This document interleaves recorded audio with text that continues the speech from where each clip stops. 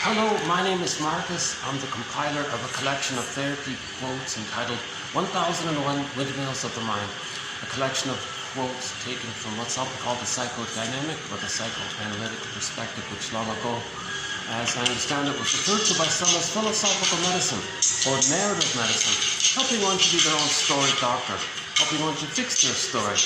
The idea being, let's listen to Zaz for a minute and I'll come back. Here's a song by the singer Zaz.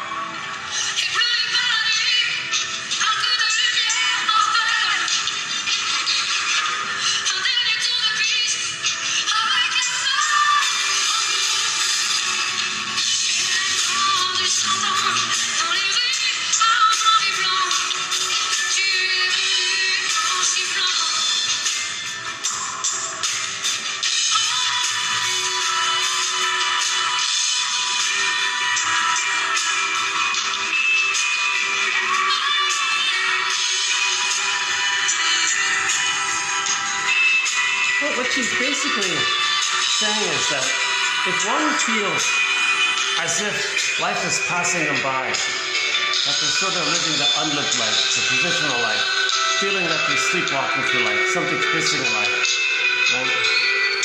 That's a symptom or a sign or a signal that a person is frozen in the past, living in the past, afraid of the present, dwelling in the past because of the pain. The pain in the past causes a person to feel all these endorphins, the mercy numbing effect when there's trauma, and then we sleepwalk through life. And then at midlife, people might say things at midlife. Geez, I feel estranged from myself, or unreal, or isn't there more to life? Life's not supposed to be a dress rehearsal. I feel like my life is on hold, like that frozen woolly mammoth in the block of ice. And the image of something being frozen is commonly used for trauma or petrification, or a more dramatic one is when echo turns to stone in the Narcissus myth.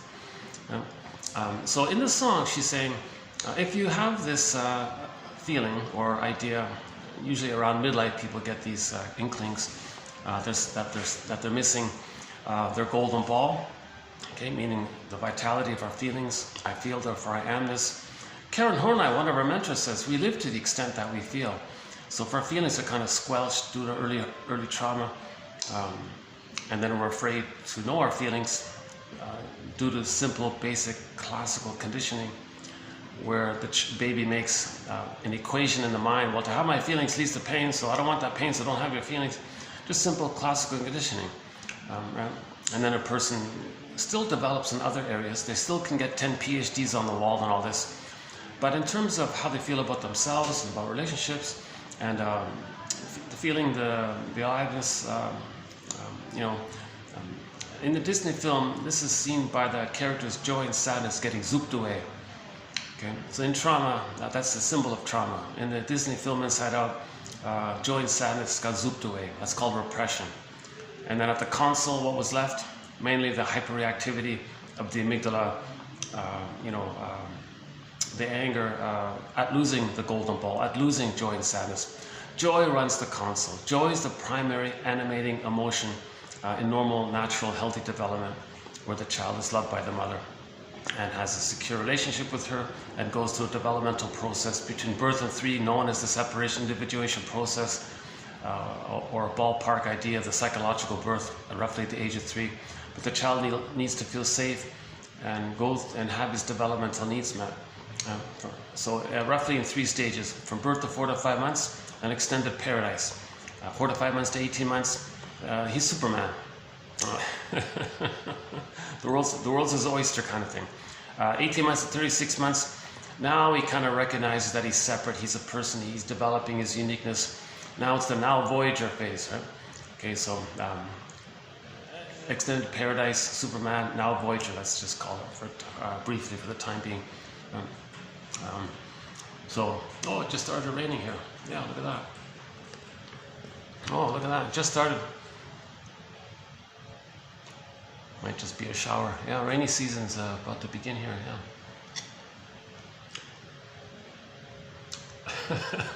That means I got here just in time, eh? Okay. Oh, I'm back at this venue here. I'm so fortunate, I'm so lucky. I'm very glad and grateful and glad. Staff here have been friendly with my being okay, with them being okay, my using their little sort of off on the corner meeting room here. Of course I have to buy something for it, right? But yeah, so I might show you some sky trains.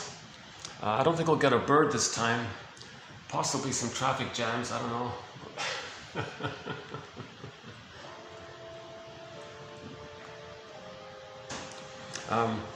So Zaz, the singer of this song, she's basically saying that if you feel like the life is passing you by, so the 2 main images in the song, in the lyrics, is that somebody's on a subway platform and the trains just keep passing by and she just sees the lights. She's not really present, she doesn't get on the train going somewhere in her life.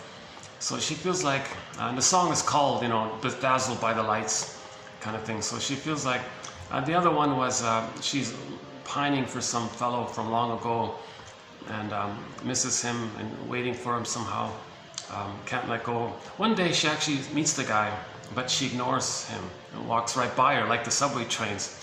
Geez, the woman's really not really enjoying life. She feels like life is passing her by, hence the name of the song, Bedazzled by the Light kind of thing. So she says here, the singer or the lyricist in the song is basically saying, if you feel like this woman in the song, okay, that's a sign. Or, okay, now the word symptom comes from sign and signal. So it's a sign, like a message, right? That's a message that there's trauma in the past. Okay, now when we speak in 1001 Windmills of the Mind here, we're mainly dealing with attachment trauma, also known as relational trauma, interpersonal trauma, developmental trauma, that leads to some kind of emotional stunted development, arrested development, developmental, in this emotional area of having our feelings, right? Our embodiment, I feel therefore I amness, our psychological self. Okay? So this is what we're looking at, this inner area, right? See, this inner area is important because in the beginning, the child's concept of himself is blurred in with the concept of the mother, called fusion, symbiosis, merging, undifferentiation. No differentiation. They're undifferentiated, meaning the baby can't parse out where he begins and ends, where the mother begins and ends. It's kind of blurred like that. Imagine a baby cloud blurred in with a bigger cloud, and the baby cloud thinks the bigger cloud is him. So the baby cloud thinks the bigger cloud is him. That's called infantile megalomania, narcissism, grandiosity, etc. Egocentrism, this whole thing. So in the beginning, babies have that scenario. That's an inner phenomenon, like some kind of representation, concept, some kind of identity, self-identity, sense of self-identity, that kind of thing. Okay, for that to take place, for that to be established, he's got to be safe with the mother for 4 to 5 months in the extended paradise. Then he feels safe to hatch out of that blurredness of the two, out of that fusional blurredness of the two. From that blurredness, the baby cloud can kind of start to hatch out of that, or self-concept can emerge out of it. That's the beginning of the psychological birth, where he hatches.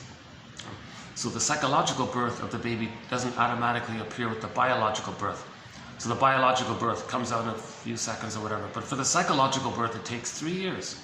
First, he needs another womb, called an extended social womb, okay, called the stage of symbiosis, merging, fusion, mother-infant dual unity, unico mystica, participation mystique, whatever we call it, is the paradise continues. The baby thinks it's all him, everything's him, he's a little God, and so on, right? He's powerful, thinks everything is him, solipsism is all about him. So he needs that kind of paradisical place to continue for the first 4 to 5 months.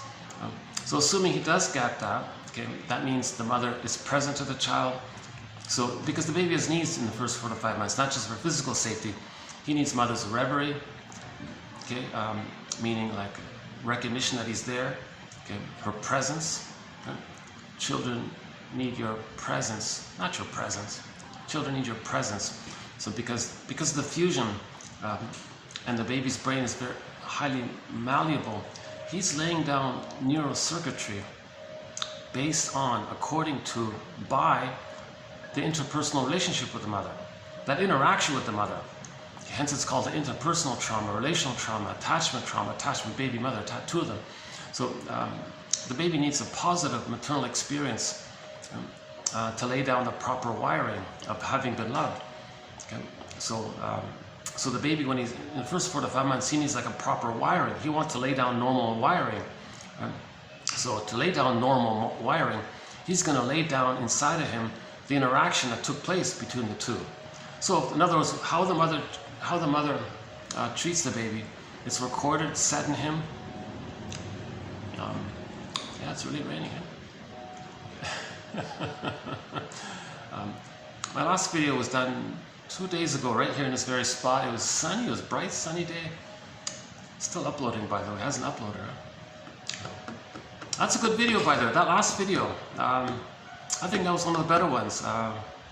It's the second longest video in our series, 4 hours and 59 minutes, I think.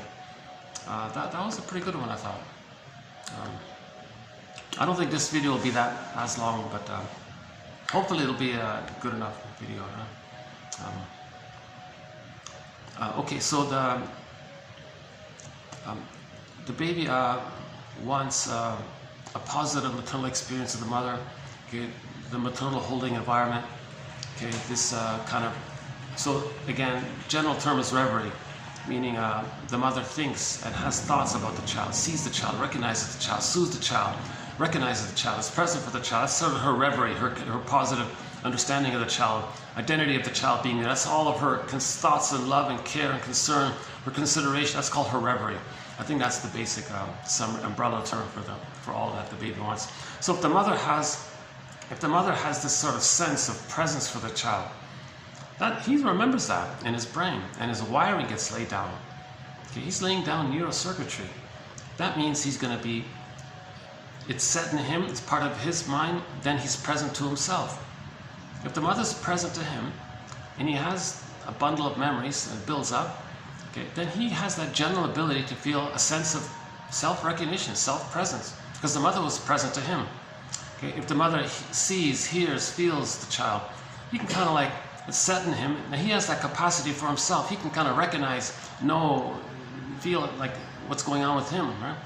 You know, an important one, if the mother soothes the child when he's distressed, and he has those memories, the wiring is laid down, that wiring, okay, can soothe him. That's called the soothing interject, or the holding interject, or the internalized good object. It can, now that's him, that's a part of his mind, it's his, then he can soothe himself, kind of thing.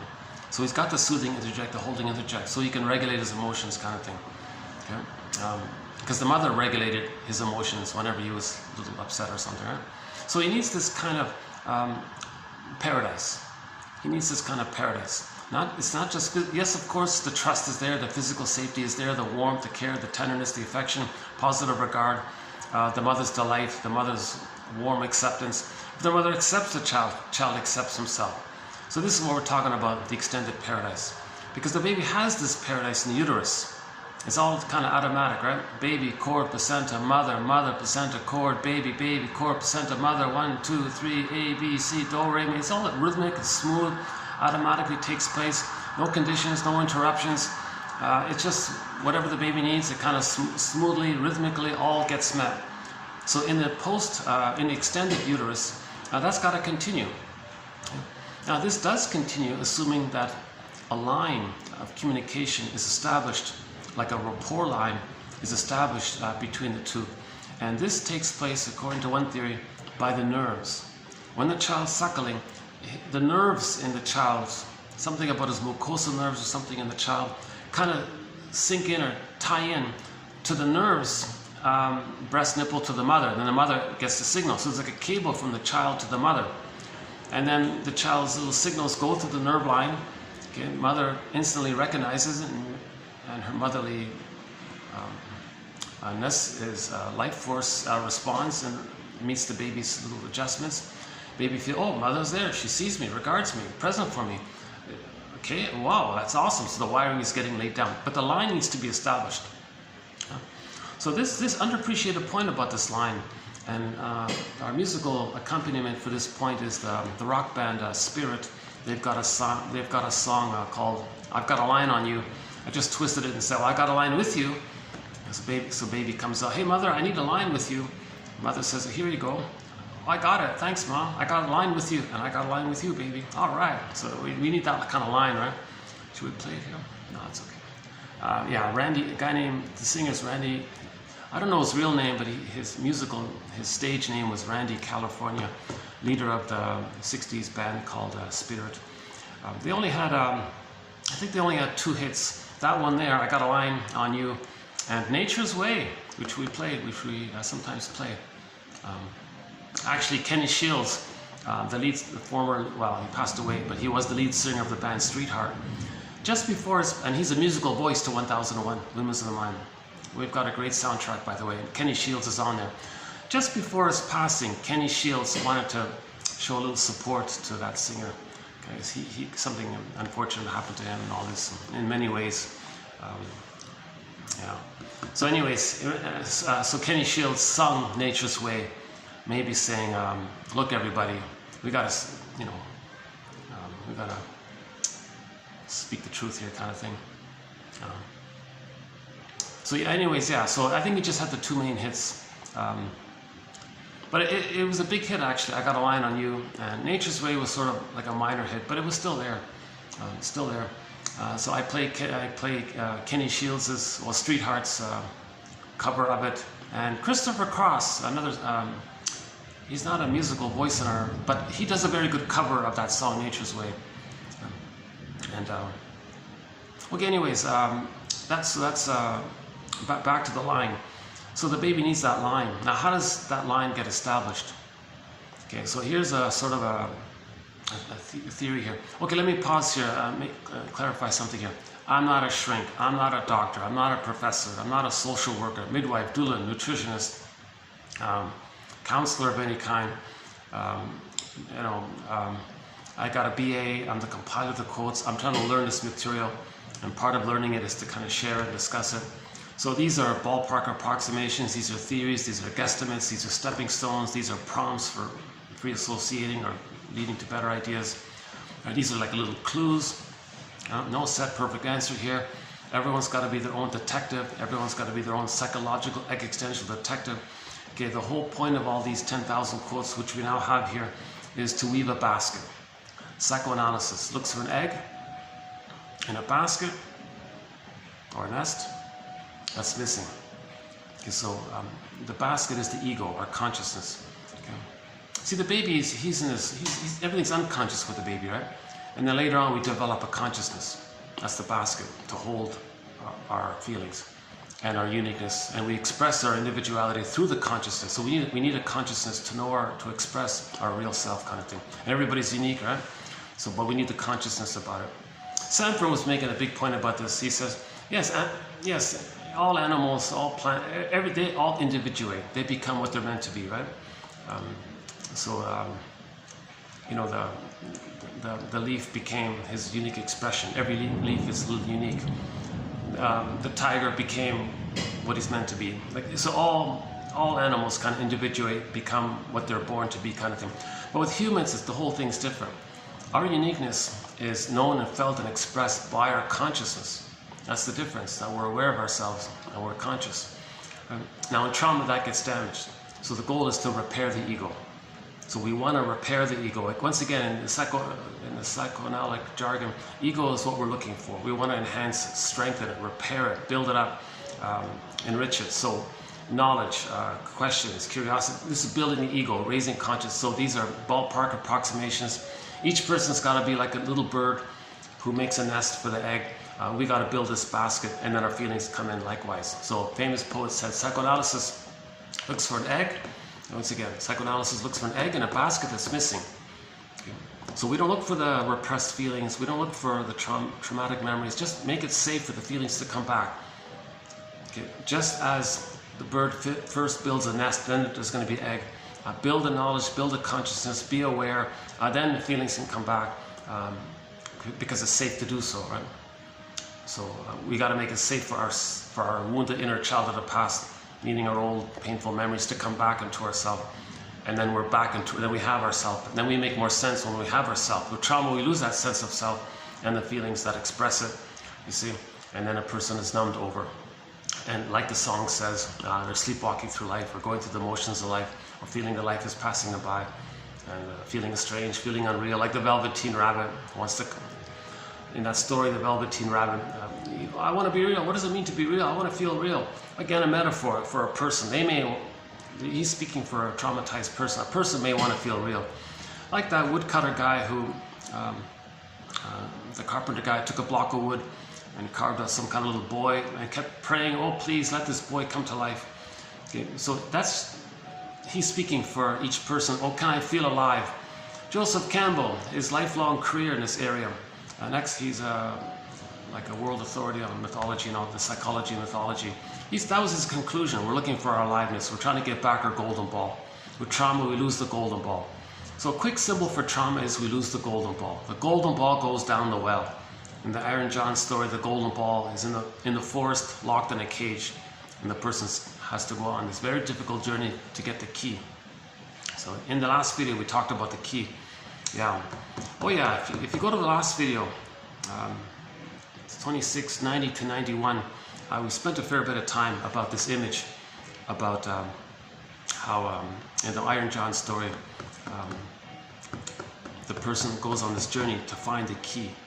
Where's the key? So interesting story. So I'll leave it for you to check out the last video, the long one.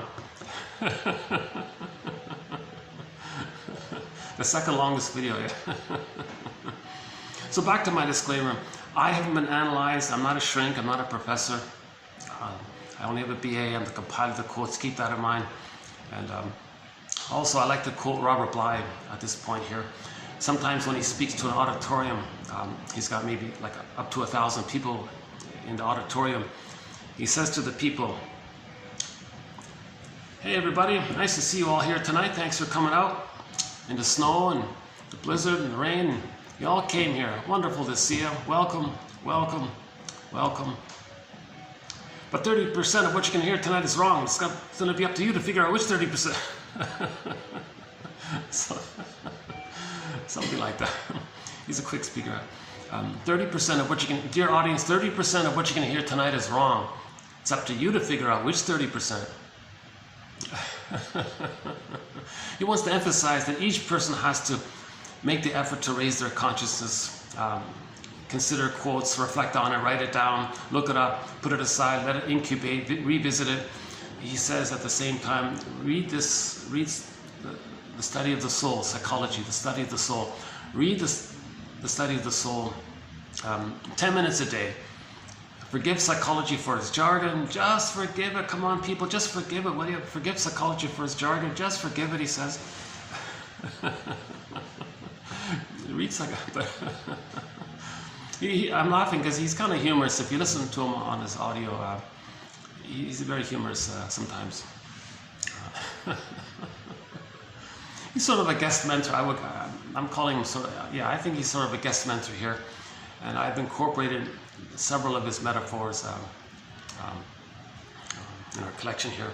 Plus, we've got numerous excellent quotes from him in the collection here.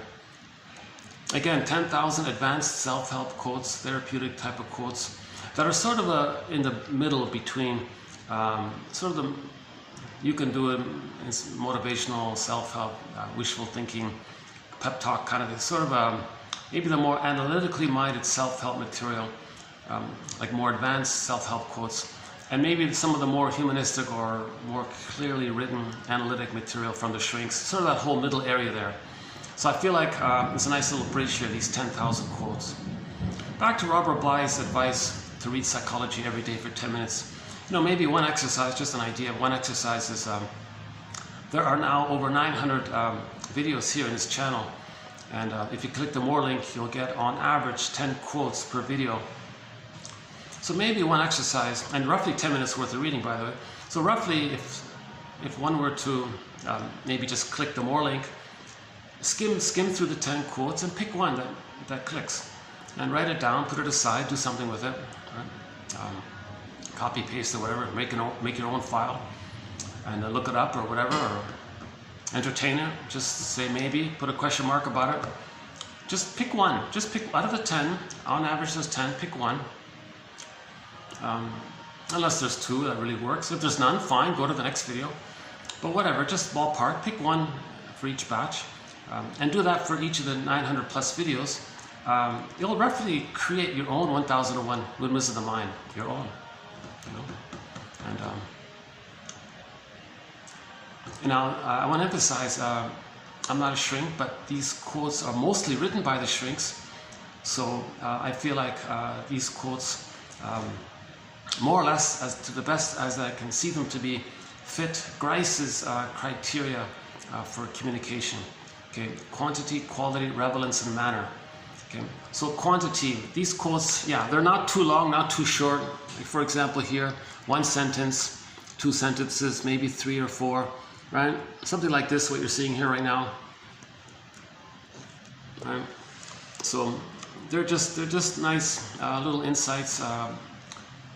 I find that, so the quantity is, I think, just right, 2 or 3 sentences, something like that. Occasionally there's like a whole paragraph, a lot of like little short sentences. So I feel like the quantity is excellent, like not too long, not too short. Although there are a few short ones, but they're like real, like they're like, I feel like they're well written kind of thing. You know, something like splitting precludes mourning, something like that. Like whoa, that's just 3 sentences, 3 words in that one. So what Rinsley was saying in that one was when the child's traumatized, he's going to go through life in either-or thinking to manage things. Useful, not useful. He's kind of in a traumatized mind. They think an all or nothing, perfect or forget it, useful or forget it. Like they have, it's an overly exaggerated utilitarian. Useful, fine, not, I don't care. Like this, they're in a survival mode kind of thing. And see, when the baby's traumatized, he can't know that he's being traumatized, so he makes up a goddess image in his fantasy, and that becomes a template that's known as the splitting mechanism. And if that isn't resolved by the age of 3, he can go through life with that kind of either-or kind of thinking. Now that splitting means the person didn't differentiate out of the oneness, so he's stuck in a frozen place of either-or thinking. That means that, so Rinsley says that's going to preclude mourning because the psychic structure needed for mourning is differentiation. But differentiation takes place when the child is able to see the mother as both one person who's loving and frustrating.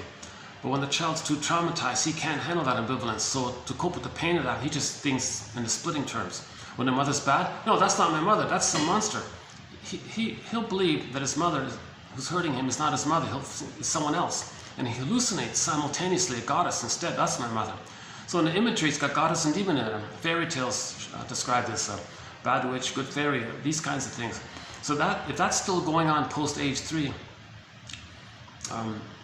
that means the child didn't develop to the place where he can get to see that the mother is, oh, she's like a person who's loving mostly, but sometimes she's missing it. But you know what? But you know what? I can handle it. It's okay. There's one person. So he can handle that kind of complicated confusion. And that's, then from that, there's a person. He's relating to a person. Then from that safety of that, and you see, the inference is, if the mother is more loving than frustrating, and he can see the two sides of the mother, then he means he feels safe enough to differentiate. Now when he differentiates, he has a floor there. Then joy and sadness can stand on the ground there. Then he has, sadness can be, has a place to stand on, kind of thing. Like differentiation is needed to have a sense, I feel therefore I am. If he's still in this blurred, convoluted confusion between not knowing where he is and where the mother is, and he's going to be like the mother now because he's so traumatized, but he's got to have the mother, but he's not getting his love, so he's going to imitate her to be like her because he never got the love to leave her.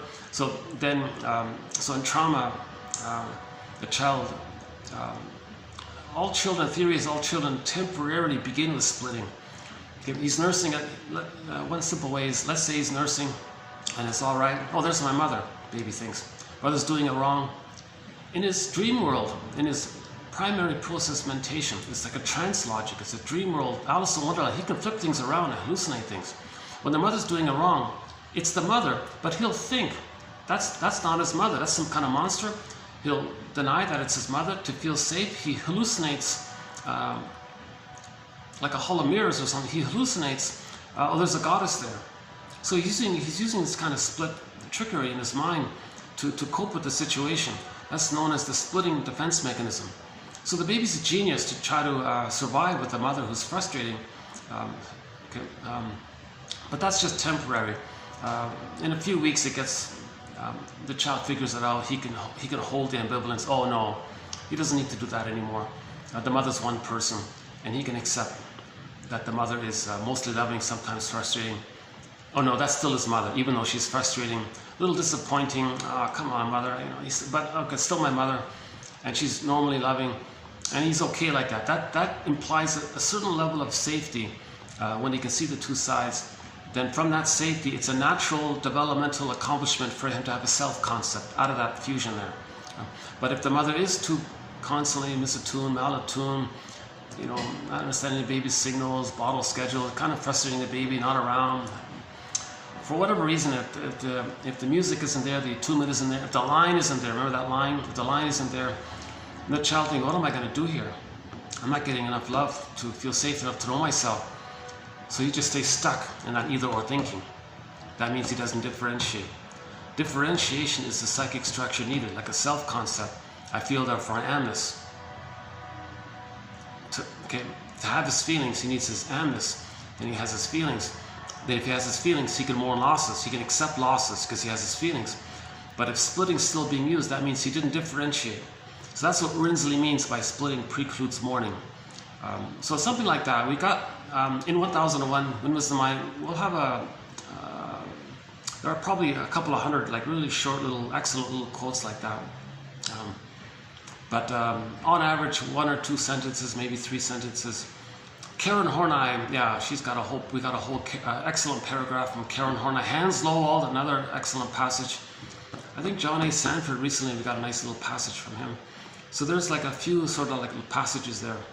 So I feel like overall, the quantity is just right. I feel like the quantity is just right.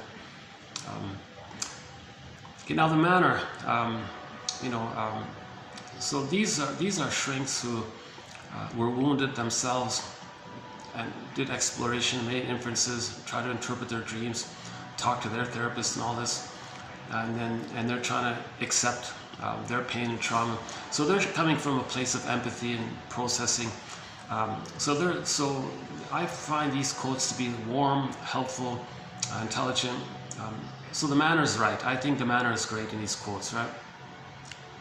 Our first one here is John Bowlby, the founder of attachment theory. A mother can be physically present but emotionally absent. What this means, of course, is that although present in body, a mother may be unresponsive to her child's desire for mothering. Right? So it's sounds a little authoritative maybe. Yeah, Bowlby's a little bit on the dry side. Let's try another one.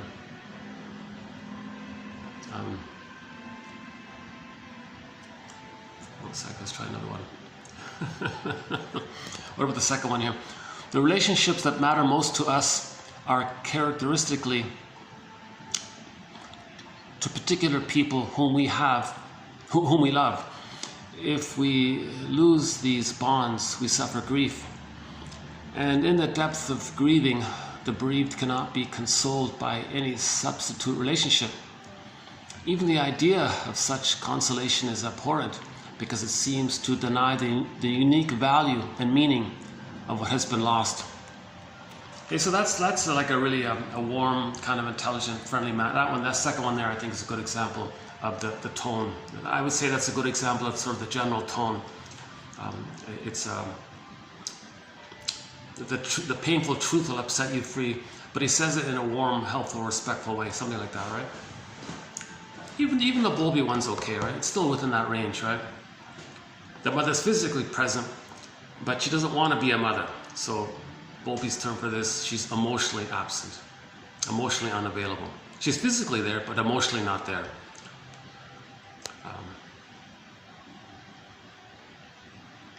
Okay, so the quantity, the manner, okay, warm, friendly, intelligent, helpful. The truth will upset you free, but it's empathetic as they're speaking. These shrinks are articulate, of course.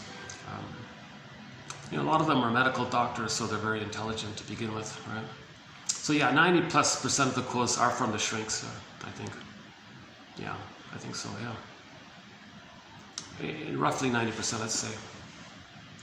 Maybe another, and 10% are from the self-help area, right? But the psychologically minded self-help quotes area, right? Okay, now of course, relevance. This is all on the topic of helping to weave a basket, be our own existential story medicine detective, psychological detective, existential detective. We have to build this basket. So it's relevant to this whole area of raising consciousness. So,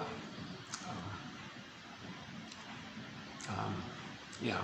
So all of these quotes come from psychotherapy books from the psychoanalysis area, psychoanalytic perspective, and so on, right? Now the quality, this is very subjective. I feel it's there because sometimes you get little ahas, therapeutic moments, you might get a dream. That's a clue something's loosening up. There's a recognition, there's empathy. If a quote gives you empathy, like a recognition of something that's going on with you that you didn't know, if it put words to something you kind of knew but didn't know and it put words to it, there's the quality there. So I believe these quotes has this quality. So in conclusion, I believe these 10,000 advanced self-help quotes or TQ quotes, therapy quotes, in the general spirit of making the unconscious conscious. Again, to make it conscious, we want a consciousness to accept what's in the unconscious, so the unconscious contents can come into consciousness, and we have it, and then we can express our true self via having the consciousness. If we're too unconscious, then our unconscious self is, and all of our energy and life force is bogged down in the unconscious traumatic memories. Then we're dwelling in the past. Like this song says, you feel like you're missing life because your life force is stuck in the past. So let's enter a quote. We have a thread, a very fun thread here in 1001 Windmills of the Mind, called TV show and film quotes, which are psychologically minded. One of them is from a 2010 film called Greenberg. Not a great film, I don't recommend it, but there's a great line in there, which is in our collection. Shrink said to the guy who's moping around or something, right? You have trouble living in the present. So you're dwelling in the past because you feel like you never really lived it. In trauma, the child can't know it. He can't live it. He can't experience it. He can't process, mentalize, recognize it. What happened?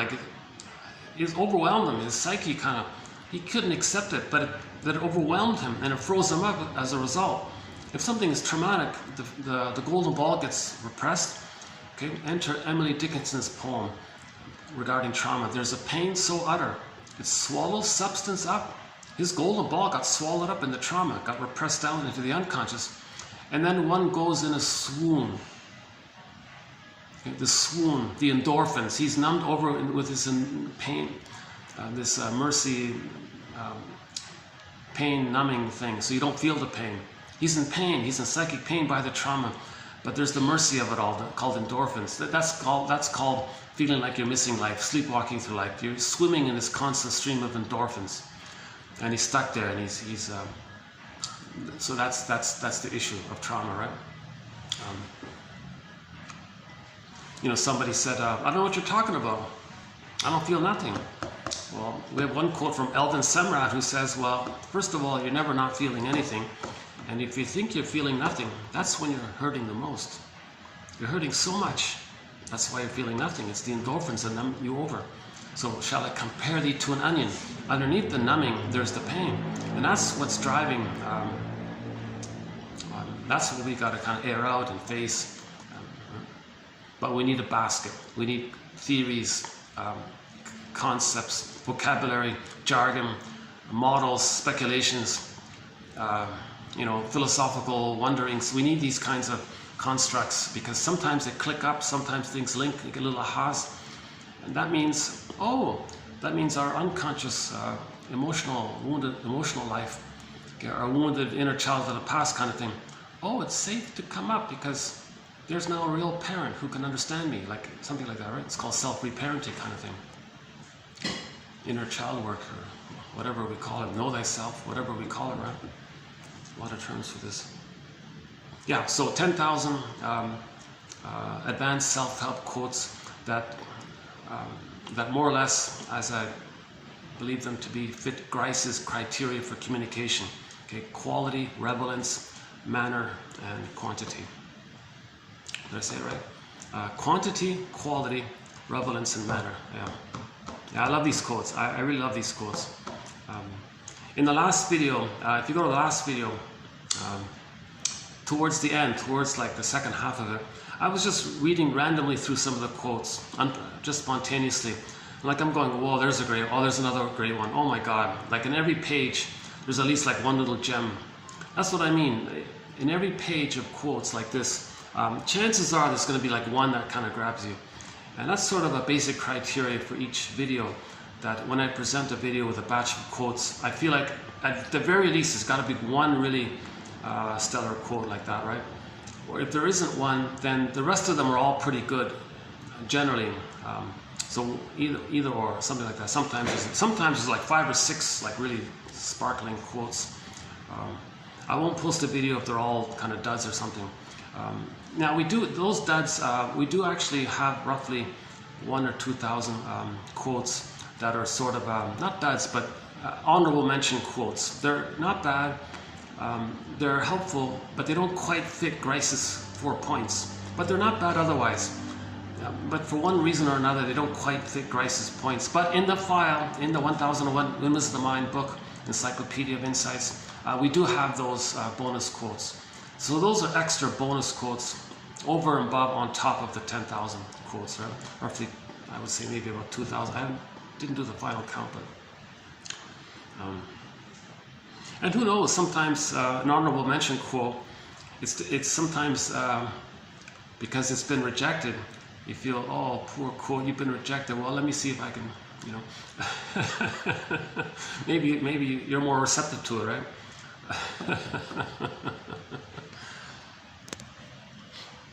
Hold on a sec.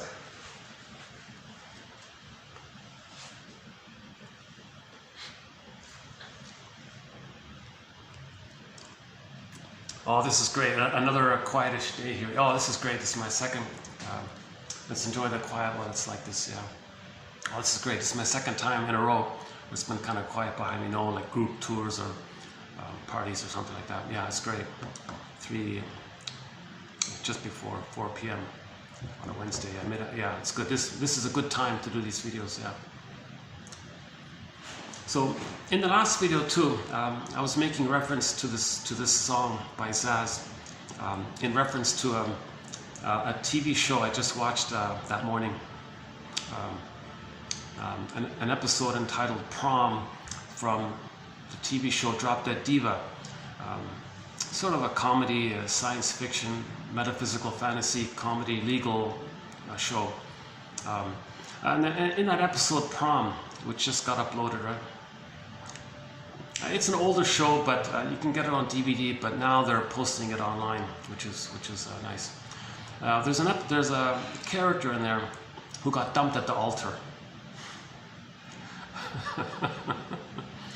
Ouch, right? He got dumped at the altar. Everybody's there, all set up, hundreds of people there, you know, big production and all this. He's standing there, and the minister's there. Everybody's waiting, a tender moment, you know, a sensitive moment. He got dumped. Ouch. So he was moping around after that. So this episode was like following that scene, right? And one of his friends says, "Gee, you're really stuck at that moment. You're reliving it. You're going over it again and again. You're reliving it. You're moping there. You're kind of stuck, reliving it, thinking about it. You're not really getting it through. Like you're kind of attached there, and you're living there. You're going through the motions here. I see you're kind of doing your job here, but you're not really present in the present. You're kind of dwelling in the past." Oh yeah, back to the Greenberg quote. Sorry. Shrink said to the guy, yeah, we said it already. I'll say it again. Shrink said to the guy, "You have trouble living in the present. So you're dwelling in the past because you feel like you never really lived it." So that lawyer guy, the young lawyer guy in that show I'm talking about, his name was Grace. The character's name was Grace, a young guy. So he was dwelling. He couldn't really process. He was like stunned, like whoa. He was like daydreaming. He was like in a fog kind of thing, right? And he's kind of stuck there like that. So his friend was saying, you know, you can dwell at that point, and all of your energy seems to be there. Your attention is there. Your life force is there, and you're just reliving it. And he's moping around, and he's kind of like he's being kind of passive aggressive all the time. Like he was afraid to express his anger. His issue was he was afraid of his feelings. So the friend there was trying to coax him. You know, it's okay to have these feelings, but he didn't want to have his feelings because of the inner critic. Okay, to have our feelings, it goes back to when the child had needs and his needs didn't get met, and he felt all these feelings around that, and the mother said, "I don't know what you want, baby," and the child had to squelch his feelings as well as his needs. Needs and feelings are linked like that, right? So his needs and feelings got squelched. So being dumped at the altar kind of triggered that memory. So the template, the memory is to have needs and feelings, or to have feelings. Mother's not going to be there, it gets squelched. So he's in the present, reliving it. Oh, I can't express my feelings, because last time I expressed my feelings, I got impinged upon by the mother, used by the mother, abandoned by the mother, rejected by the mother. Mother expected too much from me. If I couldn't please her, she's going to leave me. I can't know my feelings. It's too difficult. It's too difficult to know his feelings, right? So again, in the last video, we talked about the inner critic character. So that's an emphasis made by a self-help author. I'm not a huge fan or anything, but she does emphasize a key point. If we're trying to know our feelings, and what I really feel underneath, it's because the inner critic.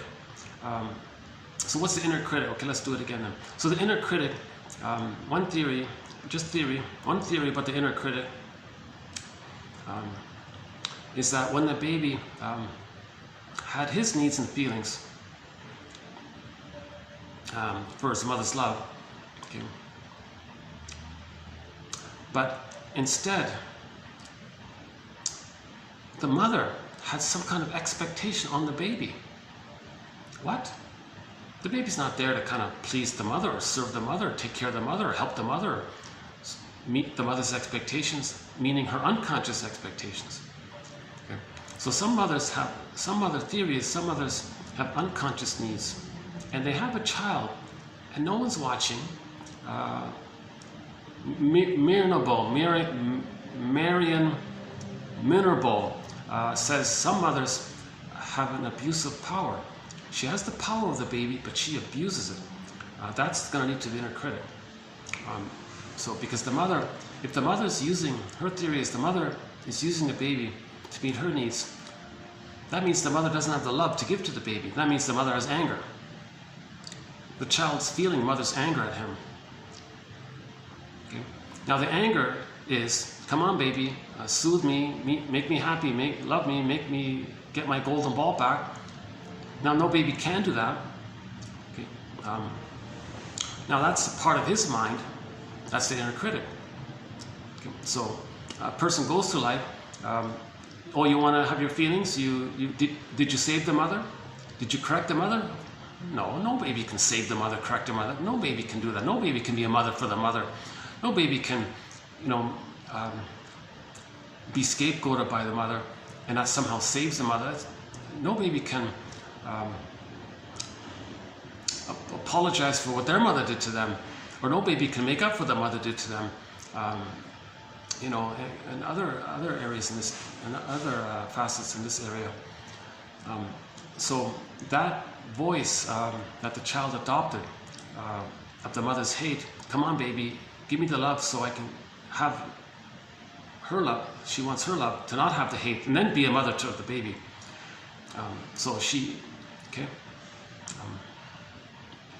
Let me do a sidebar here.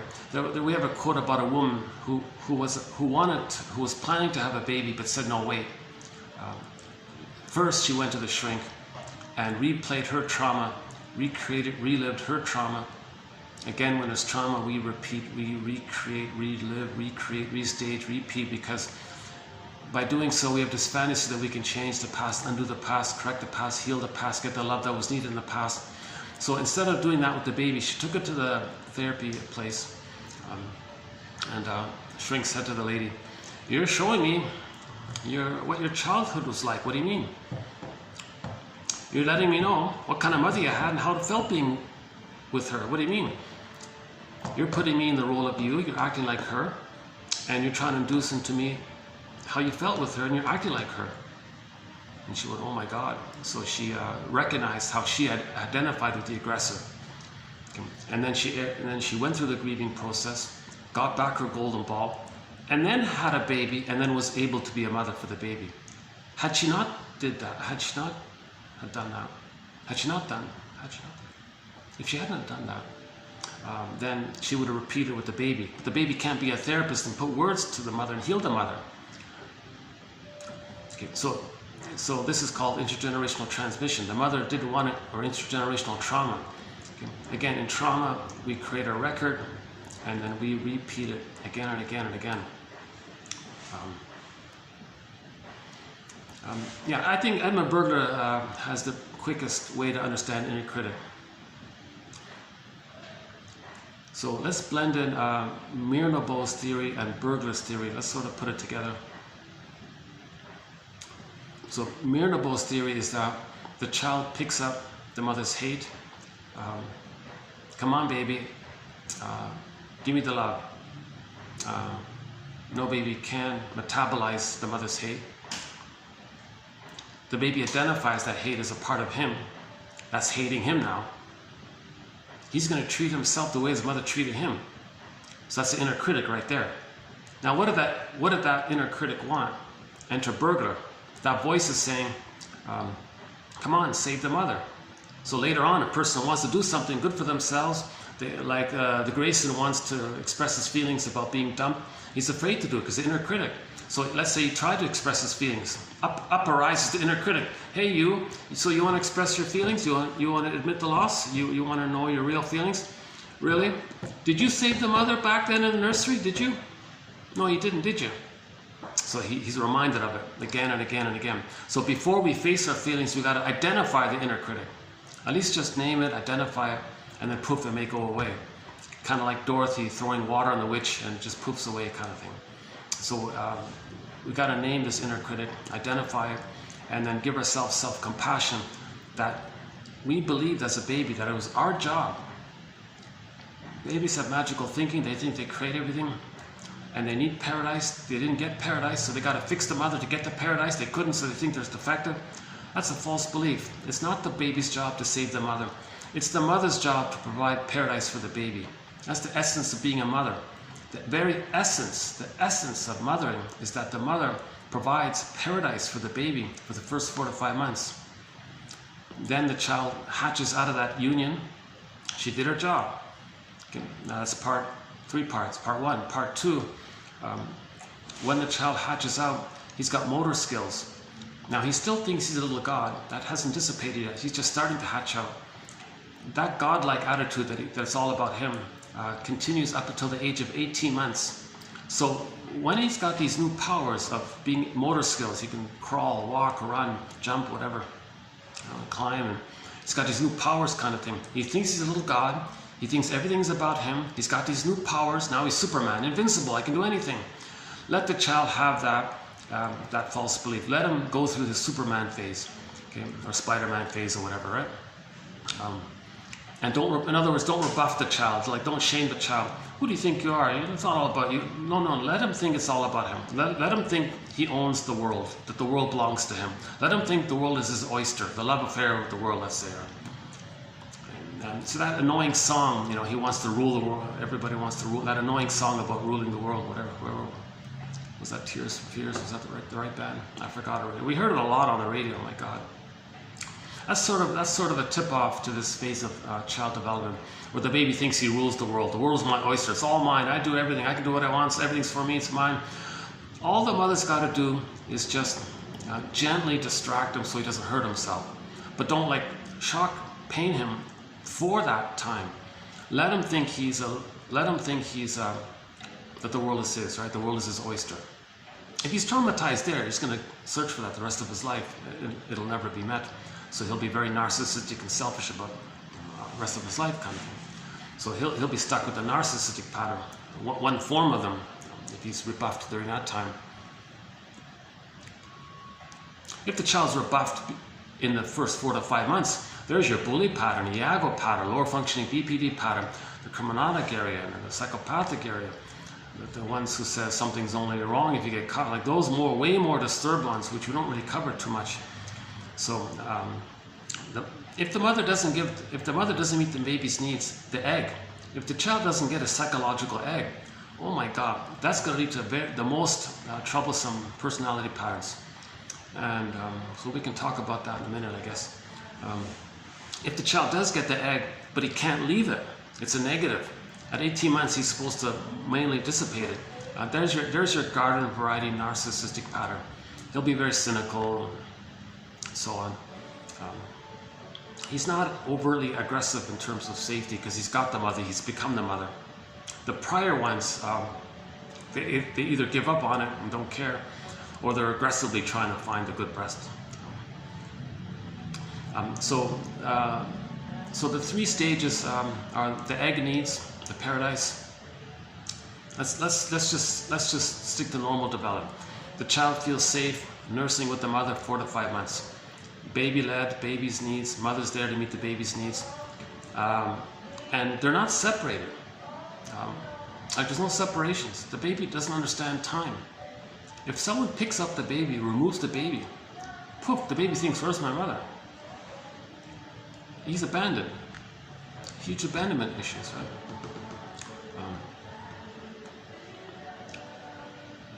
Oh, I hope this isn't copyrighted. Yeah. I've been lucky so far. Yeah, one good thing about a real bonus to this venue is that so far none of the songs they play on the overhead speakers is copyrighted. If you look at some of my earlier videos, you'll notice some like skips. I was talking and then it just jumped 4 minutes, and then it happened again and again. That's because all of the music was copyrighted, especially when they play Dolly Parton. Oh my God. The moment I hear Dolly Parton, I forget, I'm gonna stop talking. Actually, a lot of good songs are copied. Yeah, we'll talk about the soundtrack. I've got an amazing soundtrack. Some of the songs, unfortunately, I can't play. One of the Ziana Zane's, one of the best songs out there by Ziana Zane. I can't play this copyrighted. Devram Kaya, one of the greatest songs, I think. Humukusu, that gets copyrighted. Barbara Lewis's English rendition of Windmills of the Mind. That's sort of the main English rendition of it that I'm using. That gets copyrighted. But luckily, our theme song is okay. The German cover of Windmills of the Mind by Katja Epstein. That one we can play. That's great. That's our theme song. A great theme song. Maybe I'll play it at the end. I feel like playing it now. Do you want to play it now? Here's our theme song. Let's play our theme song. Let's go out of order here. Let's play our theme song to 1001. Windmills of the Mind. Katja Epstein's cover of 1001 Windmills of the Mind. So these are all Windmills of the Mind. Nachts, wenn die Straßen plötzlich still sind, wenn die Stadt auf einmal schweigt, wenn aus steinernen Kaminen stumm der Mond zum Himmel steigt, wenn es hier in meinem Zimmer leer und einsam wird um mich, suche ich in den dunklen Schatten die Erinnerung an dich. Und ich fühle, wie ein Augenblick zur Ewigkeit gerinnt, wenn das Spinnrad meiner Träume längst zerrissene Fäden spinnt und sich leis zu drehen beginnt, wie sich Mühlen drehen im Wind.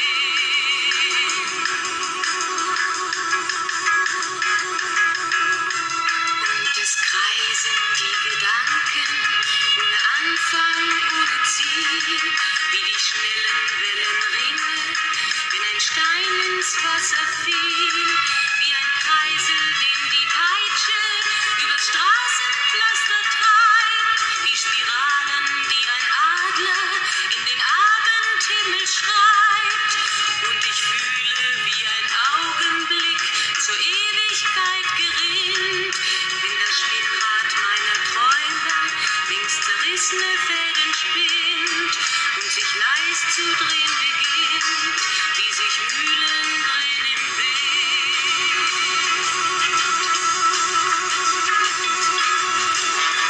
Tausend Fragen ohne Antwort, tausend Fragen ohne Sinn. Warum flog für uns der Sommer wie ein Pfeil so schnell dahin? Hat der Herbstwind gar die Spuren unserer Liebe schon verweht? Wenn erst weiße Flocken fallen, ist es dann für uns zu spät. Sah ich eben nicht im Dunkel deinen Schatten an der Tür, hoffte für ein paar Sekunden, du kämst doch zurück zu mir. Doch warum sich selbst belügen? Längst ist meinem Herzen klar, dass der Pulsschlag dieser Hoffnung nur mein eigener Schatten war.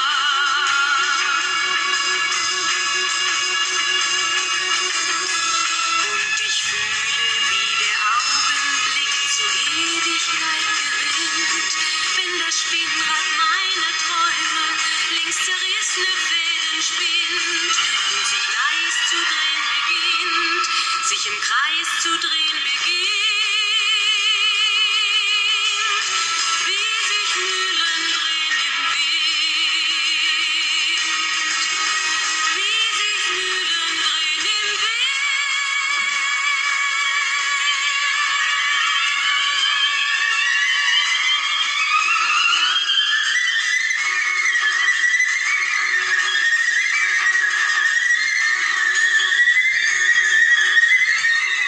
Okay, so in this video we'll be adding a few more Windmills of the Mind for our collection here. Roughly, how many today? Let's see. Hold on a sec. Roughly, what do we got here? 2692, 2, 4, 6, 8 there. And, hold on a sec. 2, 4, 6, 8, 10, 11. Yeah, so 19, oh, look at that, 19. So we'll be adding 19 quotes here. I'm confident from these 19 quotes, there'll be one. I hope so, right? Projections are integrated by being made conscious. Myths and fairy tales, spontaneous representations of psychological reality. Myths and fairy tales are psychological mirrors. Myths and fairy tales are true on the inside, not on the outside. Myths and fairy tales are metaphors for inner psychological going-ons. Okay. They're like soul stories, like dreams. Okay. Every character in a myth or fairy tale represent a personification of a psychological inner life trait or element. Like the whole Odyssey is like one long dream.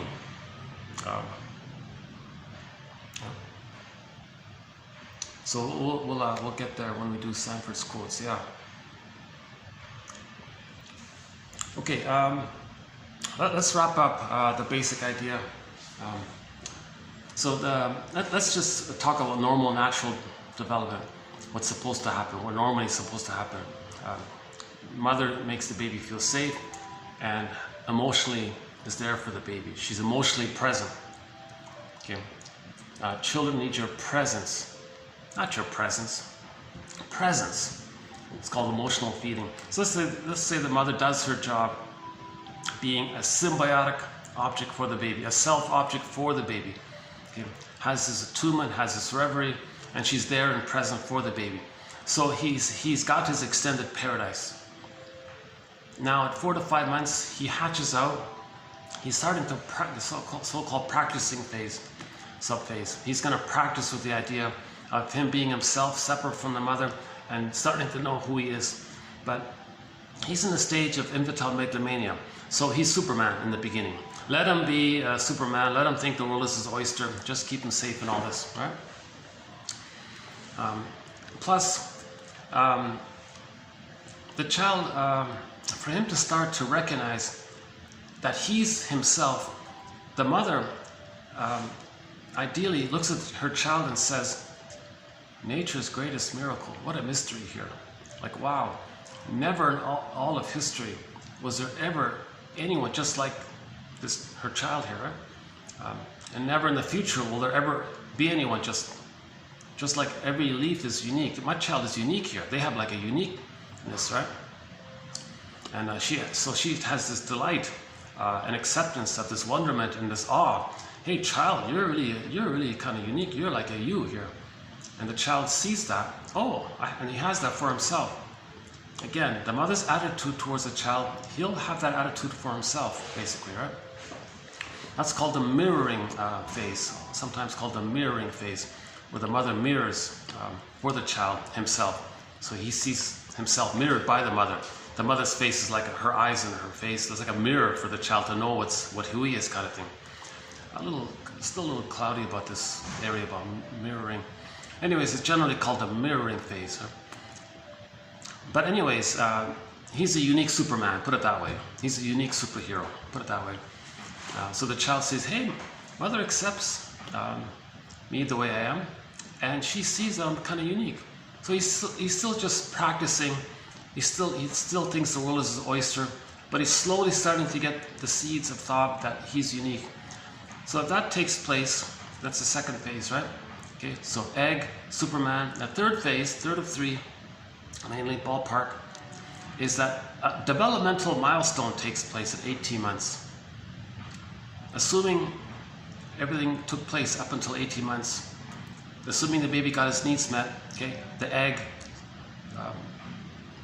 he wasn't rebuffed for being Superman, okay, during that time. At 18 months, the child, something shifts or something happens in a developmental thing. That narcissism where he thinks he's a little god, pretty much mostly dissipates. Now he recognizes, oh, I get it now. Oh, this is like a whole world here. Like this, I'm a person, others are people. Oh, I see, wow, I got a lot to learn here. I gotta be, okay, enter Walt Whitman. Now, Voyager, seek thou forth and find. So now he's in the reality of that we're all people, we're all one family, and right? So whereas prior to that, he just thought it was him, he's a little god, and he owns the world. Like, it's just kind of simple like that, right? But in the reality, it's not like that, right? So at 18 months, that's a huge developmental accomplishment to get there. If mothers can get their babies up to 18 months, the bully patterns won't be there. The iago, the envy ones, the most severe cynical personality, nihilist, those really negative personality won't be there really. If you can get them up to 18 months, we'll graduate out of the age of narcissism into the age of, you know, pleasing and caretaking, something like that, right? It's like all of the personality patterns that take place when there's a fixation prior to 18 months. Okay, the Iago pattern, bully pattern, lower functioning BPD pattern, the narcissistic pattern, the various forms, and a few other patterns there. The general self-help term for this, the stinger personality patterns. Because trauma before 18 months, it's so painful for the child. He doesn't know who he is anymore. He's going to give up on the quote-unquote human side of being human. He doesn't want to develop in the human area. He's so pained by it all. So he sees himself onto others. He thought the mother hated him or rejected him. He felt shamed and devalued. He'll say others are no good, meaning he'll project himself onto others. So he's going to reject himself, actually, because he'll identify with the aggressor that shamed him and shame others to replay the mother shamed him, hence the idea of being a stinger. So I'll pick up on this idea of the repetition compulsion in a minute. So if the mothers can get the child up to 18 months, those stinger personality patterns mainly should be gone. That's huge. Oh my God. Wow. Yeah, I think then we're really healing, you know, if mothers can get their children post 18 months at the very least. Narcissism will mainly be gone. The bully patterns. Iagos, those cynical, sneaky, devious little ones who spreads rumors of others against themselves, just want to see things damaged. Those really negative ones. And, you know, those sneaky Iago types and the bully types often they're like each other kind of thing in a way, right? The 8 is like in the Enneagram, it's the unhealthy 8 is a proxy for the unhealthy 5, right? That kind of thing. And the unhealthy 8 is admired by the 5, so the 8 gets fueled by the 5, and the 8 is the proxy expression for the 5, and the 8 feels that the 5 is their lackey, but the 5 is using the 8. It's a very disturbed scenario with the 5s and the unhealthy 5s and the 8s. So the Enneagram is actually a little bit helpful in this area with the stinger personality patterns, that line between the 5 and the 8, right? I'll go back to the stinger personality patterns in a minute. So the main thing about the stinger personality patterns is that they identify with the aggressor, meaning they're going to treat others the way the mother treated them.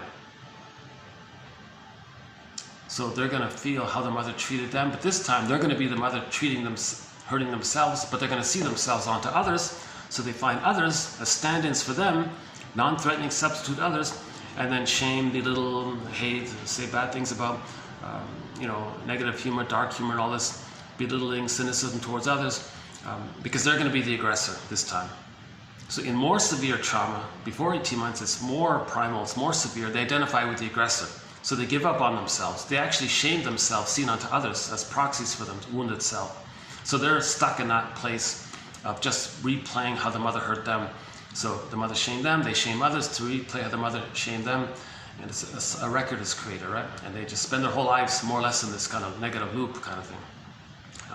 Now the theory about this is that if the person with the stinger personality pattern can observe this themselves, that what they're doing in the present is like a staging for the past, they can see, oh my God, you mean the way I'm treating others, that's how my mother treated me?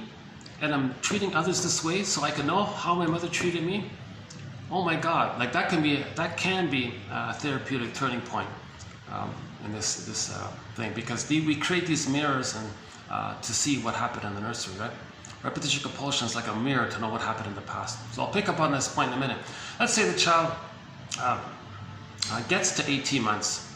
Okay, now it's a different phenomenon. It's a different feeling. It's a different world kind of thing. Whereas before it's the mythological world. He's a little god and all this. Now 18 months he's more in the human realm. He's still a child. He's still confused and helpless and all this. But he felt enough love to get to the reality of the world. He's enjoying the present. So he's curious. He's got his feelings, and he's curious. Okay, that's the now Voyager phase. Now Voyager, seek thou forth and find yourself. So in this phase, so-called rapprochement phase, okay, or the now Voyager phase or whatever. He's going to be like a little explorer now, you know. Whereas before, he didn't think about curiosity about others. He just thought, it's mine. I do what I want. I own everything. That's prior to 18 months. The world is my oyster phase, right? Yeah, the Superman aspect of that is that he thinks he's invincible. He can do what he wants, right? Okay, so post 18 months, for 18 months, the role of the mother changes now. The job of the mother is to be a secure base, meaning when the child runs around to explore, learns things, and he's going to freak out at some point, he'll run back to his mother for emotional refueling. He got something scared him, spooked him, went back, mother's present. Mother says, yeah, I'm here. Yeah, everything's okay, I'm here. You're safe, I'm here. Child goes, oh, okay. That's called emotional refueling. So he refueled, right? He's going to explore further. He'll come back. Same thing. Mother's there. Yeah, I'm here. You're safe. Now, the child doesn't want to regress to fusion with the mother. He'll be enraged by that. He doesn't want to regress back. The development is forward, right? But so the role of the mother is just to say, yeah, I'm here. You're safe. Plus, related to this is when the child has questions, the mother does communicative matching, kind of like improv for children. So she does children's improv with the child. Oh, Ma, look, Ma, I found this. Oh, yeah. And this. Yes, and. Child says, look at this. Oh, yes. And this. Oh, wow. So like he's learning, but implicit in the learning, the child picks up the acceptance that the child is learning about himself, his curiosity, his development, in the process of knowing who he is and that kind of thing. So that's sort of like a deeper message that he's meant to see that the mother's okay, that they're going to be more autonomous psychologically in terms of their sense of self kind of thing, and not really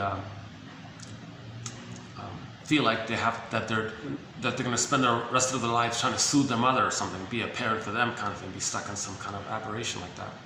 The child's not supposed to be a mother for the mother kind of thing, right?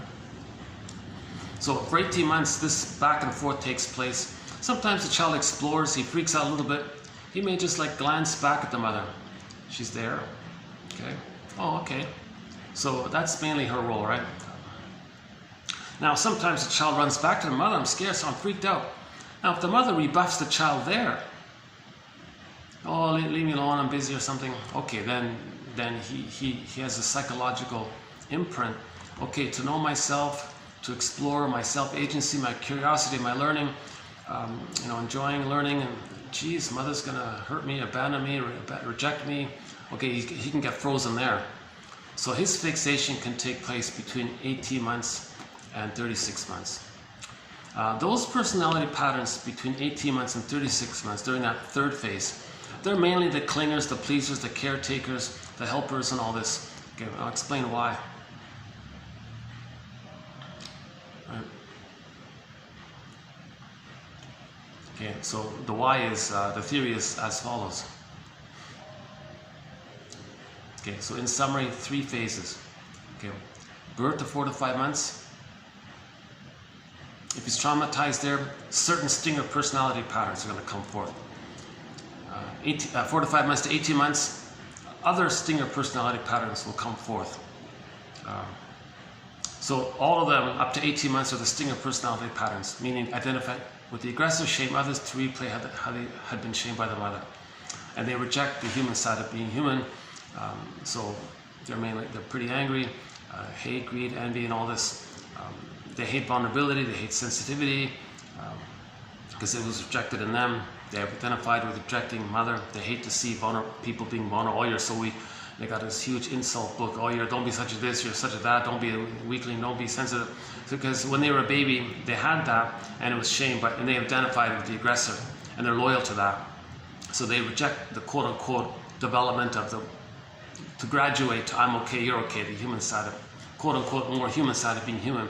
Empathy, reparation, understanding, affection, tenderness, knowing your interests, being able to grieve, spontaneity, creativity, that more kind of warm, like loving, generative kind of expression of our true self. That's pleasure. It's not at somebody's expense.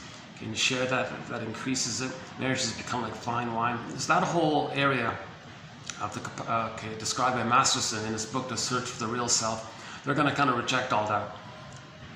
And actually, they'll hate it. They'll be envious of it. They'll put it down because the mother put it down on them. They've identified with the mother who did that, right? Okay, so if trauma takes place before 18 months, you got the stinger personality patterns. If trauma takes place, if the developmental trauma, the attachment trauma takes place, where the child freezes up between 18 months and 36 months, the theory is mainly the childlike pleaser, caretaker. How can I serve you? How can I help you? I'm a little child. I'm gonna save you. I'm gonna please you, right? So they're mainly the pleasers, the caretaker types, right? Stingers hate all that. You're a fool, like they're in the infantile God place. The clingers are still in the more human realm. They're developmental track. They're still on the developmental track, but they're frozen. In the stinger place, their emotional development is considered derailed because they identify with the aggressor. So they reject themselves by saying others are no good. That means they're replaying how their mother rejected them. So it's kind of derailed like that.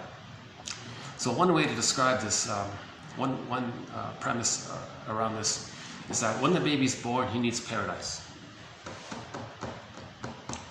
For whatever reason, if the paradise is not there, the child might simply think, gee, I'm everything, I'm the universe, it's all about me, it's only me here, everything serves me, what's going on here, where's my paradise? Am I defective then? So he may think he's just simply defective because he's in pain and he's not getting his paradise. Again, the baby in uterus thinks it's all about him. Okay, infantile megalomania, and so on. Hold on a second.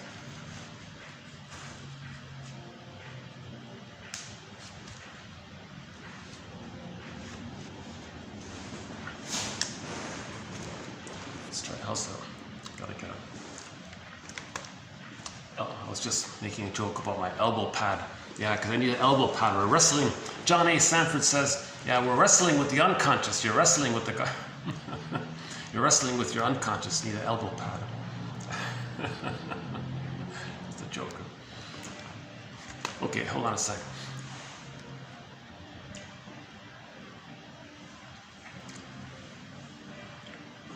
Okay, so the theory is, so we're going to borrow Eric Burns' idea that in normal development, the child ends up with, I'm okay, you're okay.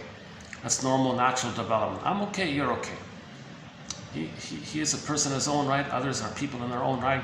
They've got a personal history. They got feelings. They got a heart. They got wounds. They got their journeys. They got a family constellation background. They got their traumas, their records, their repetition compulsion, their fears, their inner conflicts. But they're people and they're wounded and they cry. They're searching for healing. They want to build their ego, but they're afraid as well. They've got an attachment trauma. What's their attachment trauma? And we've got the similar dynamics taking place. That's why we all love myths and fairy tales. That's what we all have in common. Myths and fairy tales are common for all of us. Same motifs. You take the anthology, you take the mythology anthology of any language or any place, any time. It's the same motifs. Okay? Sanford was saying even the shamanic stories, they're all the same motifs.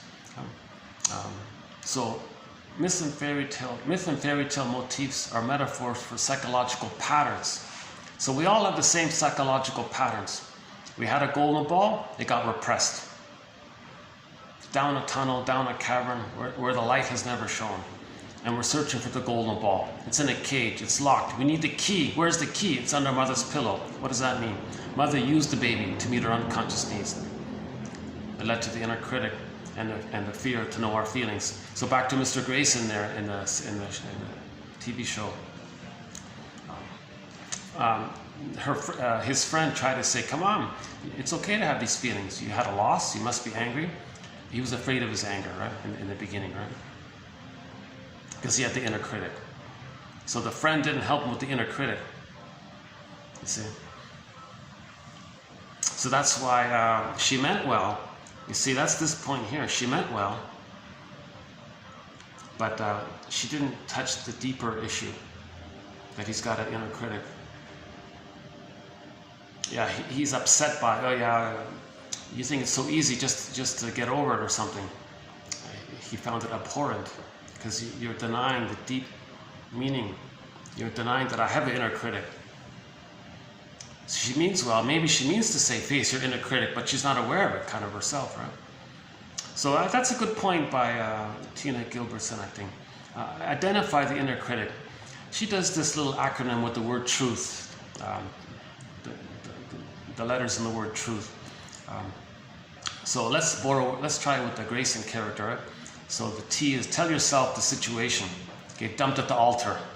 Okay, that's the T part. What is it? The R. Let's see if I remember it. T R. Realize. Yeah, realize her name. Realize what you're feeling.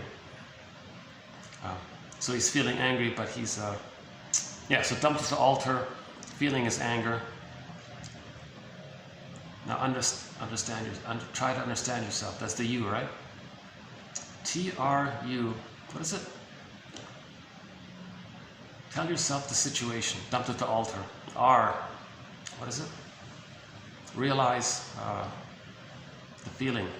Is that right? Realize what you're feeling. He's feeling complicated, angry, confused, whatever.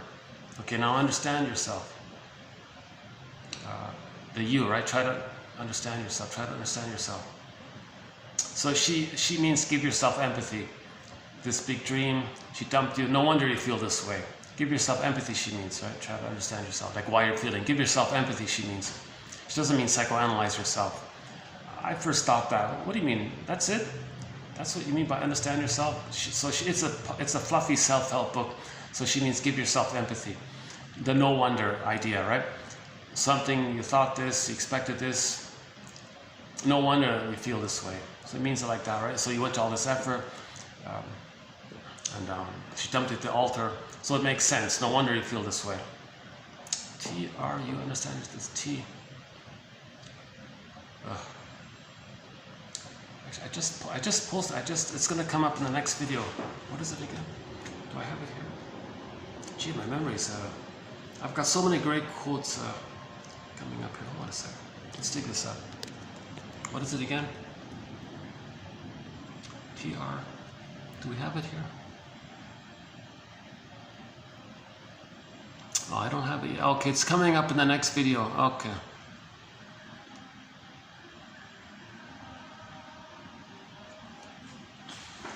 Wait a minute. I thought we had it here. Hold on a second.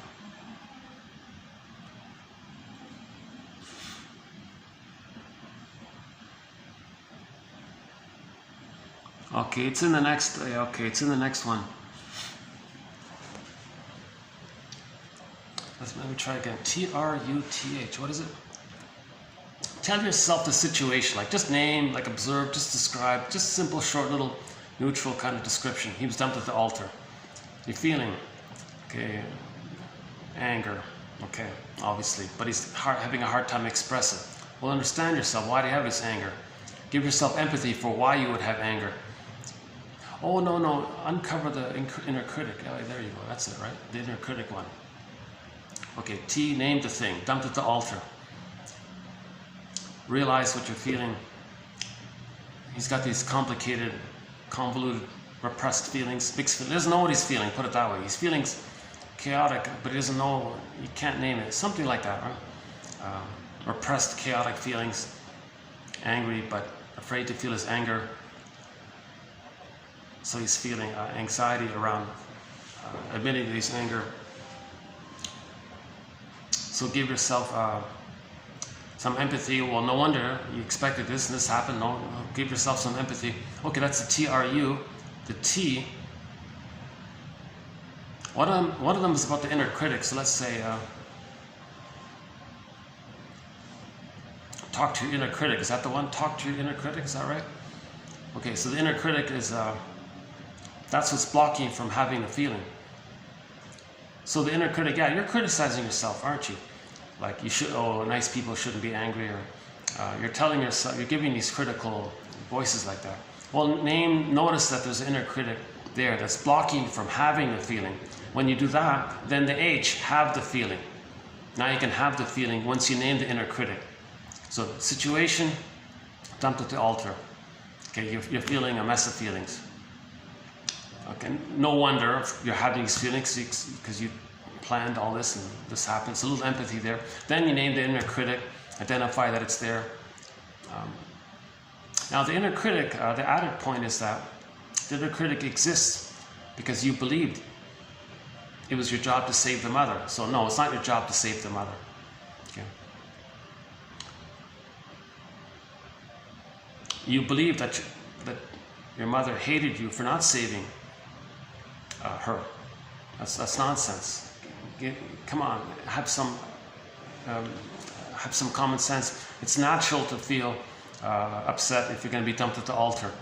Get to that kind of place. Okay, now, okay, say that you're angry.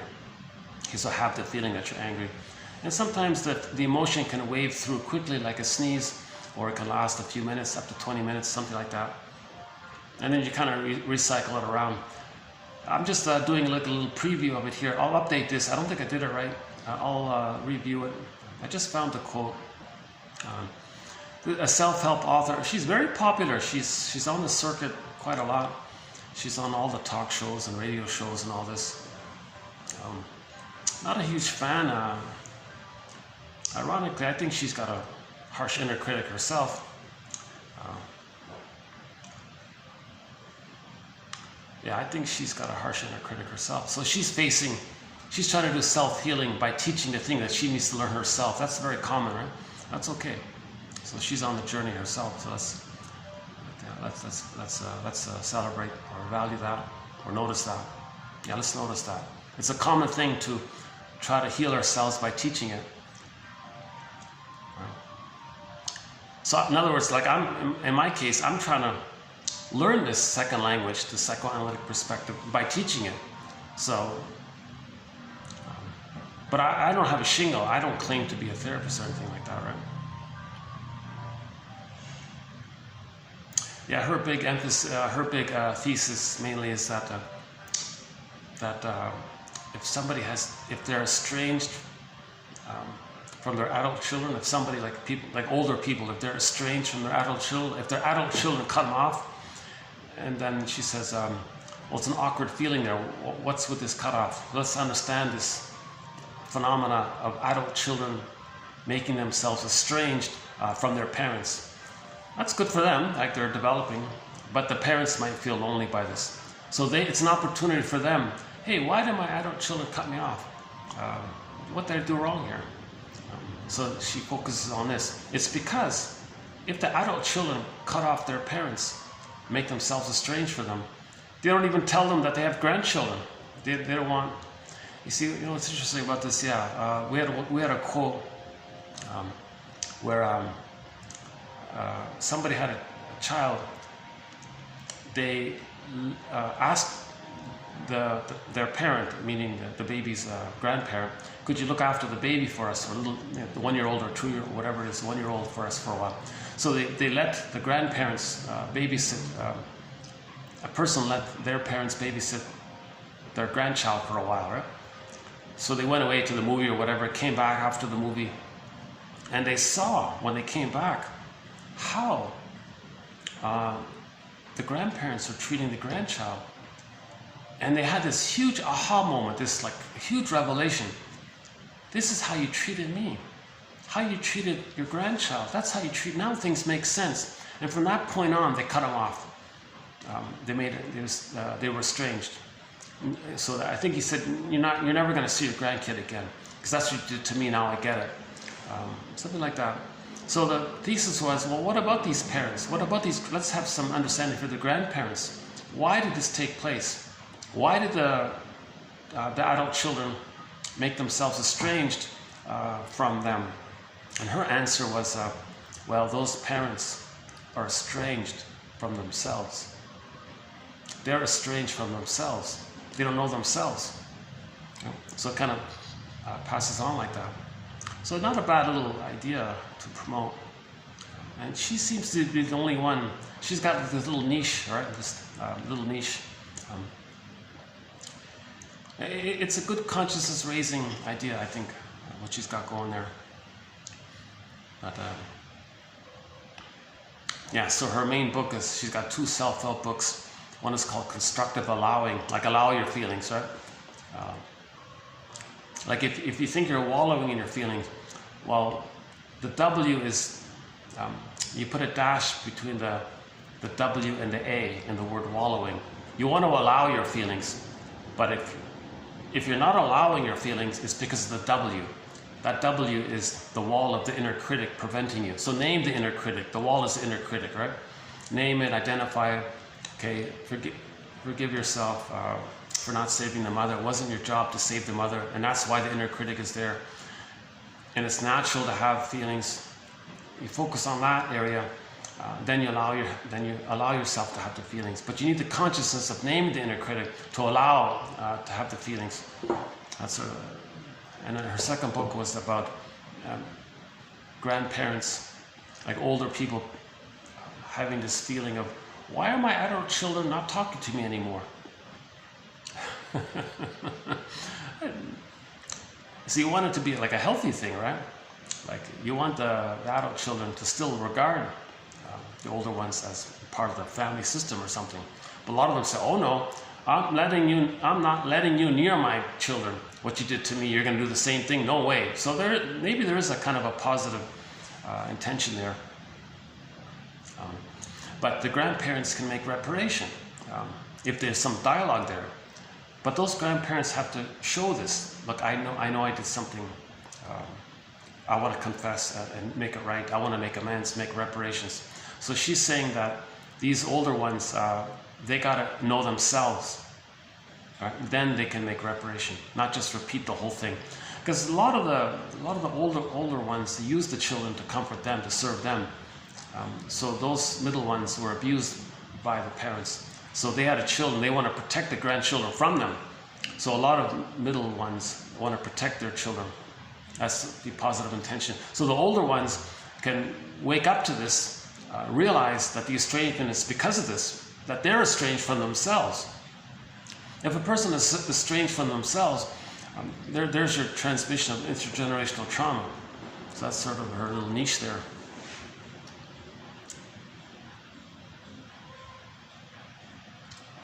So I think I got the gist of the truth acronym, the TRUTH. I forgot it exactly. Tell yourself the situation. So let's do it for the Grayson kid, young lawyer. Sorry. Yeah, he has a very youthful kind of personality. Right? So he was dumped at the altar. R, realize or name the feeling. He's having a hard time naming the feeling. He doesn't know what he feels. That's fine. I don't know what I feel. I feel confused, angry, but I'm scared to feel my anger. Okay, he's confused, scared, angry. Okay. TRU. Uncover the inner critic. Something like that. Uncover the inner critic. Identify the inner critic. Okay, it's the you maybe. The empathy one. Give yourself some empathy. It's reasonable for you to feel this way. Heaven knows you want to be happy in life, and this happened to you. So of course it makes sense that you feel this way. Yeah, you named the inner critic. Gave yourself some self-empathy. You identified the situation. Now allow yourself to have the feeling. Something like that. So that'll be in the next video there.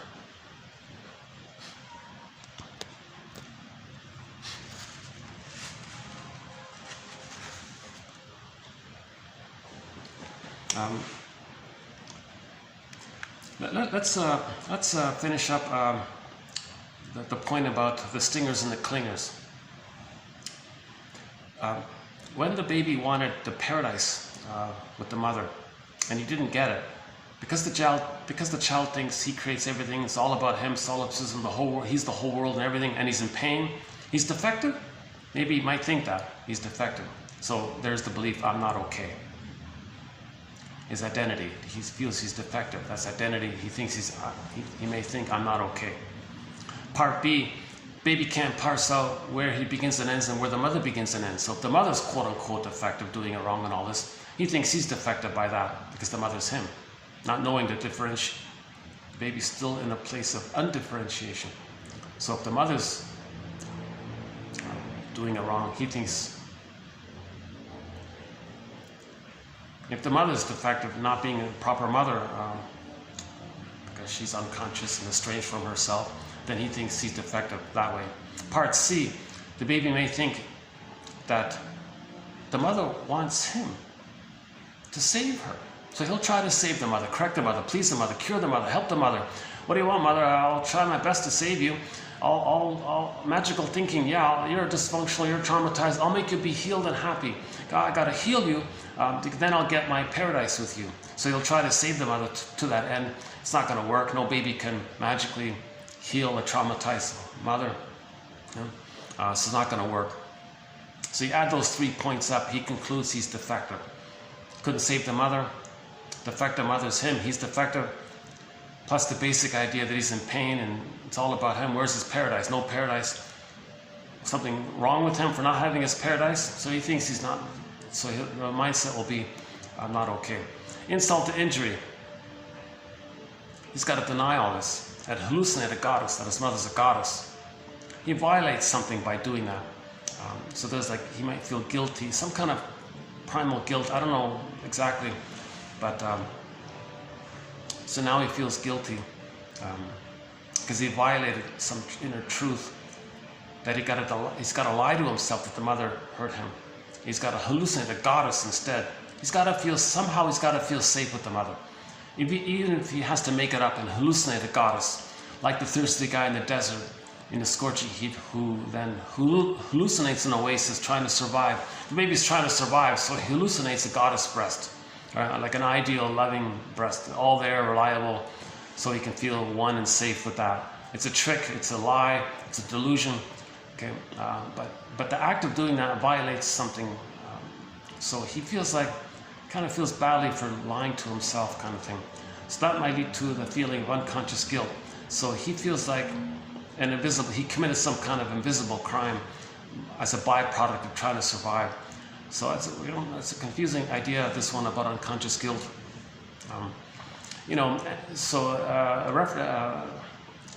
Enter the Franz Kafka story called The Trial. Okay, in the story, one day a guy is told that he's guilty of something. The guy goes, "Oh really? Of what? I don't know what you're talking about." "Oh yeah, you're guilty." "Well, what? Of what?" They don't tell him. And the whole play, the whole story, the whole film is about him trying to, in his panic, well, what am I guilty about? I don't get it. What is it? Okay, that's a mirror that the baby feels guilty, doesn't know what. So the baby feels guilty, doesn't understand why. Okay, so you add those 4 points up. The unconscious guilt of doing something wrong, not knowing why, layered on top of the underlying unconscious shame. So again, shame is being, identity, guilt is doing. You add it all up, he thinks he's not okay. Now to feed safely, he must believe the lie that the mother's lovely. Okay, so that's like a lie. So the mother must be seen as okay. So he refers to that to feed safely. So the mother must be seen as okay. You put a little dash between the letters M and the O in the word mother. Okay, so others, so the template is, the baby thinks, I'm not okay, mother must be seen as okay. So that's the template for life. You'll say, well, I'm not okay, other is okay, mother, you're okay, other, you. So the mindset will be, I'm not okay, you're okay. All babies begin with, I'm not okay, you're okay. Briefly, temporarily, for the first few weeks or whatever, days or weeks, whatever, because of the small, helpless size, usually no mother's perfect. A child might have to do this temporarily. It's just meant to be brief. It all gets sorted out, and it becomes existential hearsay by the age of 3 in normal development, where it gets to I'm okay, you're okay. So all babies begin with I'm not okay, you're okay. Yeah. If the trauma takes place, if the fixation, if the freezing takes place prior to 18 months, either prior to 4 to 5 months or prior to 18 months, somewhere in those 2 category areas, the egg area and the Superman area. If the freezing takes place prior to 18 months, meaning it's a strain, the child is strained, schmisatune, malatune, others doing it wrong, all kinds of reasons why. It's called a strain trauma, relational trauma, interpersonal trauma, meaning that it happens again and again. Baby has this cry for love, mother says no. Cry for love, mother says no. And it happens again and again. At some point, he does some very drastic thing. He gives up on the human side of being human, the more human side of being human. He gives up on his emotional development. I can't take this strain with the mother anymore. I give up. So that means he's going to say, well, I can't do this anymore. I'm not okay. You're okay. This is too much. So if the trauma takes place prior to 18 months, he'll project his sense of not being okay and say others are not okay. And he'll take refuge in the old fantasy delusion that when he was in the uterus, he was a god. And he'll search for that. He'll cling to that. Okay, that's the search for glory that Karen Horney talks about. The Peer Gynt and the Don Juans and the Playboys and the selfish, egotistical, all these narcissistic types, right? Not that care about others. And so he'll take that for his identity. So the self is split. The true self that's wounded becomes the shame self. Say others are no good. All that's left is the illusionary belief that once upon a time in the uterus he was a little god. So he'll say, I'm okay from that. Now it's addictive, because in that place in the uterus, he was in this blissful oneness with the mother. Okay. It was illusionary. He was in this dreamy, like, wow, illusionary, heavenly kind of feeling, and he's going to chase that. Okay. That's why narcissism, that psychology of narcissism, is named after that little white flower. That little white flower called the narcissus flower, they said, it gives people an illusionary kind of thing. So the psychology of thinking he's a little god, it's an illusionary kind of thing, and it's addictive because it traces back to the blissful, addictive feeling. The baby wasn't addictive. The baby wasn't addicted, but when there's trauma and the later on search for that old thing, then it has some kind of a compulsiveness to it, some quote-unquote addictiveness to it. So is he going to be addicted to the search for glory and status, prestige and one-upness? And he's addicted to treating himself the way his mother treated him, because the mother got some pain relief. When the mother used the baby, she got some benefit from it. He identifies with the mother doing that to him, so he's going to become like the mother, shaming him. But remember, he can't accept himself anymore, so he'll say others are not okay. So he'll have the mindset, I'm okay, you're not okay. But the I'm okay he's talking about is the old archaic, primitive, or delusionary one that he was a little god. He thinks I'm okay from that. He's the illusionary one, right? Now when he says, so he'll take the infantile god attitude, infantile megalomania attitude. He says, I'm okay from that place. And the humanness of it all, he'll reject the humanness. His humanness, he'll reject and say, others are not okay. So he's rejecting the humanness, but he's accepting the old infantile god thing. And he's kind of stuck in that kind of place. So the mindset then is, I'm okay, you're not okay. Once again, when he says you're not okay, he means himself projected onto others. He identifies with the shaming mother who shamed him, okay, as part of the repetition compulsion. And when he identifies with the aggressor who shamed him, that fuels his grandiosity. So that means when he treats others the way he's treated him, he's getting the grandiosity. So that's the addictive-like quality, because he's dependent on it. To get the grandiosity, the illusion that he's a little god, he's got to act like the mother onto others. So if the baby thinks he's a little god and the mother's a bigger god, and he's going to act like the bigger god, treat others the way the bigger god treated him, that's going to fuel, maintain that status, the pursuit for glory. So he's going to constantly chase for the belief that he's a little god. If he's going to act like the mother, who is a bigger god to him, every time he does that,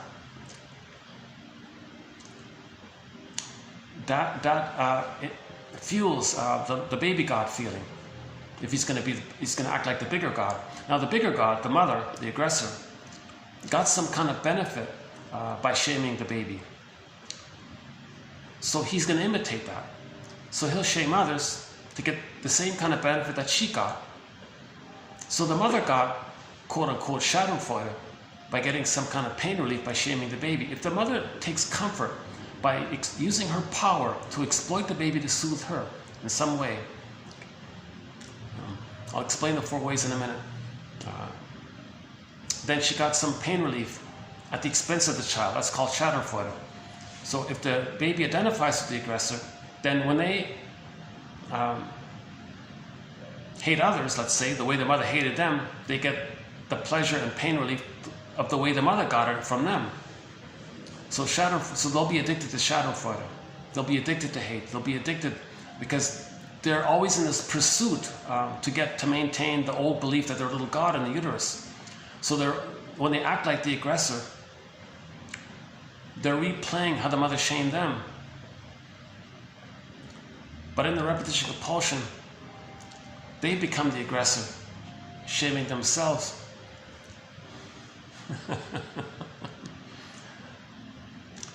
Let me see if I can clarify this point here. I think I need to back up here for a sec. I think I'm missing something fundamental here. Edmund Berger, one of our mentors, explains it this way. He says, when there's trauma, we create a tune, a record, on a vinyl. You know those floppy vinyl, little 45, like a single song. There used to be like old magazines. You'd buy a magazine or something, and inside it, they'd actually give you like a vinyl of a single, like on a song. You could play it on the turntable. It was just one song. There was no B-side. It was only an A. So in trauma, we have this one song, like on a floppy thing, right? Or a vinyl disc record with no, or the same song is on side B, let's say. There's just one song on the record. On the song is the baby wanted mother's love, the cry for love. Everything's love or a cry for love. So the traumatized baby's in a place of cry for love. So baby says to mother, I need paradise with you. Okay, it's rejected. Okay, there's a pain so utter. He's frozen. But at the same time, he doesn't understand time. The trauma clicks in the repetition compulsion to replay it, hoping to get the love that he needed because he doesn't understand time. So the pain clicks in the repetition compulsion, okay, and there's no time, so he's going to replay it. It's repetition compulsion, so it's like a record on a record. So the interaction is repressed. It's like a psychological imprint, mental template, a deep memory interaction. Mother shamed the baby. Baby cried for love, mother said no. That's a song, that's a tune on a record. It's repressed, it's a conflict, it's repressed, the person doesn't know it. But they carry this record with them everywhere they go. Every time they see a record player, they're going to spin off that record. Meaning in the present, represent the present as the past, to reenact and recreate the past in the present, so the present becomes the presenting past. The person transfers the past in the present emotionally, sees the present still as the emotional past. In the present, they're just going to cast people like a theater thing, a psychodrama thing. The Masterson's term for this is transference, acting out.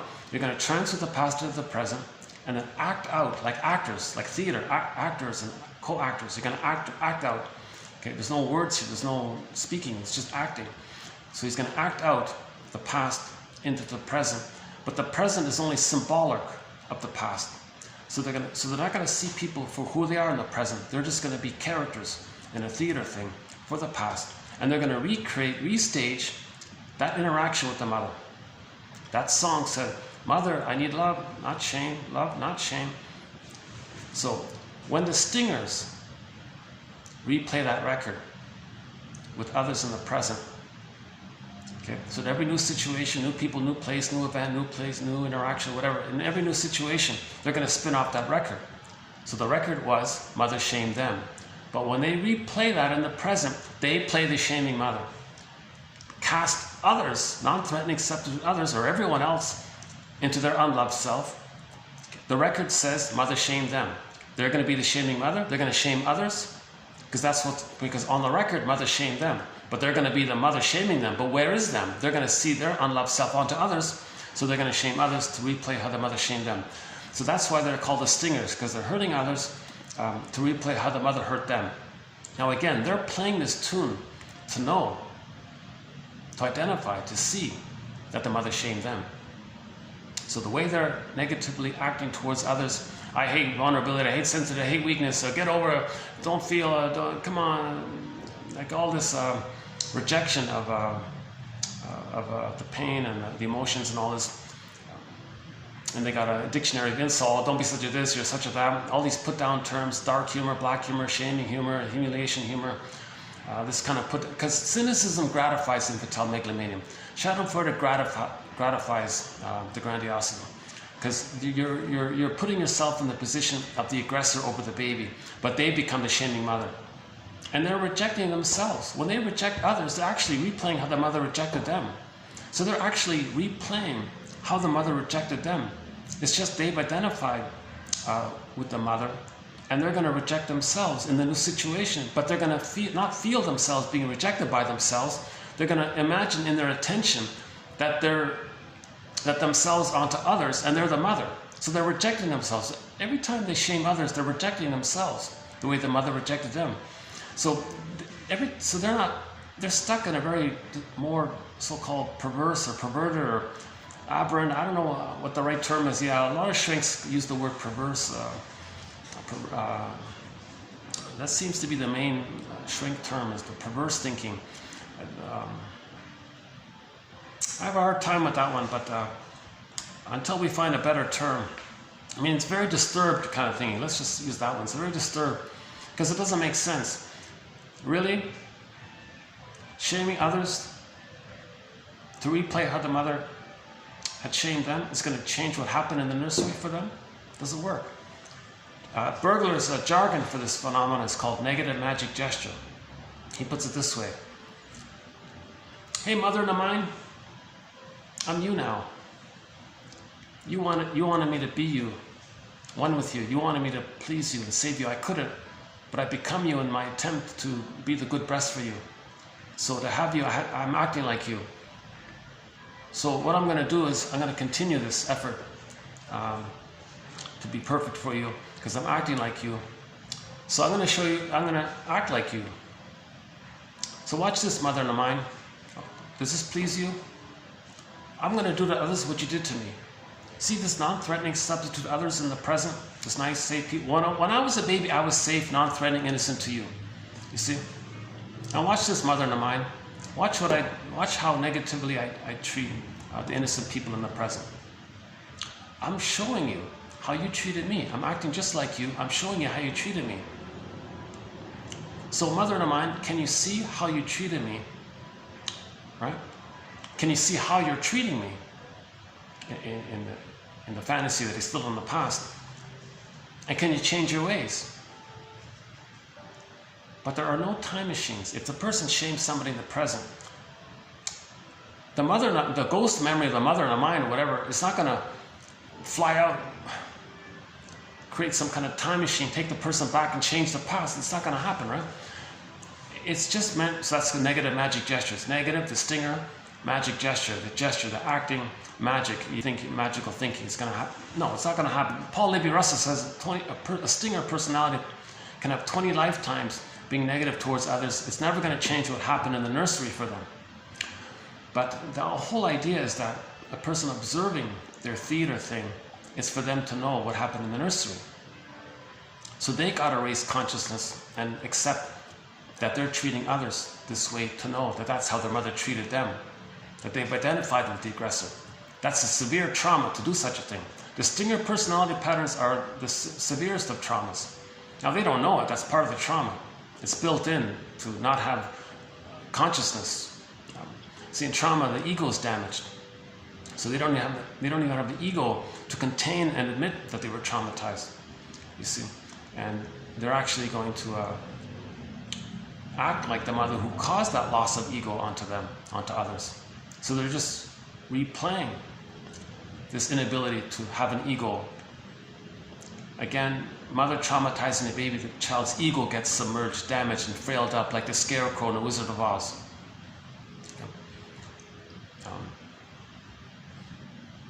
So that's a damaged ego, that scarecrow character. Maybe we can temporarily borrow the children's story about the wolf who huffs and puffs. Right? The straw house, he blows it away. The wooden one, he blows it away. But the brick house, it's stable. He can hold it. So we've got to build the ego to something stronger. We need a strong ego like the brick's house. We need a strong ego, right?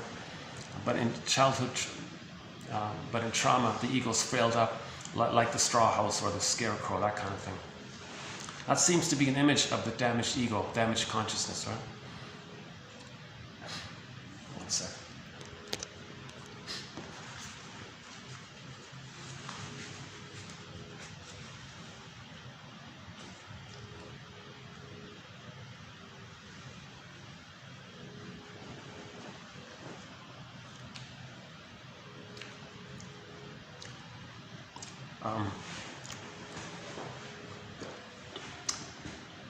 So repetition compulsion. Bergler, one of our mentors, says every neurotic is a music enthusiast, but he only has one record. He carries this record with him everywhere he goes. Every time he sees a record player with never-ending fiery ardor, he spins off that one tune, meaning he's going to recreate, orchestrate, see, meaning he's going to distort the present, misperceive the present, make up the present. He's got to see it through the lens of the past. But this time, for the stingers, he can't coax others to reject him the way the mother rejected him, because he's reliving, he can't accept that pain. As a defense to not feel that pain of the mother rejected him, he's got to be the rejecting one and let others stand in for him. So he's rejecting others the way the mother rejected him, hence the stinger personality patterns. That's a more disturbed, aberrant, perverse, psychotic kind of thinking. So they're really lost in the emotional element. Their emotional development is considered more kind of derailed. Because to stay on track, you got to stay on the I'm not okay, you're okay. That's on track. Right? So the emotional attitude of I'm not okay, you're okay, you're staying on track. Ultimately it gets to I'm okay, you're okay. Okay? Now, if the child can hold on to the I'm not okay, you're okay, it's still childlike. Okay, so post 18 months, right? If the child can get past that hurdle, like that developmental milestone place of 18 months, and still hold on to his wounded soul, and still think like a naive, well-meaning child, I'm going to save the mother. Or I'm going to please the mother, I'm going to take care of that, so that the clingers, the caretakers, and all this, right? Self-sacrificing, still trying to save the mother, please the mother. And the stingers have given up on all that. You're a fool. Like they hate all that. The main emotions for the stingers are hate, greed, envy, spite, vindictiveness, shadow fighter, grandiosity. They can't mourn losses. They don't have the pleasure. So love, gratitude, affection, tenderness, being an elder, caring, these kind of quote-unquote more human side of being human, they give up on. They don't want to bother with that anymore. They're just too angry. They're just filled with hate, greed, envy, injustice collecting, okay, grievance collecting. They're kind of bitter in a negative cycle like that, right? They can't mourn losses, so they become curmudgeons late in life. The splitting is still there. Let's finish up with the stinger part. One clue to the stinger personality pattern is that when the baby was nursing with the bad breast, right, he projected his rage at the bad breast. The first mother for the baby is the breast mother, right? So the good breast, bad breast, from the baby's perspective, and they're separate characters. That's the ironic thing is the mother's one person. So when the mother's doing it wrong, let's say the bottles. See, if the bottle's there, then there's no nerve lines. There's no reverie there. It doesn't feel seen by a rubber nipple. The backdrop of the mother maybe partially feels it through there, but the mother can't know the baby's, there's a block there, right? So basically, primarily, the bottle is going to break that kind of reverie and attunement and music and smoothness and safety and all this, right? And you got the powdered stuff in there. What's this powdered stuff?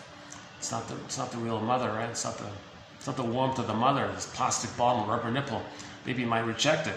Mother gets angry, dips honey on the rubber nipple. Baby's very shamed by this kind of thing. He doesn't want this trick. Babies need mother's presence, not presence. Sure, honey, right? Maternal presence. Not material things, presence.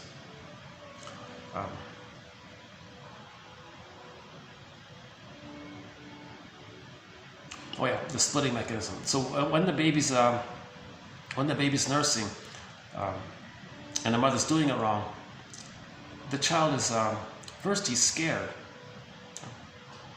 So in a stress response, fear is the first character. So in normal situation, fear is the first thing, the first reaction. So there's a little mini dialogue, maybe. Let's imagine in a science fiction fantasy story, a mini dialogue in the baby's brain between the mammalian part of his brain and the child's mind or ego or lack of consciousness. Just imagine there's a kind of dialogue within. The mammalian part of the brain in the child says to the child, "Hey child, get out of here, you're in danger, this is scary stuff here. You need your needs met with the mother, and she's doing it wrong, she's impinging, she's demanding, wants using you and not around for you. This is terrifying, you better get out of here." Baby's mind says to the baby's ego says, "Well, how can I leave here?" "Well, try to leave, you got to get out of here. And to that end, I'm going to send you some stress hormones. Get out of here, flee, find another mother." So the mammalian part of the brain is sending the child stress hormones. And the baby's mind is saying, "Hold the phone here. I know you mean well. Yes, it's dangerous like this. I'm in a double bind. I'm not getting love. I can't go anywhere. This is very scary here. So you're right. I gotta flee. But you know what? Hold up here. I don't have motor skills. I can't crawl. I can't walk. I can't move. I'm powerless. I'm helpless. I'm totally dependent. I can't pick up the phone. I can't flee. I can't run here. So please stop sending me these stress hormones. I can't use it. It's too overwhelming. It's too stressful for my little body here. Please stop sending me these stress hormones." The mammalian part of the brain says here, "Gee, I'm very surprised at this. This is a very desperate situation here." Well, it's kind of like a regression to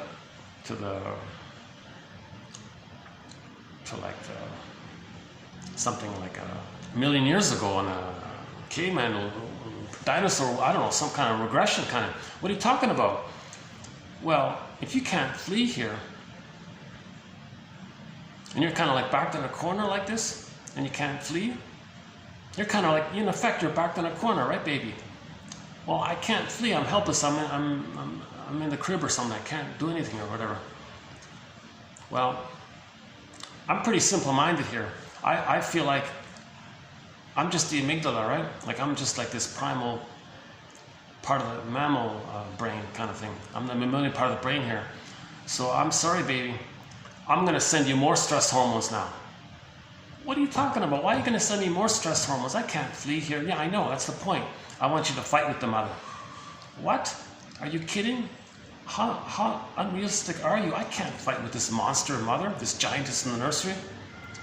Again, from the baby's perspective, helpless, powerless. The mother is all the power, life-giving, right? Mother's this giantess in the nursery, psychologically, from the baby's point of view. It's like this little helpless, weak little, and then it's got this big giant from the baby's perspective. And the mammalian part of the brain says, "Well, you got to fight with this giant."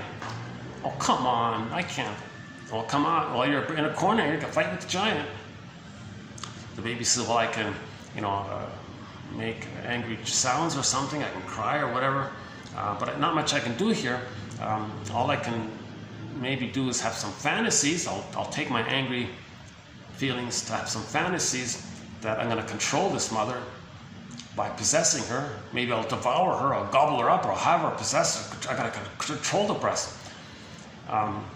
But that's all I can do here. Don't send me any more stress hormones here. You know, mammalian part of the brain. Think about the guy in the car over there, right? Think about a guy in a car somewhere, and he's got the gas pedal to the metal, but with his other foot, he's got the brake pedal pressed down as hard as it can go. And what's your point? Well, I'm trying to explain to you, if you keep sending me these stress hormones and I can't do anything with it, I can't flee, I can't fight, I'm kind of like that guy in the car. It's like the situation of the cars. Something will go kaput inside, right? Well, I don't want my organs to fail. I don't want some of my cells to attack some of my other cells. I'll have some kind of weakened immune thing or something. Okay, I got to protect myself from you. Well, how are you going to do that? I'm pretty simple-minded. I don't have empathy for you. All I have is a stress response.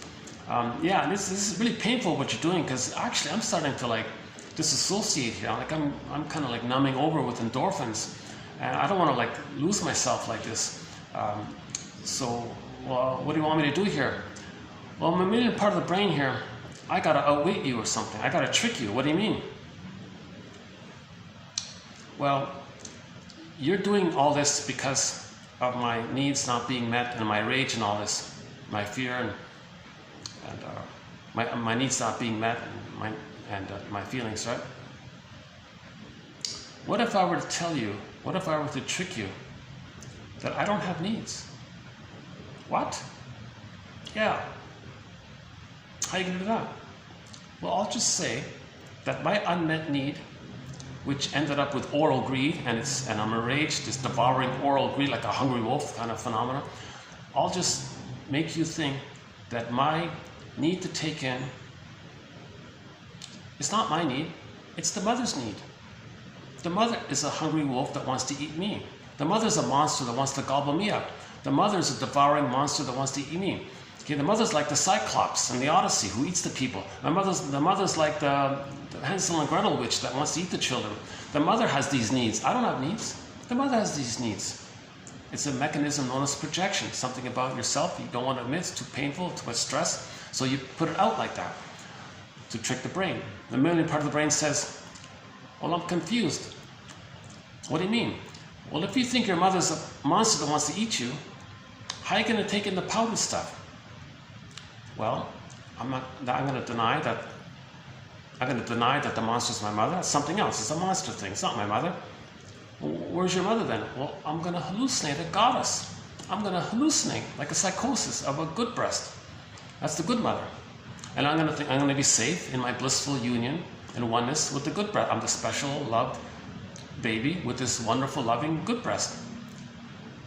The mammalian part of the brain says, oh, I see. Well, if you can pull that off, then fine. I'll perceive you as being safe, and I'll stop sending these stress hormones. So in effect, the child does this mechanism, projection and splitting. Okay, the term for this is the paranoid schizoid mode of experiencing, or the paranoid schizoid mode of operating. Melanie Klein calls it like the position. Okay, the paranoid. No, the mother doesn't want to eat the baby, but the baby has to believe that to trick his brain to not send him stress hormones. You got to believe that. It's like a coping thing, right? Again, defense mechanisms are tricks of the mind, operations of the mind, maneuvers of the mind, whatever, mental mechanisms to deal with all this pain that the baby's feeling. He's got to do some kind of tricks in there to fool his amygdala, basically, right? So, at a huge cost.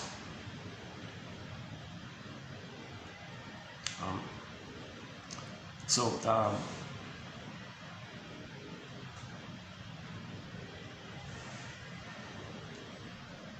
why did I do this? Hang on, let me backtrack here. Well, okay, let's just finish this. So that's called the paranoid schizoid mode of experiencing. Oh yeah. Now, up to 18 months, if the mother hasn't changed her ways, if the mother isn't more loving and frustrating, then the amygdala is flared up again. Hey, what are you doing? Stop sending me these stress hormones. I thought we accommodated this. The mother's a monster. I'm with the goddess, and the amygdala says, yeah, but this has been going on for a long time, months and months, approaching 18 months here. I'm going to send you more stress hormones. No, stop. Don't do this. Don't send me any more stress hormones. You know what's going to happen? I told you, I might have organ failure, physical issues. The body bears the burden. Okay, psychosomatic issues. I'll have a physical illness. I can't let you do this here. Well, what are you going to do? Well, you're sending me the stress hormones because I have an identity. What if I have no identity? How are you going to do that? Well, my wounded, shamed self, I'm going to say others are that. Others have my shamed identity. Oh, okay, fine. The amygdala is tricked at a huge expense.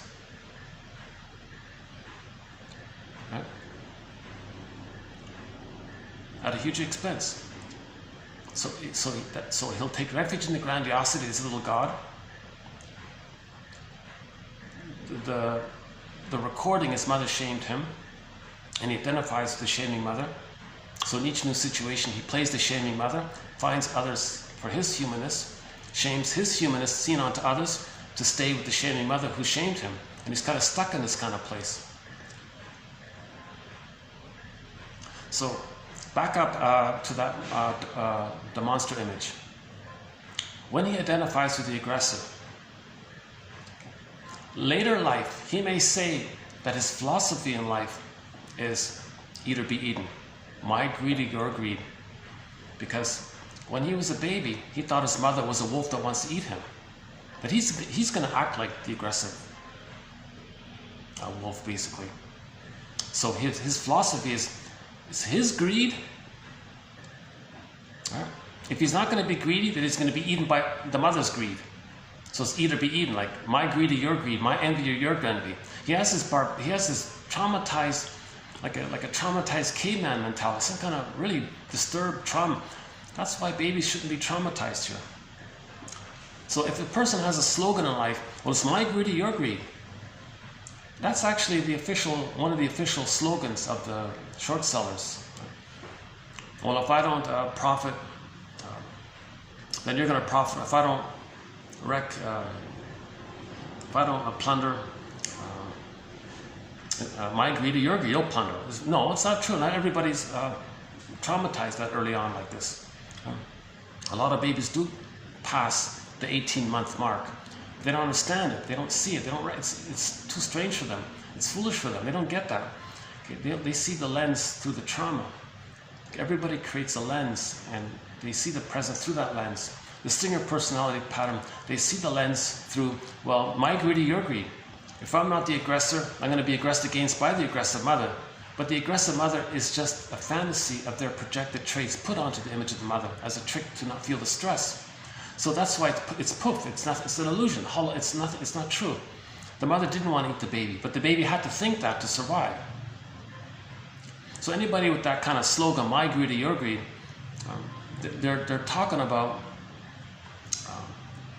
the mythology like a psychological mirror of the imagery of the baby. The baby thinks in pictures, pictorial thinking, pre-verbal thinking, it's imaginal thinking. Okay, this primary process world, the first 3 years world, this non-reporting brain world, it's pictorial, it's dream world, translogic, double thing. The cat in Alice in Wonderland says, yeah, it's mad. Like it's all mad in there, right? It's called primary process mentation.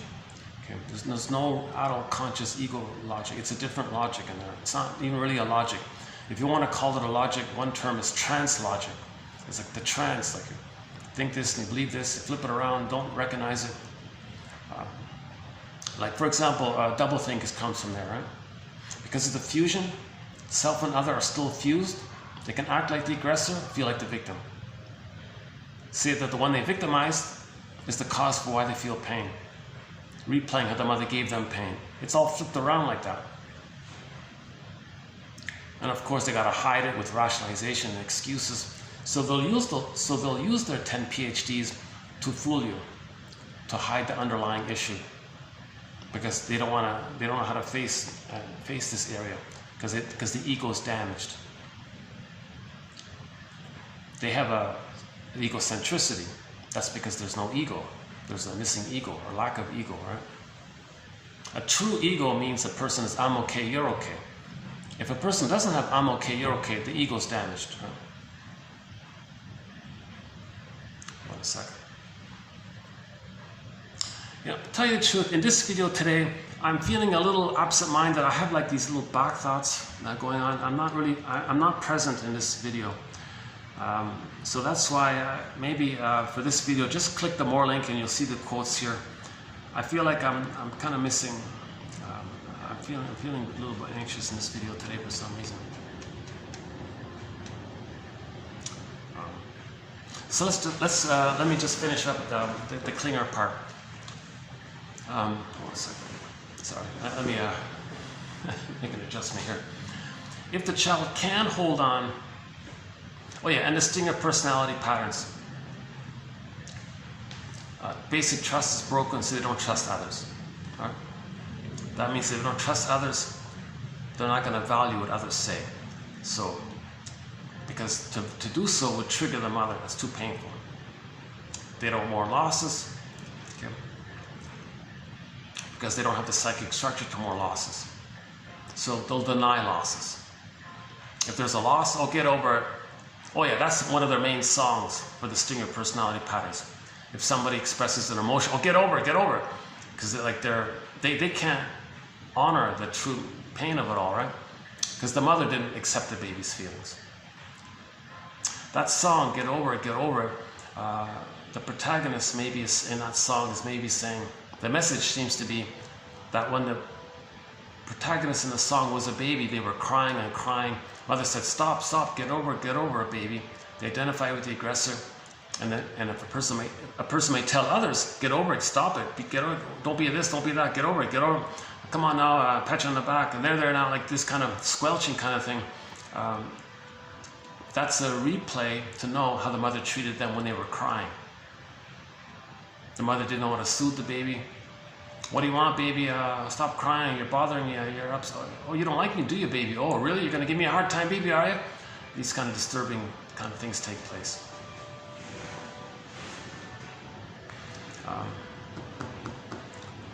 If two stinger personality patterns get together because of so much hostility, they'll scapegoat one of the children.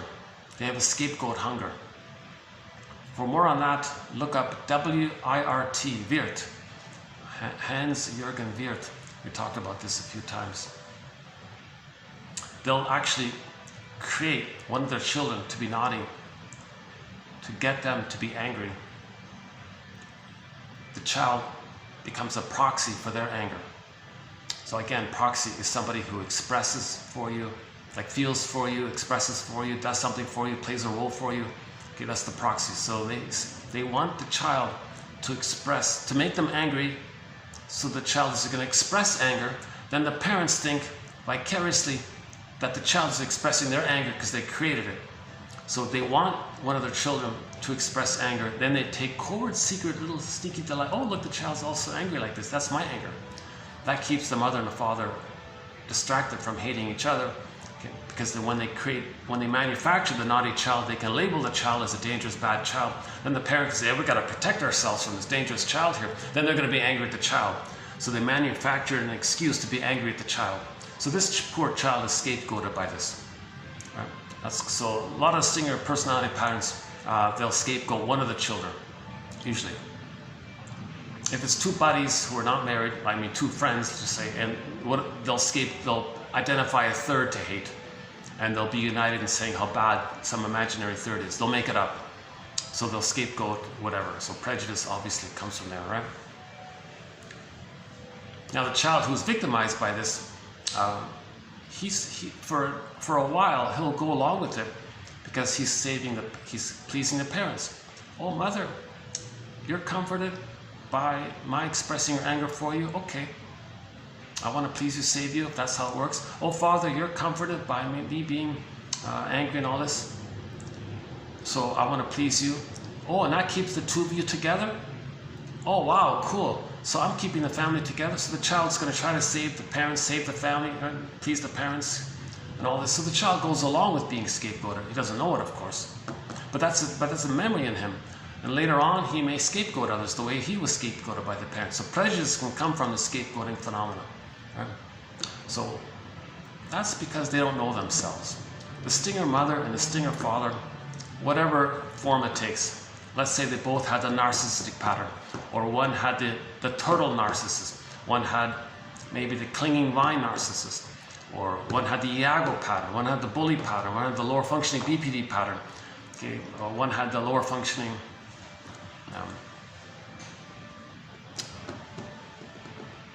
or one had one of the more other beyond our zone patterns, let's say.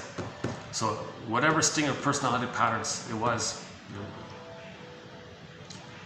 if the father has a stinger personality pattern, the mother has a stinger personality pattern, they can't mourn, they don't want to know themselves, okay, all they do is need somebody. It's utilitarian. Love, affection, tenderness, care is not there. The main emotions are hate, greed, envy, spite, schadenfreude, grandiosity. So to preserve their grandiosity and to keep the functionality of the parent of that marriage together, they have a hunger. They call it scapegoat hunger. They have this devouring hunger. Who's we going to scapegoat? Sometimes you'll notice this. Two stingers get together. Within a second, oh yeah, those people in that city over there, yeah, they over there, yeah, they're, because they don't want to talk about each other. See, they can't emit any genuine feeling in relation to each other. They don't know how to make I statements. Stingers don't want to make I statements. They hate all that. They're cynical. They hate feelings and vulnerability, making I statements, making truthful, genuine statements. It's too much. Right? They reject that. They reject that because it was rejected in them by the mother. They've identified with the mother who rejected it. The baby's making an I statement. Mother, when you don't, when you're not there for me, I feel angry. That's an I statement. Mother's, oh, be quiet, baby. What are you complaining about? So they identify with the aggressor. They can't make I statements because the baby couldn't even express his feelings. So later on, they don't know how to make an I statement. So two stingers get together. They got a real scapegoat hunger. All that anger they feel among each of them individually, they got to find a third to direct it to keep them maintaining their grandiosity.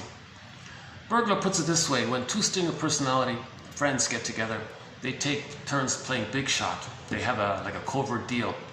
No feelings, nothing real. I'll let you play big shot. You talk about how others are no good and all this, and you play important. I'll get a turn playing big shot. You get a turn playing big shot. Okay, we'll both agree to hate a third or make up a third, or those people in town B or whatever, we'll agree to hate them, and they're the bad ones and all this, and they're naughty, no good, and shamed and all this, and we're both better than them. So we'll agree to direct a common third kind of thing. But the thing is, you take turn playing big shot, I'll take turn playing big shot. Now, at any time, if anyone tries to make an I statement, you know, when you said that, I felt, oop, I'm out of here. You broke the deal. They have an unspoken, covert, invisible deal like this. So no feelings between them. All genuine feelings of anger, shame, hate, disgust. It's got to be target aggressively outer. So they're both stingers, so they're going to both sting outwardly like that to a third. They can't do it towards each other because then the thing would break up instantly, right? So a lot of friendships are kind of based on this covert deal. And then maybe suddenly, what happened? We were talking. So one stinger might say, I don't know what happened. He just disappeared on me, flaked out on me kind of thing. Because the deal was broken kind of thing. It's not a very meaningful thing, of course. So yeah, that's another feature of the stinger personality patterns. They scapegoat one of the children. They maintain the grandiosity. They don't mourn. They don't mourn. They reject vulnerability and feelings because sadness and joy are frozen up ice mountain. They don't identify that their ego is damaged, because part of the damaged ego is to not recognize that their ego is damaged. They're clinging to the grandiosity, to their infantile God. What's the problem? It's the way it is. I'm special, unique. Others, who cares? Like, useful to me, fine. So they have a utilitarian attitude the way the baby had a utilitarian attitude toward the breast. The breast serves them, takes care of them, feeds them, soothes them. They're still in that kind of utilitarian kind of place.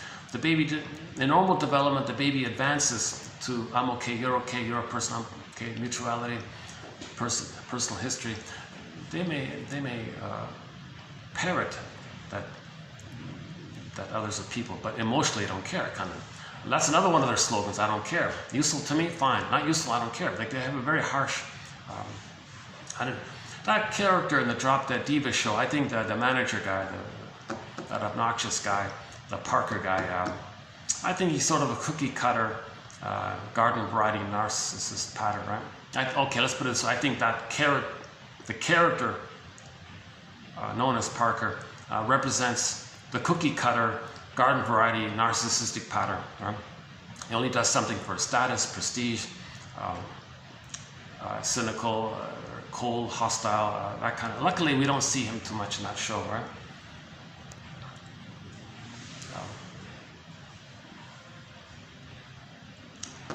Yeah, I mentioned that in the last video.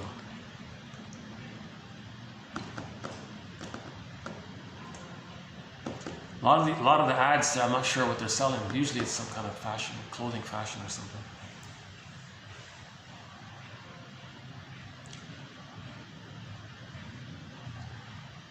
Okay, so the sting of personality patterns, they don't mourn, so they become curmudgeons late in life, right? Not elders. The warmth, affection, that's for the most part not going to be there. They hate all that. Sometimes they'll say things. You've seen one tree, you've seen them all. Who cares? Right? So the so-called feminine principle, or the joy and sadness area. So they don't really have genuine interest. Their pleasure is Schadenfreude. Right? And so that so-called emotional sadism. I don't use that term too much, but. And they're addicted to it. They're addicted to hate. They're addicted to greed, envy, and all this. They're addicted to these kinds of things. It's addictive. Okay. Narcissus is named after that addictive flower. So that emphasizes it. Something to do with when the baby's so pained, he gets the endorphins. That's the only way he knows how to get pain relief. Okay. He gets it the way the mother got it on him. So when he replays the record of the mother shaming him, the mother got endorphins. He's the mother now getting endorphins. To get the endorphins, he's got to act like the mother. So he's in this loop. And then it clicks over to some point where he doesn't care about the repetition. You know, one author said it gets to a place where they don't even care about the fantasy of hoping for a new past. They're just caught in the endorphins. Give me my endorphins. They're just stuck in this endorphin. So they're just doing the hate for the sake of the endorphins. They don't even bother with the fantasy of the cry for love. Mother, could you please give me the love in the nursery that I didn't get? Mother, I'm showing you, I'm acting like you so you can see what happened. I needed love and you see how I'm negative towards others, where you were like that towards me. Can you see it and change your ways? Can you recognize it? They don't even want this cry for love. It's kind of blurred over. They just want the endorphins. Hence this idea that it's addictive like that. So you can imagine that, like that Parker character in that show, Drop Dead Diva TV fantasy show, starring, what's her name? Brooke Elliott. She did a great job, Brooke Elliott. She's a very compassionate lawyer. She does a great job. Fun show, nice show. You can imagine that the boss guy going to therapy. No way, not a chance, right? He'd be cynical about it. He'd dart out the door instantly. There's no way he can accept feedback, because to accept feedback, to accept help, means you got to trust. If you trust someone, that means you regard someone as emotionally significant. But the moment you do that, you're reminded of the mother who caused all this pain to begin with.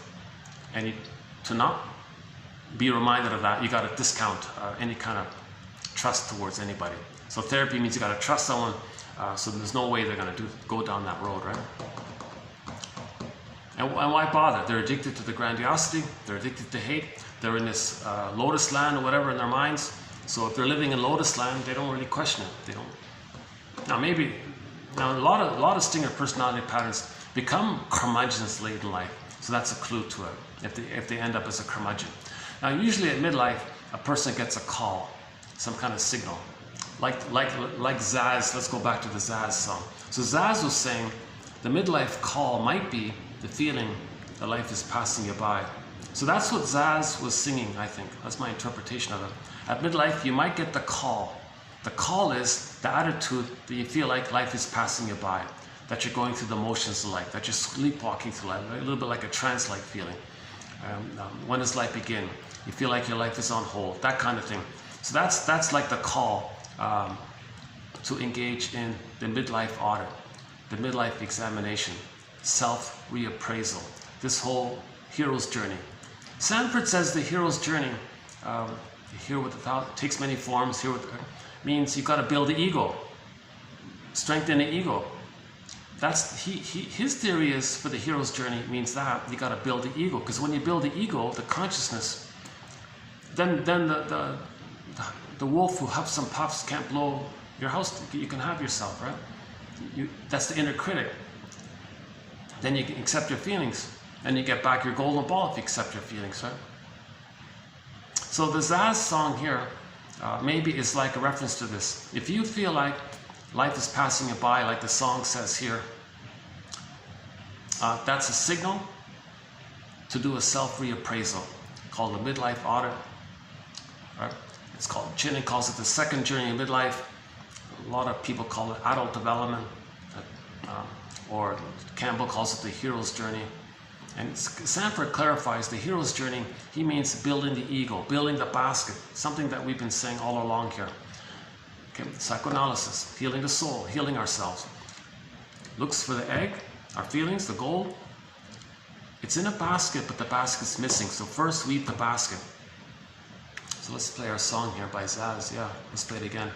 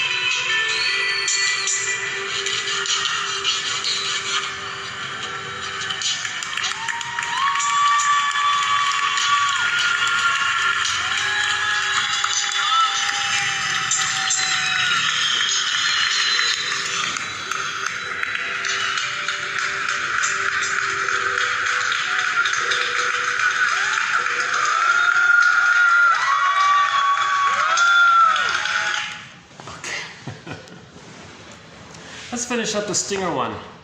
Sorry, the clinger. Let's finish the clinger. Stinger and the clinger. Okay, so stingers identify with the aggressor. Main emotions: hate, greed, envy, spite, vindictiveness, shadow fire, grandiosity, don't mourn losses, manic defenses, denial, sour grape, didn't need you anyways, bully pattern version, Iago version, lower functioning BPD version, narcissistic version, etc. Okay, don't want feedback. Okay, they're pursuing the infantile God status. Related to it is called part-object relating. Okay, related to it is a splitting mechanism, everything or nothing, perfect or forgetter. The tendency in that area. They're addicted to this.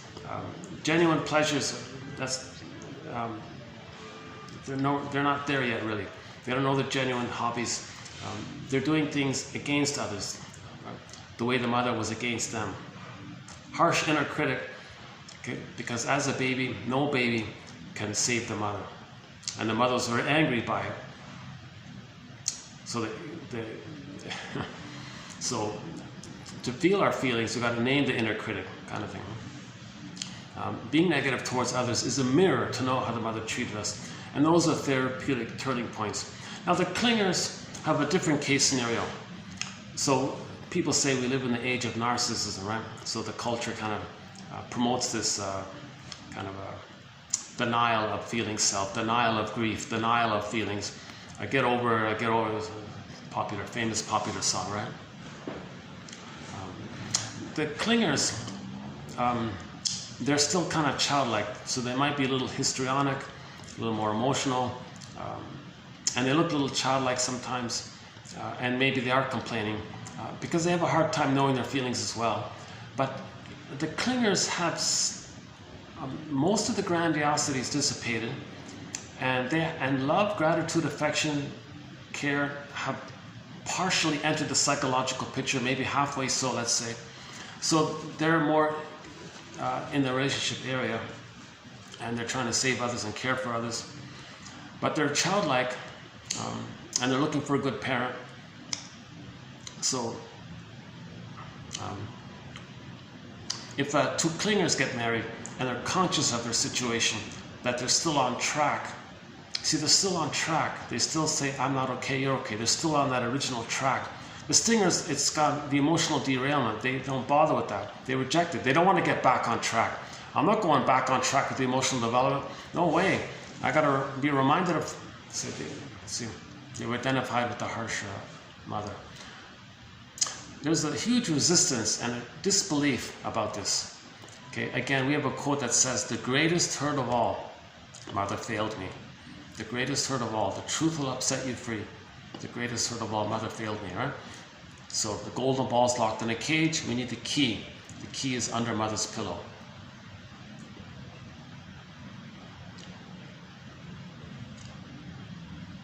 Hang on a second. When the clingers replay the record, mother shamed them, what they do is a parallel to that. They just coax others to reject them. So they give people impossible tests, expect to be rejected, interact with them with that belief that they're going to be rejected. That puts like a pull or a pressure on the person to finally reject them. Self-fulfilling prophecy, they say, I knew it. So they're just replaying how the mother rejected them by casting people into the role of the rejecting mother, and then making it happen by interacting with that belief, giving people impossible tests, maybe being passive-aggressive, being annoying, being uncooperative. Get them to reject them because the mother rejected them. They don't do the rejecting, they just coax others to reject them. So you could say the clingers are metaphorically emotional masochists, and the stingers are the emotional sadists. But I don't know how helpful those terms are, so I've kind of avoided it. So the clingers are doing something self-defeating, but they're going to keep on doing it for them to recognize that what they're doing is for them to see how the mother rejected them. So when they get that narrative medicine, when they get that story, it's a therapeutic turning point. Then now they know what they're doing. Then they can make better choices once you know. We repeat and search for story. When we get our story, we stop repeating. Because when we get our story, we can start to get our feelings, and then we stop repeating. So we're looking for our story, put it that way, right? Our story's broken, we gotta fix our story. Merit of medicine.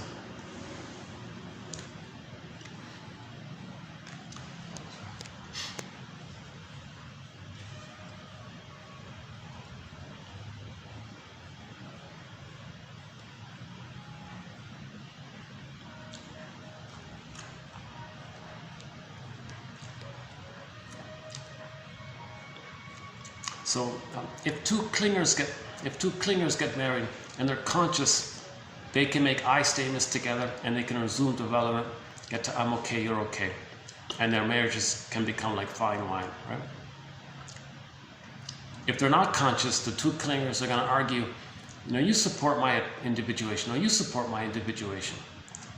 You support my exploration. No, you support my exploration. You be the secure base. No, you be. So they're going to kind of compete to see who's going to play the good parent for the other. So they're going to be childlike. So often it won't work. Right? Now the stingers don't bother with emotional development. Right? They just have scapegoat hunger. Right? They don't bother with that. Their collusion is don't talk about anything real. Don't bring up any important topics, no elephant in the room, nothing like that. So it's more utilitarian. And it's based on one child being scapegoated. If there's a second child, they'll be idolized and be the star and be an extension of their narcissism and grandiosity, while the other child plays like the shadow side for them, right? That's sort of the family system like that. Or if the two singers are married and they don't have children, they'll be united by a common cause to say that the family at the end of the block or whatever, they're the bad, and they'll gossip about how bad they are and no good they are and all this. Or they'll join a group that says, oh yeah,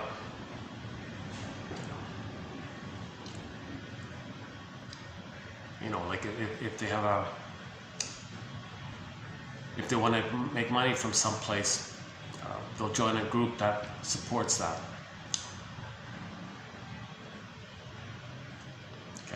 We do a thing called the 42 ways repetition compulsion is seen in its summed up version, but I won't do it here today. Actually, you know what, the longest, if you want a not too bad an introduction to that, a handy reminder for this is the longest video in this collection is a 5-hour plus video. It's the only 5-hour plus video here. It was done a couple of weeks ago. And at the end of that video, in the last hour, if you want a thing called applied repetition compulsion, check out the last hour in that video. We do the 42 ways repetition compulsion is seen in sort of its summed up expression. So that's a huge topic. It's a work in progress, needs to be updated. Okay, where are we here? Hold on a second. If the clingers, so the clingers can grow together because they want to develop, they want to resume. They'll go to workshop, they'll read self-help books together, they'll do exercises together, they'll make I statements together. They're curious, they want to grow, they're on the track, right? They're developing. They're kind of frozen there, they're afraid there, but they want to move forward, kind of thing, right? The stingers, Stingers are just addicted to being negative towards others, to replay how the mother was negative towards them. They're married to mom inside, okay, and then they blame the victim for feeling badly for how they're behaving. A process called doublethink. Oh yeah, so doublethink is very pronounced in the stinger personality patterns. The clinger personality patterns are kind of childlike, and society kind of mocks them because of the age of narcissism, right? So a lot of people want to hide their caring side. Yeah, by the way, if the clinger marries a stinger, the clinger has the lens, I'm not okay, you're okay. They're still on track, I'm not okay, you're okay. Stinger says, oh, fine by me, because I'm okay, you're not okay. the clingers are making a huge mistake, because the stingers are just going to shame the clinger to replay how they had been shamed by their mother, because they become the shaming mother. So they need somebody to shame, damage, control, or whatever. They're not going to care about the clinger's emotional development. Now, the clinger is saying, well, that makes sense, because I'm not okay, they're okay. And they put up with this in a mechanism known as sweet lemons. They'll distort. No, they're not sour like the lemon or whatever. They're not negative like this. They're sweet. They'll just lie to themselves, because they're distorting the present through the lens of I'm not okay, you're okay. So we see the present through the lens. So the clinger lens is I'm not okay, you're okay. The stinger lens is, well, I'm okay, you're not okay. So there's a kind of a painful collusion taking place. These marriages usually last on average between 6 to 7 years, because the clinger finally wakes up and says, oh my God, this whole time I've been saving them, trying to help them, be nice to them, covertly hoping that they'll return and be a good parent for me and help me in my development. They finally realize that the stingers have been hating them and shaming them the whole time, had contempt for them. They go, oh my, I can't believe this. There's zero reciprocity there. The stinger said, well, you're a fool, you deserve it, of course. I reject your emotional needs and emotional development. I just like shaming you because my mother shamed me. The clingers say, I'm not going to walk down that road no more. So we have a song for the clingers. I'm temporarily going to use this April Wine song for the clingers when they finally wake up and leave and write a self-help book entitled Codependent No More. They may also sing this a song something similar to this April Wine song.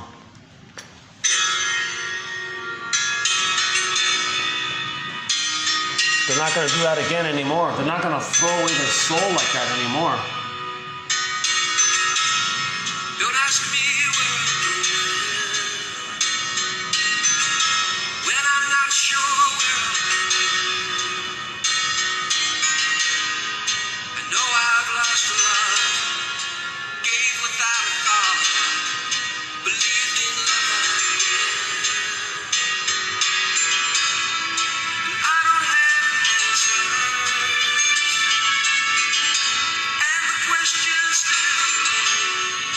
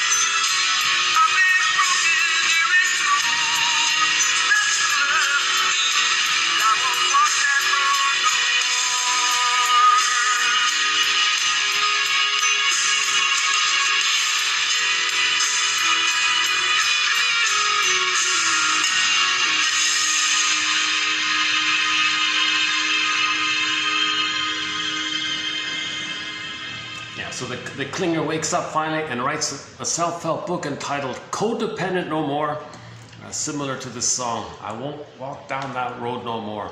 You can't, yeah. 7 years of being cynically treated. The whole time you've been very sincere, childlike sincere, and they've been hating it and shaming and mocking it and saying all these awful things, probably behind your back about it. The clingers finally wake up. Stingers don't care, you're a fool, just find another one. Stingers didn't need you anyways. I'll find a better one or something like that. You know, you should be grateful that I gave you the chance to take care, idolize me or something. You should be grateful. They'll have this arrogant attitude. I gave you the chance to be shamed by me. See, aren't you lucky? I gave you this opportunity. I could shame someone else. I shamed you. You should be happy. Like, that's how arrogant they are. You see, the hate and the arrogance are kind of blended in like this. So the narcissism is really, we did a quote in the last video. Yeah, we did a quote in the last video on the topic of narcissism. I covered a few of the basic points about it by Leon Clark. It's an old quote it's over a century old, but there's still some valid points in there. One of our major threads, narcissistic pattern. Okay. The ego's damaged, so they take refuge in the grandiosity. Again, people with the narcissistic pattern, they always say they have big egos, egocentricity and all this. That's because the genuine ego is damaged. So they take refuge in the old belief that they're little gods. His Majesty, the baby, and all, etc. Right? Yeah, I think that Parker character would be a good example of it. Most TV shows usually feature somebody with that pattern for some reason.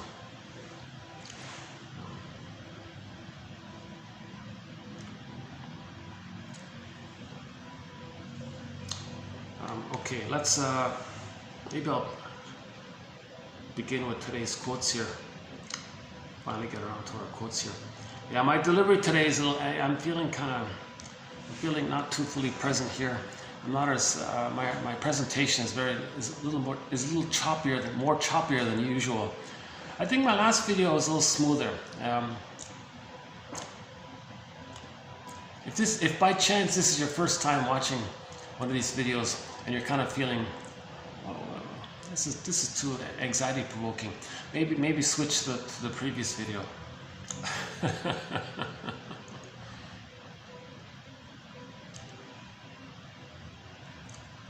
So again, back to the Greenberg quote. We're having trouble living. Shrink said to the guy, you have trouble living in the present. So you're dwelling in the past because you feel like you never really lived it. That's the trauma. Okay, simple classical conditioning, right? I'm not a fan of the self-help speakers, Zig Ziglar, right? But I heard his little clip there. The flea was in a jar, and the flea was bumping up, trying to escape, but there was a lid on it, and the flea kept hitting itself on the underside of the lid. It kept bouncing up. It kept doing it again and again. Finally, the little guy somehow figured out that it's not good for him to do so, so he jumped at a lower level. The experimenter removed the lid. Now, in the present, he could be free. The flea could flee and be free. But he saw the present in terms of the past. So he was dwelling in the past. He couldn't enjoy the present. He projected the past into the present and saw the present in terms of the past. So he was dwelling in the past. So he never flew out. He stayed in there. So that's classic conditioning, right? So humans are the same. We had our feelings, it got squelched, and then we're afraid to feel our feelings. Hence the Zaz song. So her song is, if you feel like that, then the journey is, that's a symptom. Okay. Name the inner critic, allow yourself the feelings. Right. Build a basket, build a nest, go through the mourning process, face the greatest hurt of all, get the key from out from under mother's pillow. Okay, the key, once again about the key. Let's quickly do that one. This is a challenging theory. A lot of people might not like this, but we're talking about intergenerational trauma. A mother might do this because it had happened to her. So a little forgiveness in that area. she didn't have the love to give. So how can she give the love if she never got it herself? That's part of the forgiveness. So, all right. So there seems to be 4 parts to this area of how the mother uses the baby to meet her unconscious needs. So the mother has a baby. Oops, one second. The mother has a baby, and then that's a new situation. In every new situation, she's going to spin that record that she has. The mother has a record that when she was a baby, she was shamed by her mother. Right? So there's the baby, there's a new situation. She's going to spin that record. Recreate, relive, reorchestrate, relive what had happened to her. But this time she plays the role of the aggressor. So she's going to see her own baby, see the baby, play the role of her from 20 plus years ago. She's going to play the shaming mother, replay, relive, recreate what's on the record. On the record, mother shamed them. She has a new baby, new situation. She's going to replay that record. So she'll be the shaming mother, shaming herself, but she'll see her baby self onto the baby and shame the baby. So she is using the baby to meet her unconscious need, to replay her record, because the mother has the fantasy that by doing so, that somehow magically she can change the past, undo the past, correct the past, get her mother's love in the past. So she's using the baby to meet her unconscious need. Okay, so that baby's golden ball gets locked in a cage. Okay? And the key is under mother's pillow. That's one version. Sometimes the mother has a baby and says, at last. At last. She can fix it. Number 1, by damaging the baby's emerging ego. So if the mother traumatizes the baby so that the child won't have critical thinking, won't have reasonable, a basket, damage the baby's potential basket. That means the baby will never question the mother. Right? So now the mother can brainwash the child, so to speak, to be there for her, be dependent on her, turn to her so that she doesn't feel alone. Okay. Make the baby respect her, respond to her, see her, do what she says, listen to her, follow her, be attentive to her. Because when the mother herself was a baby, she didn't get those things herself. So in effect, she's going to parentify the baby. Okay. So that baby's golden ball gets locked in a cage, and the key's under mother's pillow. Case scenario C.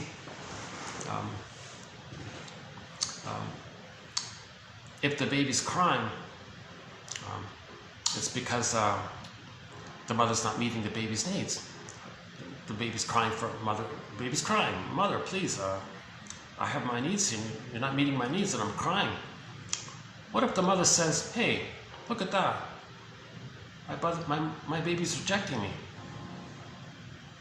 So she fantasizes her own rejecting mother.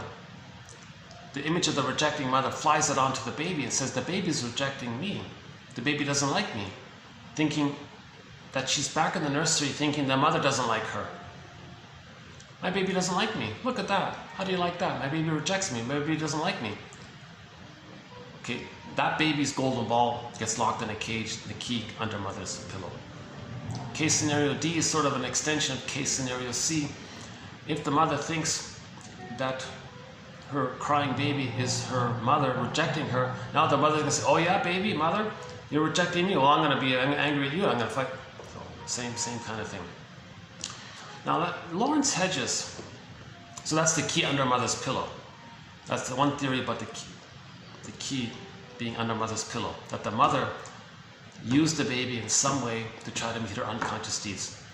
Now let's review those 4 points again through the lens of Lawrence Hedges' complicated theory. Lawrence Hedges puts it this way, more or less I'm paraphrasing her. Let's say the baby could speak during those 4 stages. So stage number 1, the mother sees herself, her baby, her unloved, wounded self onto the baby. She imitates her mother, the grandmother, replays the record. Therefore, the mother is acting like the aggressive grandmother. The mother sees herself onto the baby and shames the baby. Let's say the baby had a voice. Let's say the baby said, Hey mother, what's going on here? I'm not you from 20 plus years ago. I'm your child. Could you please look at the calendar? What year is it? Plus, I'm your child. I'm not you. The mother doesn't get it. No, you're me. I'm your hateful grandmother. I'm going to show my grandmother what you did to me because I'm going to do to her. I'm going to do to you what my mother did to me because I want my mother to know what you did to me so she can change her ways. I want a better past for myself. Maybe I can get a better past if I show her what you did to me. Maybe say, hold the phone here, mother. You just look at reality here. I'm a me. I'm a little me. I'm your baby. Mother doesn't get it. Baby might think, oh my God, is my mother psychotic? That's Hedges' theory. The baby thinks maybe his mother's psychotic. So psychosis means the letter is sent, but it arrives at the wrong place. Something like that. Poor baby. Okay, let's case scenario B was, the mother says, at last, I can have someone who will take care of me. Baby says, hold the phone here, mother. I can't be the good mother that you needed in the nursery from 20 plus years ago. I can't be your good mother that was missing. I'm your child. I'm not your missing good mother. Mother, could you look at me? I'm your child.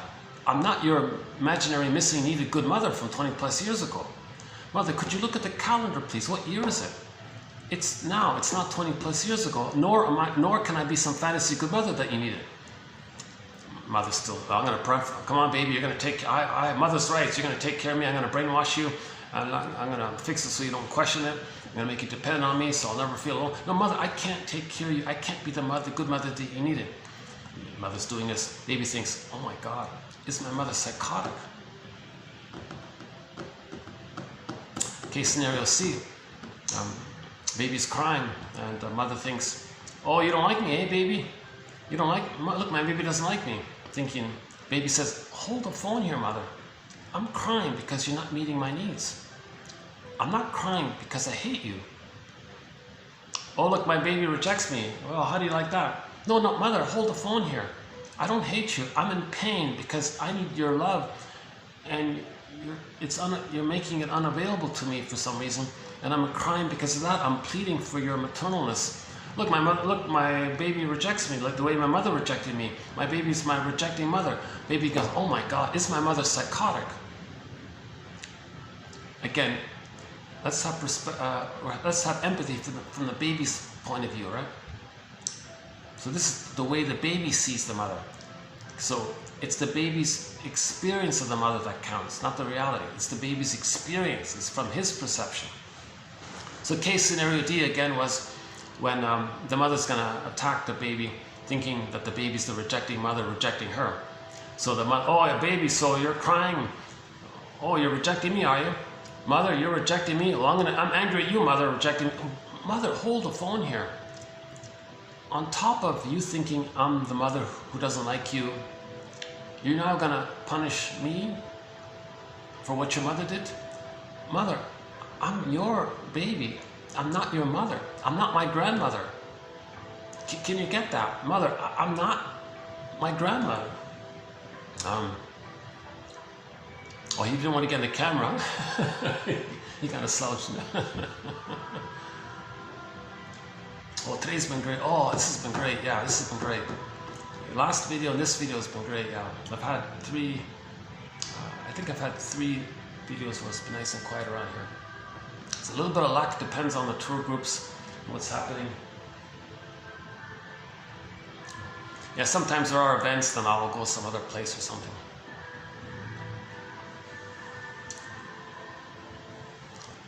Yeah, I appreciate these guys. These guys, friendly, nice hospitality. I appreciate the hospitality here. It's a unique little odd.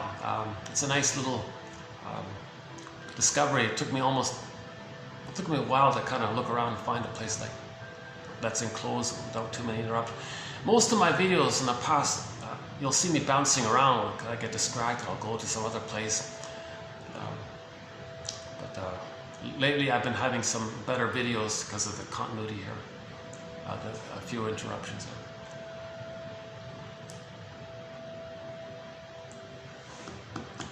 So case scenario D, yeah, the mother's gonna tell the baby who's boss, meaning she thinks, mother, listen to me, respect me. So she wants to control the baby, thinks she's controlling the mother. Again, the baby thinks, is my mother, are you psychotic or something? I'm not my grandmother. I've never even met my grandmother yet. And you think I'm her? What's wrong with you, mother? Okay, so Lawrence Hedges says that this phenomena leads to a rupture in the child's psyche. One guy calls it a basic fault. Some kind of hole in the child's psyche. And in that rupture, in that hole, Hedges calls it a psychotic pocket. The baby's golden ball goes down the well, goes into that psychotic pocket. Okay, so he loses the golden ball. Okay, so the golden ball's in a cage, in other words, and it's locked because it's encapsulated. This psychotic pocket is kind of sealed and encapsulated, and it's down in the well, in the cage, and it's locked. Now the key is that it's under mother's pillow. So the imagery is you got mother, the pillow. Now under the pillow it's dark, so it's unconscious, and there's a key there. That's the idea. That we got to get the key out from under mother's pillow. Right? So that's the greatest hurt of all. Mother failed me. The greatest hurt of all. The greatest hurt of all for a baby. Mother failed me. Now we go on the forgiveness journey. We got to be psychological. Put on our detective cap. Become a psychological detective. We got to figure this out. Crime like a detective. We got to be a psychological detective. What happened with the mother? Find her story. Why didn't she have the love to give? She's traumatized, of course. She's crying for love. She has the delusion that if she replays what had happened to her, that maybe she can change her past. She doesn't know that she's doing it. Okay. Repetition compulsion is unconscious.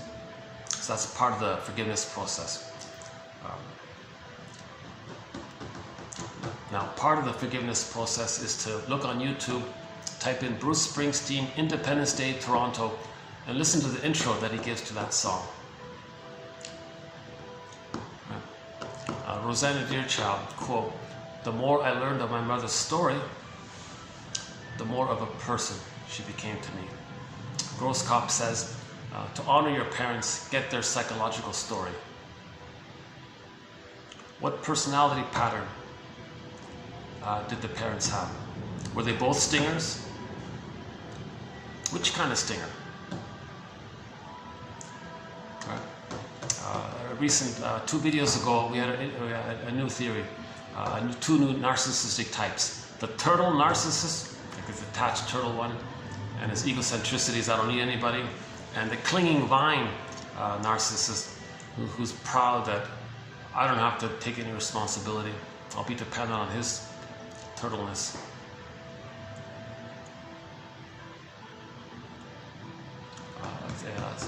Undeveloped, that one there. Sanford mentioned that from a guy named Kunkel, Fritz Kunkel, his mentor. Yeah. We don't have many. Yeah, we don't have any quotes on him. I don't think. Yeah, so look into that. Yeah, Sanford's story is interesting. Yeah, we have a couple of his quotes here today. He comes from a long line of like the religious family thing, the grandparents on both sides of the family. And the wife, similar sort of thing, right? Finally, his father said, "Son, I'm tired of all this. There's something more going on here. Here, read around, will you? Figure it out." So at age 22, he went to Kunkel, Fritz Kunkel. He says, "Oh my God, all this religious stuff. You gotta be kidding me.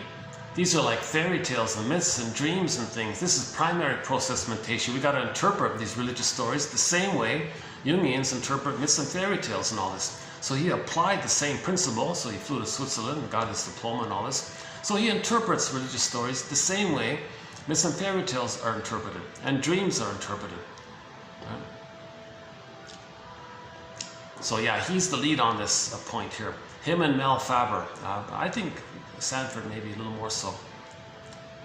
But those two guys, John A. Sanford, the Jungian, and a guy named Mel Faber. His book is called The Psychological Roots of Religious Belief and Psychology of Prayer, is that right? And no, he's got a third one, I forgot.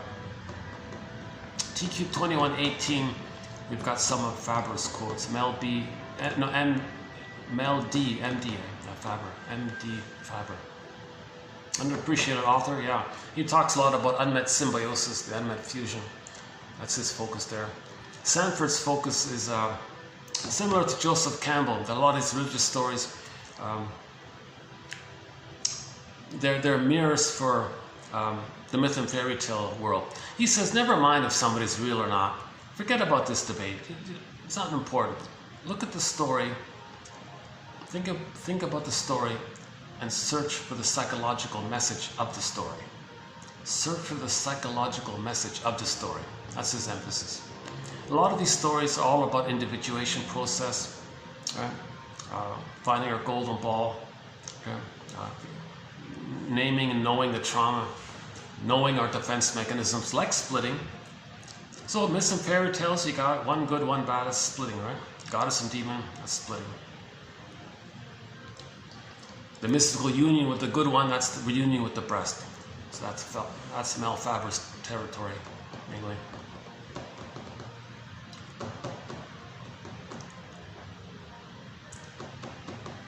Oh yeah, so get the key out from mother's pillow, right? So we got to be a psychological detective for our parents. What was their insecure attachment style? Which personality pattern?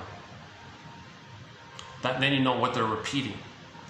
Are they repeating in the way the aggressor repeats, or are they repeating in the victim place and coaxing others to reject them?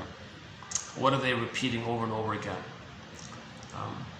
Now, a lot of this issue about the games people play, duplicity, lies and propaganda and rhetoric, all this kind of convoluted nonsense,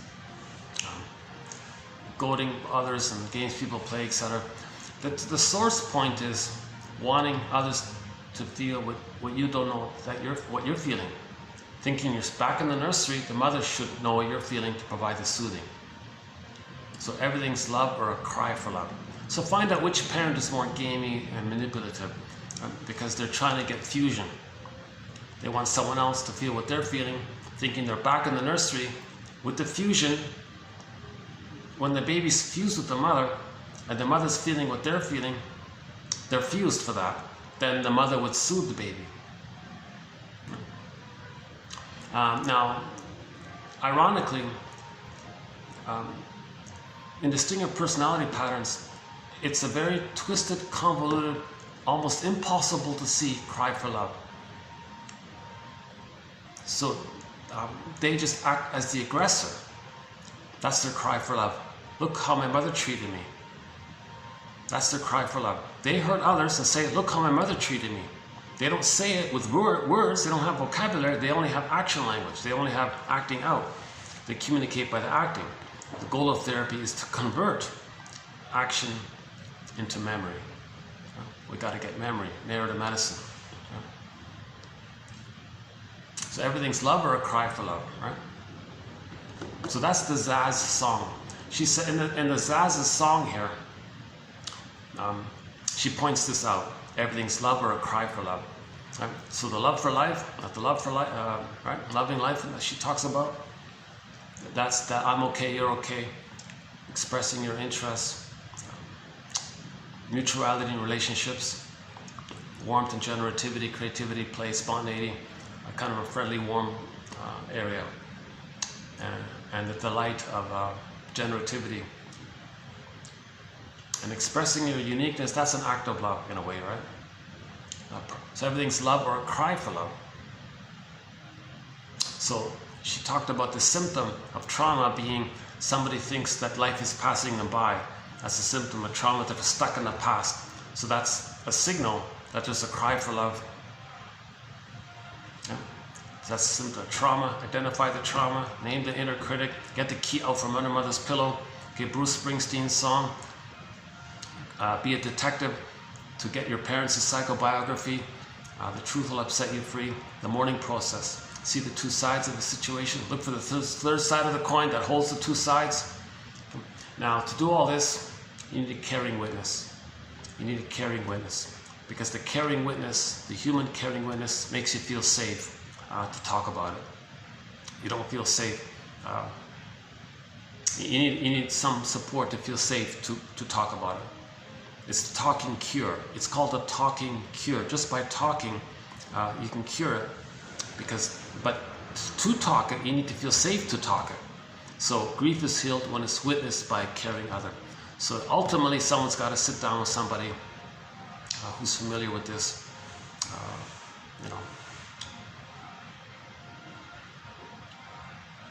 Okay, say what needs to be said. That's weaving the basket. Then the feelings come in. Then the therapeutic turning point. Then we're back on track. And then we find ourselves. Right? It sounds kind of simple in a way, right?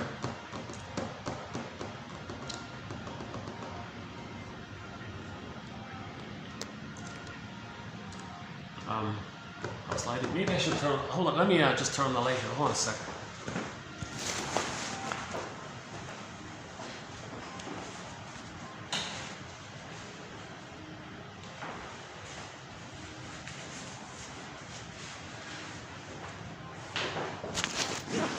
Okay, still lighting's still okay here. Yeah, okay. Yeah, sometimes the lighting's a little off here. Ebule Parini by Zaz, yeah. That version we played is a live version from Rio de Janeiro. I think it's 2017. You can find that on YouTube. The other song was Walk Down That Road Before by April Wine. And the other song is Katja Epstein's German cover of Windmills of the Mind. And we can take another musical break here, maybe. Brian Andre's song, just a light breezy pop song called Ni Ka Ui. Ni Ka Ui.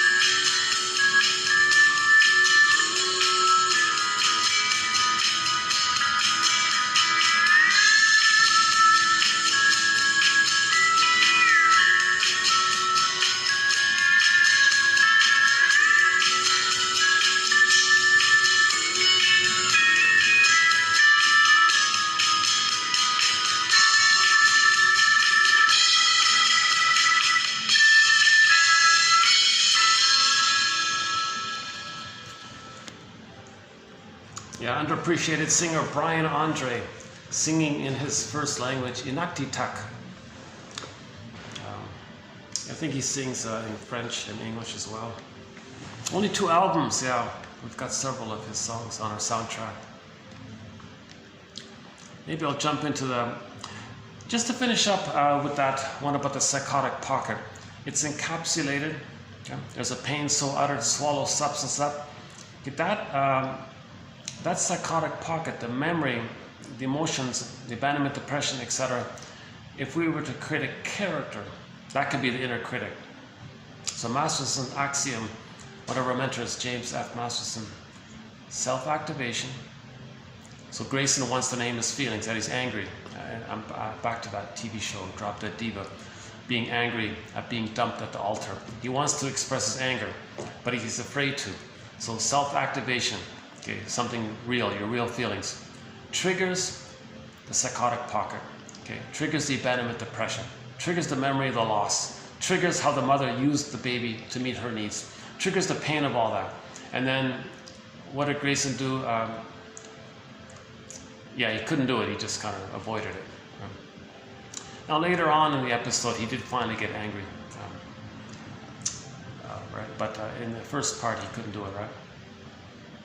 So self-activation, real self-activation, like naming your feelings, triggers the inner critic or the psychotic pocket, self-saboteur character, inner critic, superego, whatever we call it.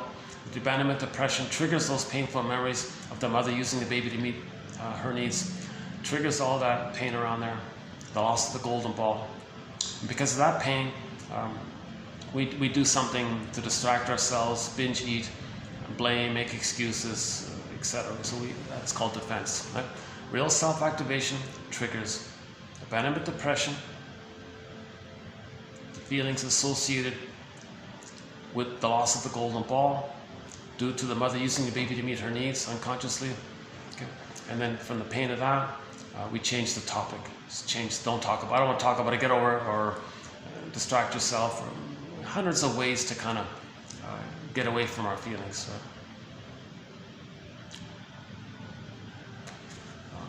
Yeah, so that's one theory. Another theory about the inner critic. Okay. It's this self-saboteur character that personifies the energy of this psychotic pocket, kind of created. The voice of the memory of the golden ball going into that pocket. We can call it the self-saboteur character, right? And then the child remembers that he couldn't metabolize the mother's hate. That hate, now he hates himself all the time. That's inner critic. Burglar's metaphor. Did you save the mother? Right? Did you metabolize her hate and heal her? You didn't save the mother, did you? Okay, that's self-saboteur, abandonment depression, the golden ball again. So that's the inner critic. This impossible demand or expectation by the mother toward the baby that the baby should save her and heal her. If the mother does that unknowingly, that leads to the harsh inner critic. He'll have a hard time having his feelings, knowing his development, because the condition is, every baby needs to get his needs met from the mother.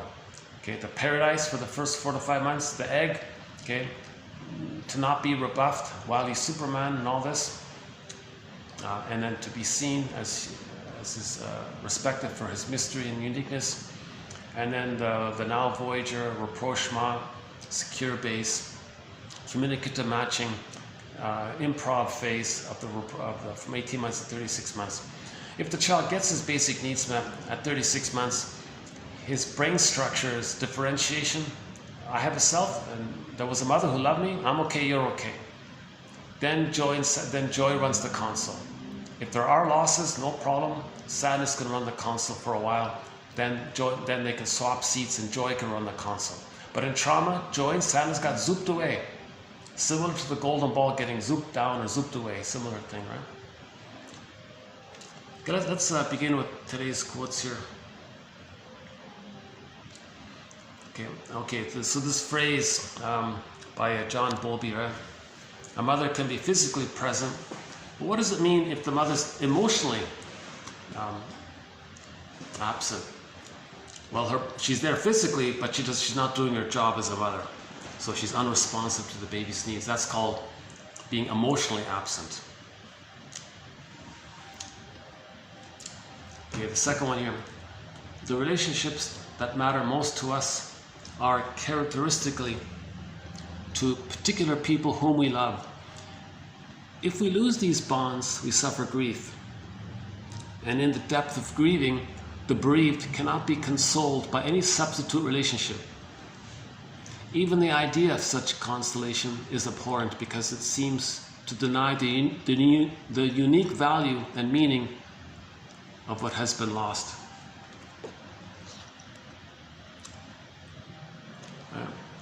That's why a lot of these cliches and slogans, get over, yeah, they're there now, get over it. You'll find another one. So a lot of these rebound relationships don't work because it denies the true value of the first loss. In order to enter into a second relationship, you got to mourn the loss of the prior one. Right? If a person doesn't mourn the loss of the prior one, they're not really going to love the one in the present because they're still dwelling in the past. Okay, so that's a basic kind of common sense kind of thing. But a lot of people forget it. They think as a manic defense against the pain of the loss, they jump into another relationship as a defense to not feel the pain of the loss of the first one. Right? So doing so is not going to work because you denied the unique value and meaning of what's been lost. It means complicated grief. Sadness is frozen. Okay. The psychic structure needed to grieve is differentiation. Okay. To get differentiation, forgive the mother. Forgive her. Just forgive her. Find a way to forgive her. You do so by looking on YouTube under Bruce Springsteen, Independence Day, Toronto. Rosanna Deerchild's quote. Grosskopf's book about forgive your parents, heal yourself. And his sequel, the sequel's better. It's called Understanding Our Puzzling Emotions Hidden in Plain Sight. Getting Your Story. Learning about projective identification, meaning unmet symbiosis. If the mother or father is very gamey and manipulative and all this, they're looking for symbiosis. So now you know, their trauma, they didn't get their symbiotic needs met.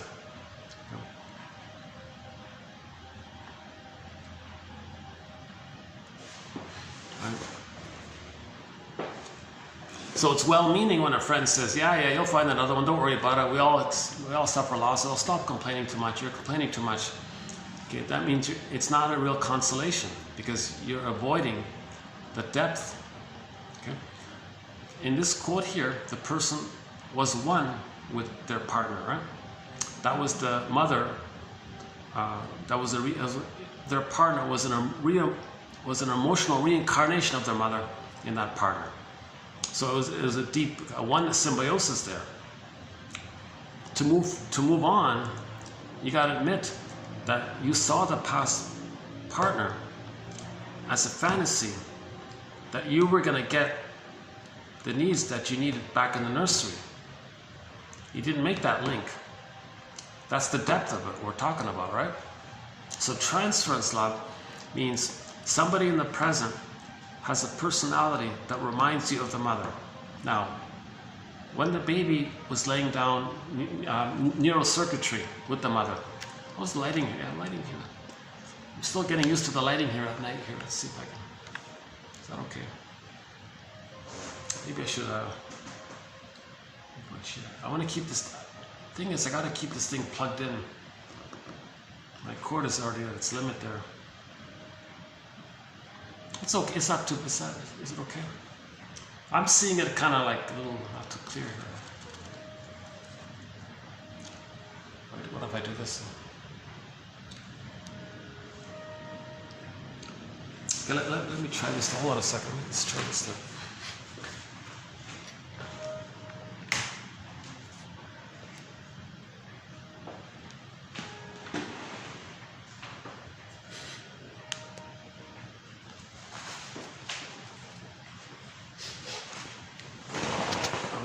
Is the lighting better here? Oh, the lighting's better here, isn't it? Let's see. Okay, I guess I can do it this way, right? Yeah, okay. Oh, I don't have the elbow rest here. Okay, that's okay.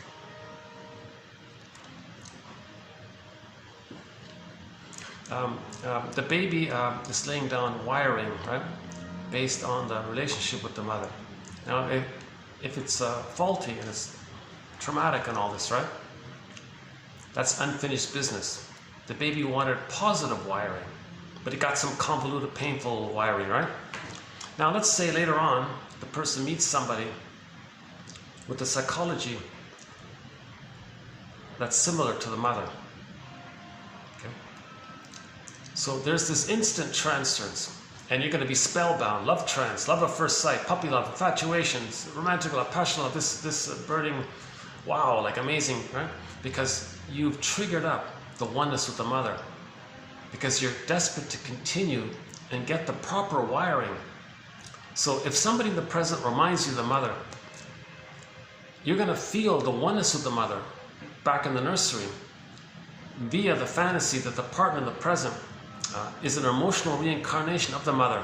So you're transferring that mother into the partner, and you're going to say the title of that play. I love you, you're perfect, now change please. So the partner, the fantasies of the partner, emotionally the mother, now it's a second chance. You're back in that timeless place. Now you're going to get your needs met. Now finally mother's going to change her ways. Now you're going to continue and she'll correct things and get the wiring that you need. So there's a great expectation onto the partner to be the good mother in the past. I love you, you're perfect, now change please.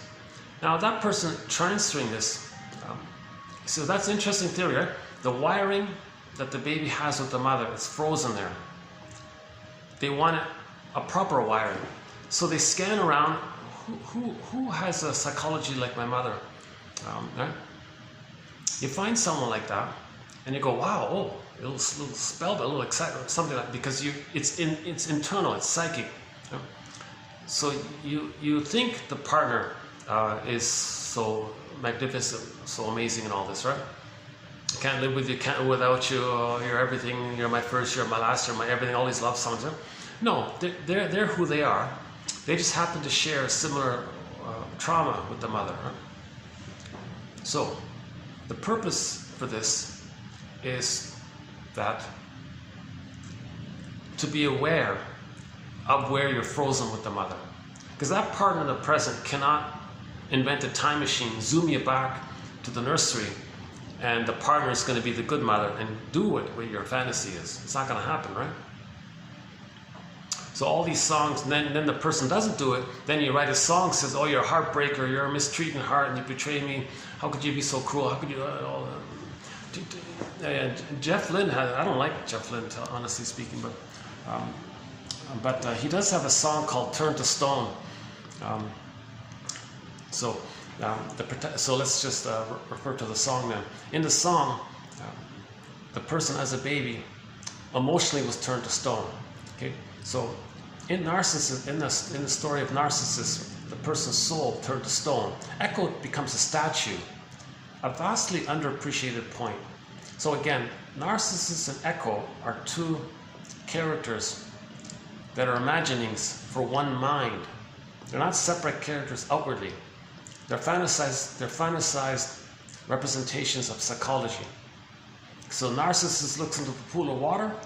He's transfixed with the oneness of it all. That's the symbiosis. That's the baby's thinking that it's all him, solipsism, everything's him, there's only him, right? That means, okay, because you see Echo at the side, that means the person with that mind didn't get love. So his soul got repressed and then disassociated, flying off to the corner. That's Echo. At the end of that story, Echo became a statue, turned to stone, a statue. Okay, so in that song, Turn to Stone, the person had that experience where his feelings froze up or turned to stone or petrified, etc. But he doesn't know it, it's repressed. So in the song, he meets a girl and says, hey,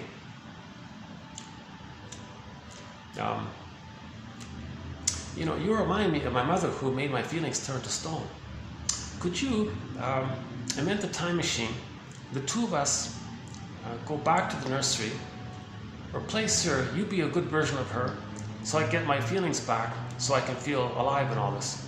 I feel frozen inside. I want to feel alive. So could you do that? The girl says, no, I can't do that for you. Of course I can. Then he got angry. So he flipped it into a guilt trip. Okay. Well, how can you be so cruel? Because if you don't do that for me, if you don't invent a time machine and change the past, then I'm going to blame you and criticize you for being so cruel. Well, that's an unrealistic criticism. I'm not the mother. I can't do such a thing. Then he did a double guilt trip thing. All right, forget all that then. I'm just going to try to guilt you into it. What do you mean? Well, I'm going to keep telling you and sending you emails that if you leave me and you don't help me, then you're making me turn to stone. That's nonsense. You already felt turned to stone by your mother back in the nursery. Oh shucks, it didn't work. That's what the song is about.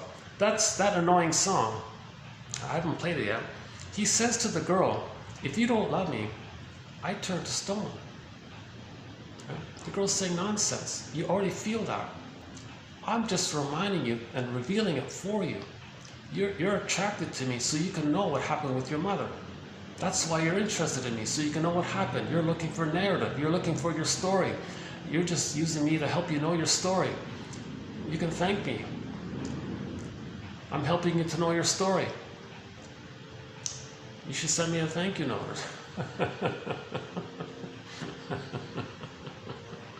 Right? Every man is my mirror. Every man is my brother.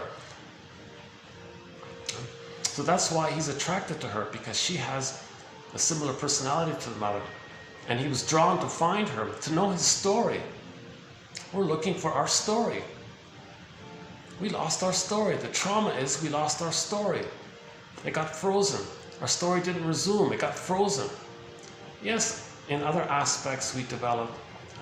But in our emotional identity, I feel, therefore I amness. We live to the extent that we feel. We're looking for a golden ball. That's the important story. What makes the jus de voir, the feelings, jus de voir, French song. So in the song, you're a mistreating heart. No, your mother mistreated your heart. I didn't. I just reminded you of the mother so you can know that the mother mistreated your heart. Don't transfer your mother onto me. I'm not the mother from 20 plus years ago. Oh, I see. The other song was, why do you have to be such a heartbreaker? No. I didn't break your heart. Your mother broke your heart. I just remind you of her. And you're saying this to me so you can pull back the projection and take it to the true source. Morton Keeson says, all these things you're saying about the other person, it's for you to know how you felt towards the mother. But as a child, you didn't have vocabulary. You're finding vocabulary by blaming the partner as a bridge to take it back to the parent. So that's a very, look up Keeson, K-I-S-S-E-N in our collection here. Actually, that's a very key pillar quote here in 1001, Windmills of the Mind. Morton Keeson, I think it's 2291 and 2. If I'm not mistaken, it's TQ's 2291 and 2. Those two videos are all on Keeson's theory about how that dysfunction, lifelong dysfunction, is the lifelong attempt to still save the mother, correct the mother. Because we're still frozen at that place of thinking that it was our job to save the mother. So the value of finding a partner and being angry at unrequited and all this, it's for you to know how you really felt towards the mother back then. So take it there. In this transference life, you're not even seeing the person really for who they are. You don't even really, and a lot of this infatuation, puppy love, transference, it's not genuine love. Because in genuine love, it's I'm okay, you're okay, I know the reality of you kind of thing, right? You're not, oh, there's that whistling song again. Oh my God. Yeah, we haven't heard this one in a while. There's only one on this looped musical thing on the overhead speakers. Everything's okay. There's just one song that kind of, it's this annoying little whistling one here. That's a defense against whatever this. I haven't analyzed this. I can't figure out what it is. about this repetitive, I don't know what, maybe it's the pitch, maybe it's this, maybe unconsciously it's like a squealing sound of some kind. Maybe it's, I don't know what it is, but this, I could hear it for a while, but after a while, let's never mind. I'll give some thought here. Again, the relationships that matter most to us are characteristically to particular people whom we love. If we lose these bonds, we suffer grief. Natural response, grief, complicated grief. And in the depth of grieving, the bereaved cannot be consoled by any substitute relationship. That means you're denying the past, right? Even the idea of such consolation is insulting in some way or abhorrent because it seems to deny the unique value and meaning of what has been lost. Okay, so in other words, in order to move on, you gotta. So let's talk about that Grayson guy in the show here. I talked about in the last video. In order for him to love again, learn to love again, right, he's got to mourn the loss of the girl dumping him at the altar. Right? If he doesn't, it's abhorrent to him to marry some other girl, to squelch over the buried grief of being dumped at the altar. Because being dumped at the altar may also be related to being abandoned at some point by the mother in the nursery. It may be blurred in like that, right? Okay, next one here. Because attachment structure meaning, says Marris, the loss of key attachment figures tends to precipitate confusion. Quote, when people are bereft of a crucial relationship, nothing seems to make sense any longer. The world seems meaningless. As Marris describes it, the experience of losing someone you love is less like losing something valuable than like finding the law of gravity to be invalid.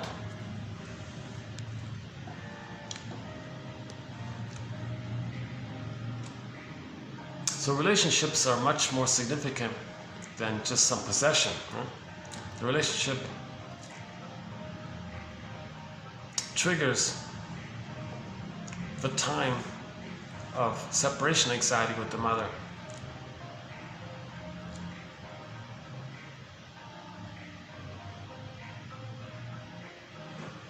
So the abandonment depression is, oh, life is meaningless, or what's it all for, and all this. But if we have the attachment, oh, then there's meaning, then you're developing, you're growing. Attachment is the internalized representation of repetitive interactions with caregivers. So our attachment style is either going to be secure and normal, I'm okay, you're okay, or it's going to be insecure, disassociative, disorganized, unformulated, anxious, reactive, avoidant, all these insecure kind of convoluted things, right? And that's the trauma, and we're living in the past.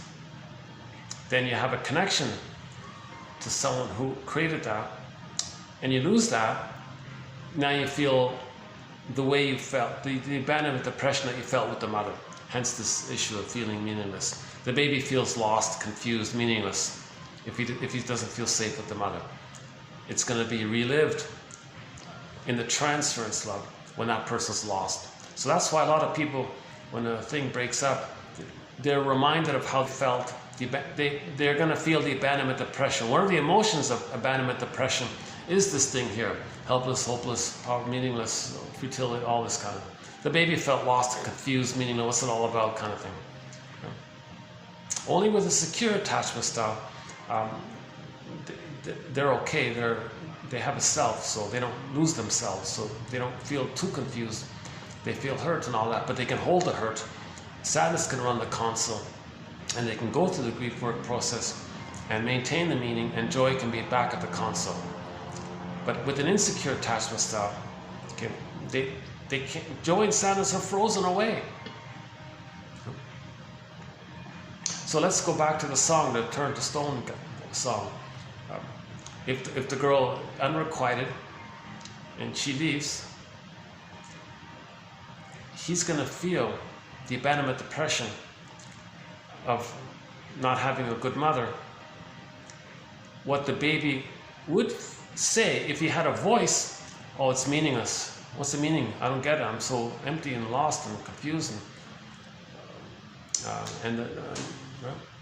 Etc. Okay, next one here. Insecure attachment. Okay, one author focuses mainly on the two common ones, avoidant and clinging. Insecure attachment in infancy. That's okay, namely two of them being avoidance, so that's the turtle, and the clinging, basically. So the turtle one, avoidance, the former inclines the child to become abnormally self-reliant. That's the turtle, right? Quote, having learned that he must not make bids for attention if he's going to be tolerated at all, the young child inhibits attachment behavior. Oh yeah, one guy calls it he's going to deactivate his needs for attachment. I'm never going to admit that I have any kind of attachment needs. I'll be the turtle. That's the avoidant. Because he learned as a baby to make a bid for attachment, the pain around, so I'm not going to make a bid. So he'll deactivate. That's the turtle one. So he'll avoid initiating attachment, right? He may kind of trick someone else to initiate the attachment, but he's the turtle, right? The turtle one, right?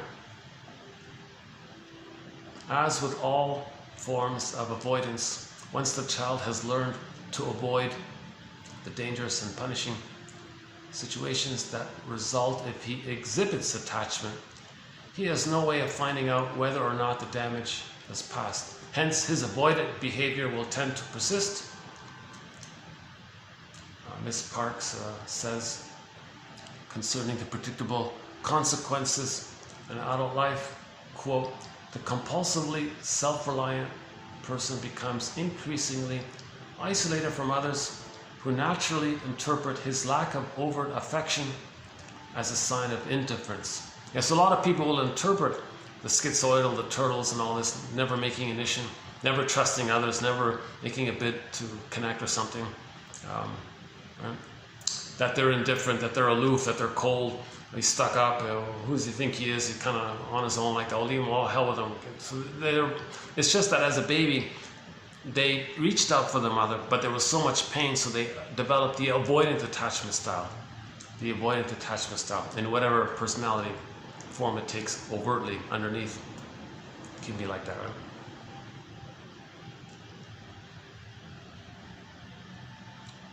So most of the stinger personality patterns, or maybe all of them, or most, not all of them, most of the stinger personality patterns have an underlying avoidant attachment style in terms of emotionality, because they don't trust. They're not going to trust. So now, see the bully pattern, they're aggressive, so that's different, right?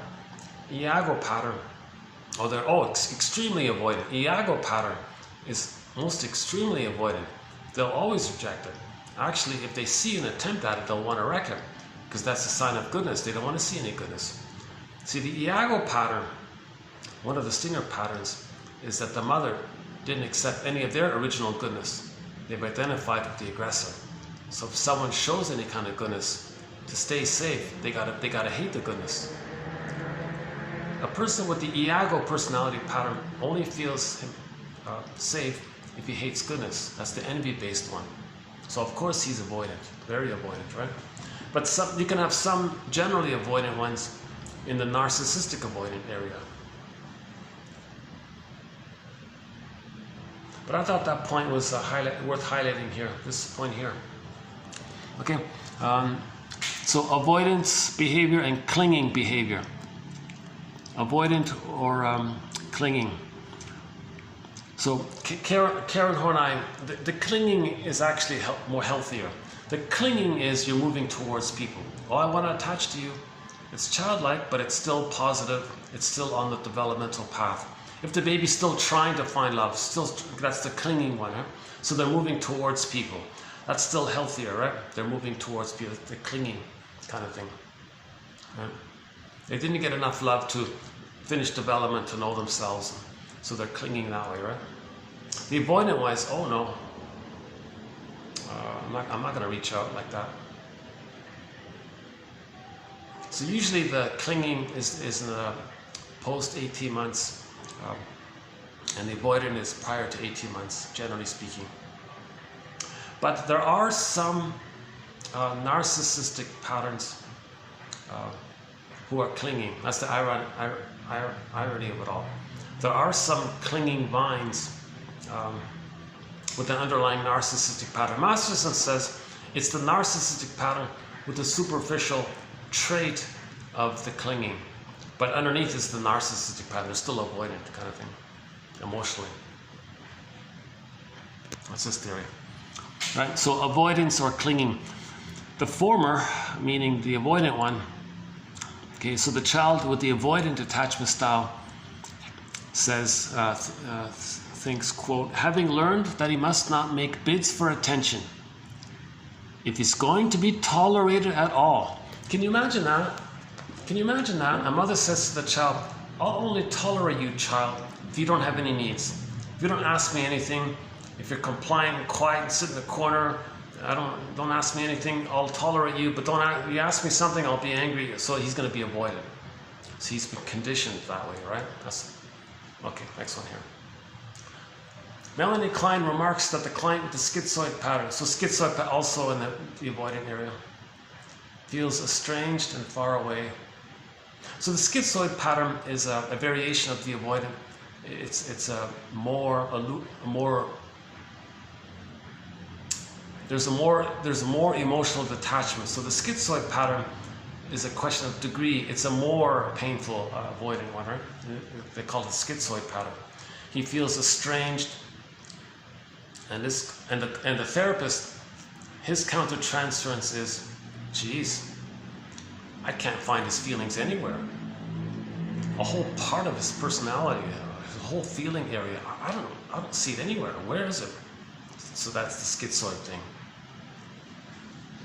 Masterson's sort of teaching analogy or joke about the schizoid pattern is, imagine you have coffee with your friend, and your friend doesn't know where to settle the chair. So your friend thinks first that the chair is maybe too close to the table, to you. So he thinks he's going to be engulfed by you, like abandoned. You're too close, you're too impinging, you're too engulfing, too much anxiety. So to deal with that anxiety, he'll move the chair back. But the moment he does that, oh my God, I'm going to be abandoned by mother. So he's too anxious. So he's going to move the chair forward because of that. But the moment he does that, he's going to feel engulfed. So he moves back, he's going to feel abandoned. To avoid that, he moves forward. And imagine the whole time you're sitting trying to have coffee with your friend. He's shuffling the chair the whole time, up, forward, and back the whole time. It looks ridiculous, but in the emotional realm, the schizoid pattern is considered maybe like this. So Masterson says the first things first, get him to kind of settle at some point. Like emotionally, find a spot that is comfortable. That's sort of a starting point, he said. That's described by one of his students, a guy named Ralph Klein, wrote a book about this.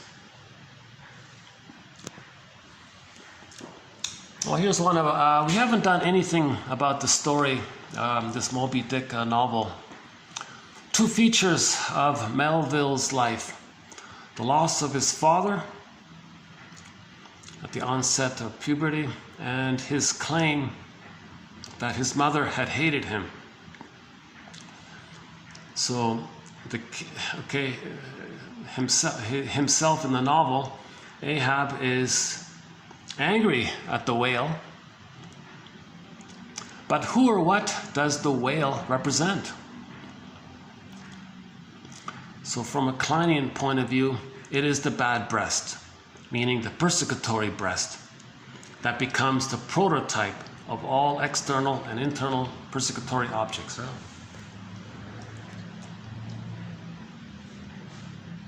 Right? So in trauma, the baby thinks the bad breast is a persecutory breast. Okay, that's what the whale is. So the story of the Moby Dick is, oh, this whale is so annoying, he's so frustrating, he annoys me, doesn't even show his face to me. He's very personal. It's an irrational story. Why is he so obsessed and he can't give it up? He spends his whole life trying to fight with this whale kind of thing. That's a metaphor that the baby's struggle with the bad breastfeeding experience. So the story of Moby Dick is a metaphor for the frustrating experience a person has if the bottle's being used, or the mother's being frustrating towards the baby as part of her campaign to damage the baby's ego, so the baby will always be dependent on her. Okay, and later on he had no help. The author here had no help with the father, so he's back to the mother. See, at the onset of puberty, maybe he would attach to the father. That'd be a bridge out of the realm or the orbit of the mother. He'd have a father connection, right? But he didn't have that, so he's fell back on the abusive mother. So hence it's even exaggerated, right? So the hope to get out of the mother complex with age didn't take place, right? By the sounds of it. Okay, so in other words, Moby Dick is the bad breast in his unconscious, something like that. Okay, projections are integrated by being made conscious. Now here's Sanford here, yeah. So what is a projection?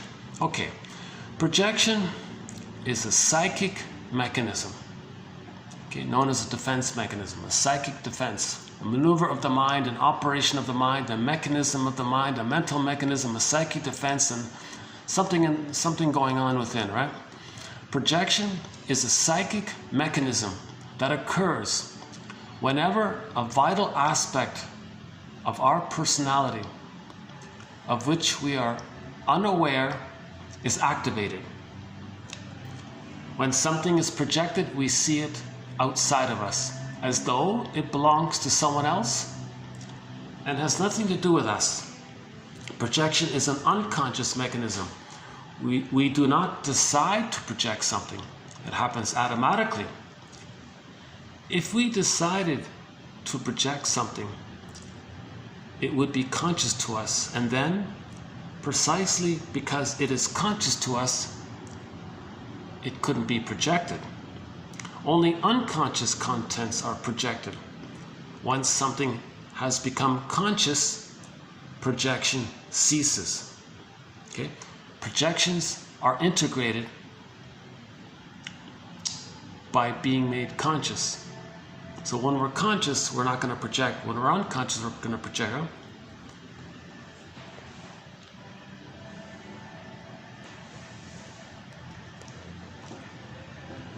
So if you know something about yourself, if you know yourself, you're not going to project so much. If you're projecting a lot, that means you don't know much about yourself. But projection is the means or method or way or mirror to bring repressed material, unconscious material to your consciousness. Laughlin calls projection the mirror defense. So it's a defense in the sense that you're seeing it outwardly, but it's a mirror to know that it's within. That you're projecting it, so you see it's within. Right? Projection is the means of bringing repressed material to consciousness. So when somebody's projecting, irrational, exaggerated, strong emotions over some trifle, that's projection, right? Even the partner, even with the unrequited love thing, transference love, that's a projection. The partner's not the mother. But this strong emotionality of accusing a partner of breaking your heart, the partner didn't break your heart. It's disappointing. You had a preference. You hoped it would work out or something. It's a preference. But they have, it's not to the extent that in the adult realm someone's going to cause the kind of pain that a baby would feel if the mother's going to abandon him. See, it's different, right?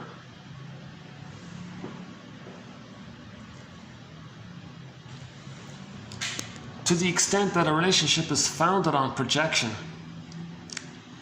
the element of human love is lacking. Yeah. So the more we project, that's transference love, right? The less we project, the more love there is. To be in love with someone we do not know as a person. What? Hang on. To be in love with someone we don't know as a person but are attracted to because they reflect back to us the image of our of everything to us, of our feelings to us, our goals to us, is in a sense to be in love with oneself, not with the other person. So that's one way. That's one way of looking at it, right? It's the narcissism, right? If you're entranced by somebody, you're in a narcissistic place where it's all about you. That's what it means. Okay, when we fall in love with someone instantly, we can be sure a projection is involved. Okay, he was giving the example of the two different ways people related to projections. So he said Dante was aware, the novelist was aware, the Italian novelist, he was aware that he's projecting. So he had wrote stories and poems and all, but he was aware of it. But this other guy from thousands of years ago, this Cleopatra Anthony story, the Anthony guy wasn't aware. And because he wasn't aware of it, he was, it actually hurt him because he wasn't aware of it, right? Yeah, oh yeah, and the metaphor for that was, because Anthony wasn't aware of his projections, the images in the Odyssey, Circe turned the men to pigs, right? So if you're not aware of your projections, inwardly you're kind of regressed. And the sirens wrecked the guys and the bones on the island. So Anthony was kind of wrecked in all this. So if you're not aware of your projections, you think it's damaging to your inwardly. It's a metaphor for the inner damage, right? But Dante was aware of it, so he created some beautiful, some colorful stories, right? Dante realized his Beatrice as a figure of his own soul. Anthony was unable to experience his soul other than through projection. So Anthony saw Cleopatra as this divine goddess and all this, right? So he couldn't think clearly, and then he couldn't do he lost his status and all this. Related to this is, as Irene de Castillo put it, if a man looks to a woman to be the keeper of his soul, it only makes her impatiently declare that he is reading more into the relationship than exists. Yeah. Okay, next one. By recognizing his little hurt boy side, he is much less likely to become identified with it. Yeah. So if you admit that you're triggered and it's from the past, then you're not going to act it out. You're not going to be it. You have it rather than being it, acting it. Right? Okay, next one. If it is his wife who has hurt his feelings, and if he were to say to her, you know, when you said that, I felt angry, well, he would be himself. But unexpressed, then it kind of smolders, and then he develops passive-aggressive moods and behavior. Yeah, so we have a thread on passive-aggressiveness, so we can add this one to that one there, passive-aggressive. So if the person's angry, but they're afraid to make an I statement, then later on, he'll express his anger in covert, subtle ways, either in his mood, or being uncooperative, being late, deliberate inefficiency, or doing things to annoy others, not wanting to cooperate in any way with others, giving people misleading information. He'll express his anger in these covert, subtle, little sneaky ways, right? Because he doesn't know how to make I statements.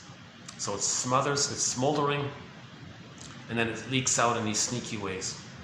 And he might not be aware of it. So it's better for the man to make an I statement.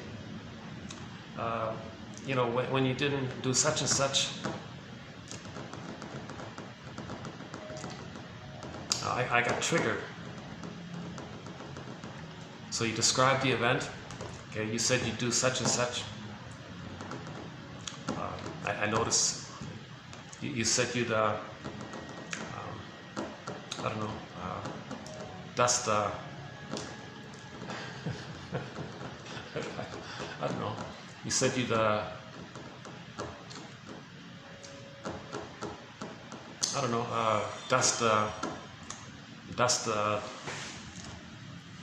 do some dusting. I can't find that. This room is very clean. I can't find any examples. You said you'd dust the room or something. I noticed the room. I see all the dust around here.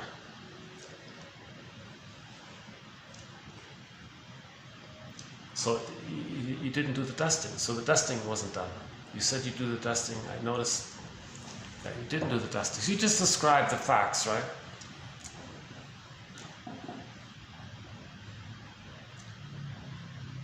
So let's say the man agreed to do the dusting, to help her out.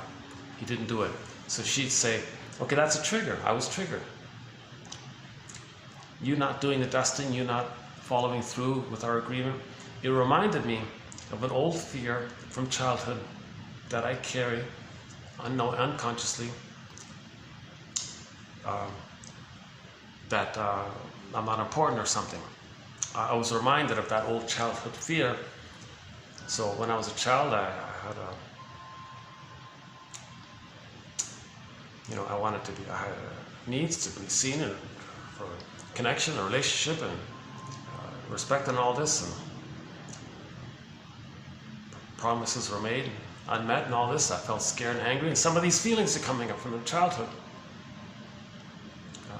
So that's like an I statement, right? So this thing that you did triggered an old thing in my childhood. As a child, I had a need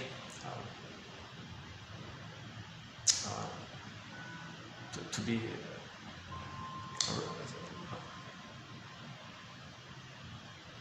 to trust my parents. Sometimes that trust was broken, and I felt like, wasn't I important? You said, you promised this, you didn't do it, and you made no mention about it. You wanted me to just forget it, but I trusted you. I counted on it. I remember these experiences in childhood, and I remember feeling bad and feeling angry by this, and I guess I repressed it. Now you breaking the promise to not do the dusting, I think it brought up some of this old stuff. So the old stuff was, as a child, I had a need for trust and communication and rapport and relationship, and there were times when that wasn't met, and when they weren't met, I felt angry. That's what's coming up in the present. So then the follow-up part is, I want to make sure that what I'm saying doesn't trigger you, and my hope is that you don't see this as a criticism. I'm just sharing what's going on with me. How are you taking what I'm hearing? How are you taking what I'm saying here? How are you hearing what I'm saying? What's going on with you? So you ask like a question like that, right? And the guy might say, you're blaming me. Okay, no, I'm glad you said that. No, let me. No, I'm not blaming you. I'm telling you that I was reminded of something in childhood, and I'm sharing that. How are you hearing me? Okay, you're saying that when I didn't do what I said I was going to do, it reminded of the broken promises that you had in childhood. Well, that's great, thanks, yeah, and I appreciate that. So that's a little bit better, right? Kind of thing.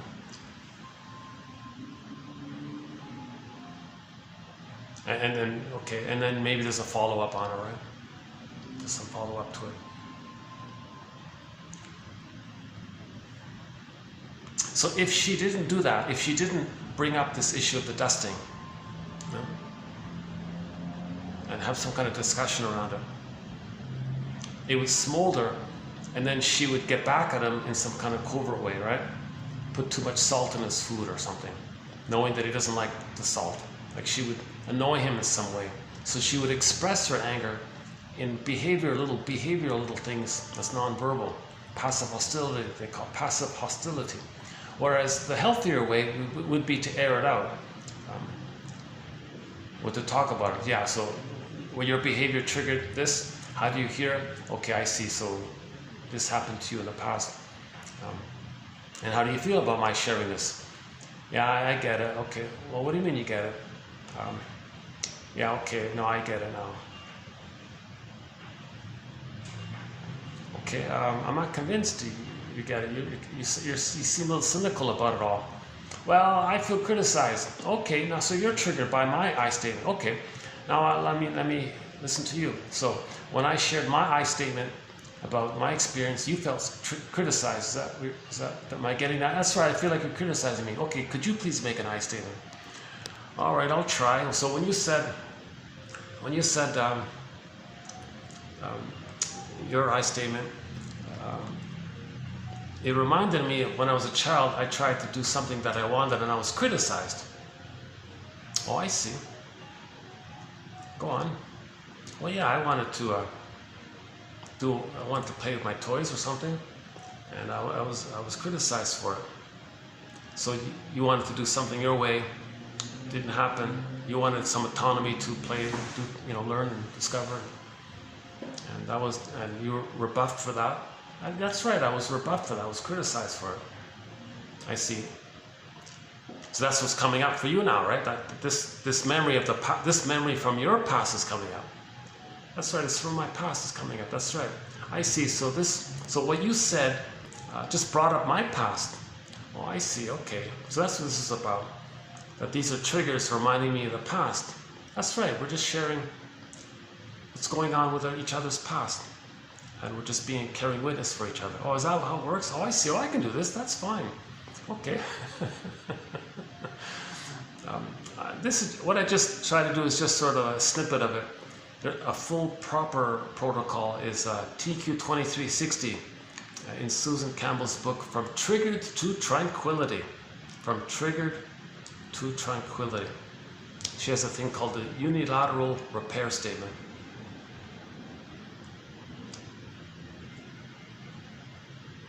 Name the trigger, the old childhood fear. Now, if you had some kind of reaction to being triggered, you note that and say, well, that was my defensive reaction to being triggered. When I'm triggered, I'm not the best version of myself. If I could do it over, I would tell you up front. Rather than act out, I would air it out. So a good follow-up, an emphasis of this is the Marshall Rosenberg, his book called Language of Life, NVC, Language of Life. He emphasizes this whole issue of if a child's need gets met, he feels pleasant, he feels fine. If his need doesn't get met, he feels fill in the blank. So the exercise is try to be specific and name the need. Okay, connection, safety, interaction, community, play, like his developmental needs, right? Like so safety usually, to be seen, some acceptance for his growing autonomy, and then you try to be specific about the feelings. Name the feelings. Usually it's scared, angry, confused or something. So when something in the present happens with a friend or something, you name the old unmet need from childhood, and you name the needs from at that time that's brought up in the present, that's been brought up to the surface. Okay. So something in the present just brings up the past. Just describe the whole thing, rather than just blame the person as a defense against the inability to talk about the past, right?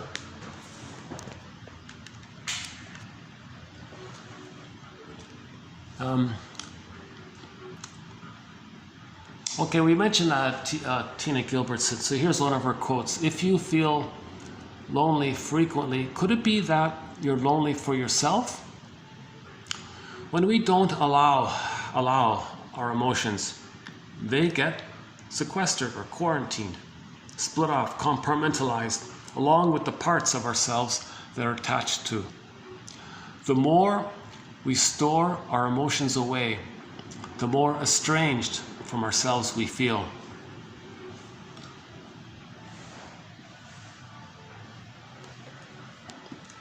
So that I feel, therefore I am. So here's again this link. I feel, therefore I am. So if you're denying your feelings, you're denying your amness that's underneath the feelings. If you have your feelings, it's linking you back to your amness. I feel, therefore I am. So you want to accept your feelings, because then your amness is there.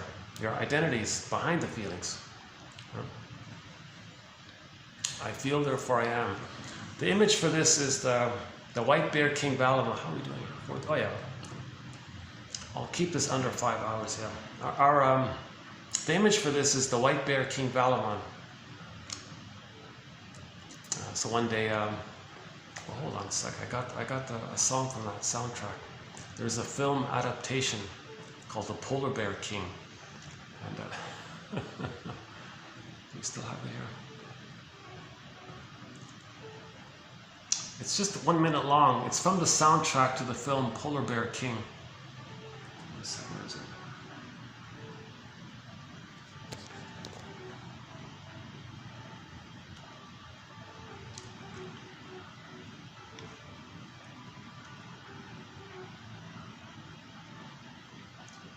Dreamboat Annie. Oh, yeah. I thought we still had it here.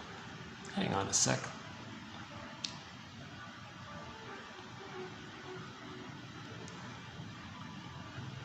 Oh, I don't see it here. Oh.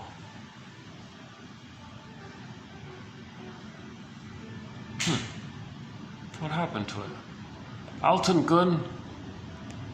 What a fool believes. Peer Gynt. Catch Epstein. Lovesick Rise. Waiting for the moon. Spirit. Oh, here it is. Here it is. Here. Yeah, here. Here's from the Polar Bear King.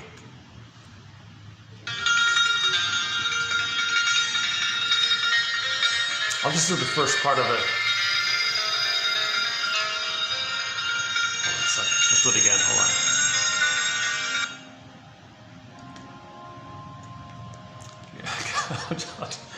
I'm not a storyteller. I wish I could be a storyteller. I'll just do the first little sentence of it. Once upon a time, in a far-off land, in another place, another time, there was a young lady walking on the field. In the distance, she sees a beautiful image, that of a polar bear, playing with this golden reef. What a delightful image. The polar bear is playing with the golden reef. She approaches, she's drawn to this.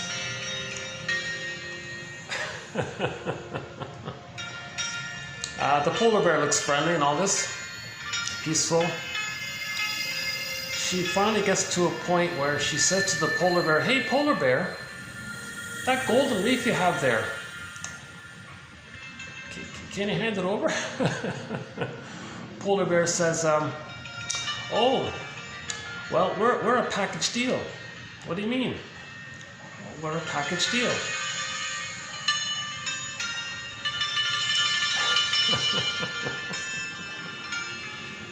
Okay, I'll just pause it there. So, in other words, the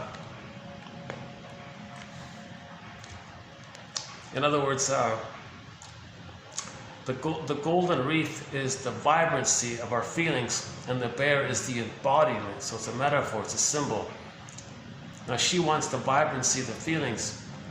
It comes from the embodiment, so it's a package deal. You can't have your feelings without your body. The polar bear is like the embodiment, having the body. If you have your body, you have your feelings. So she was supposed to marry the polar bear. So that's the confusing story, right? Meaning, be reunited with your body, accept your embodiment, and then you get your feelings. Now, how do you find your embodiment? So there's a whole story about this issue, right?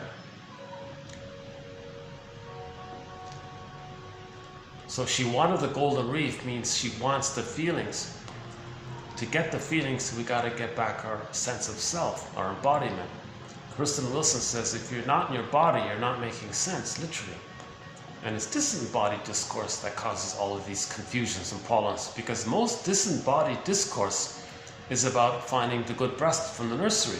It doesn't make sense. Nobody's making sense.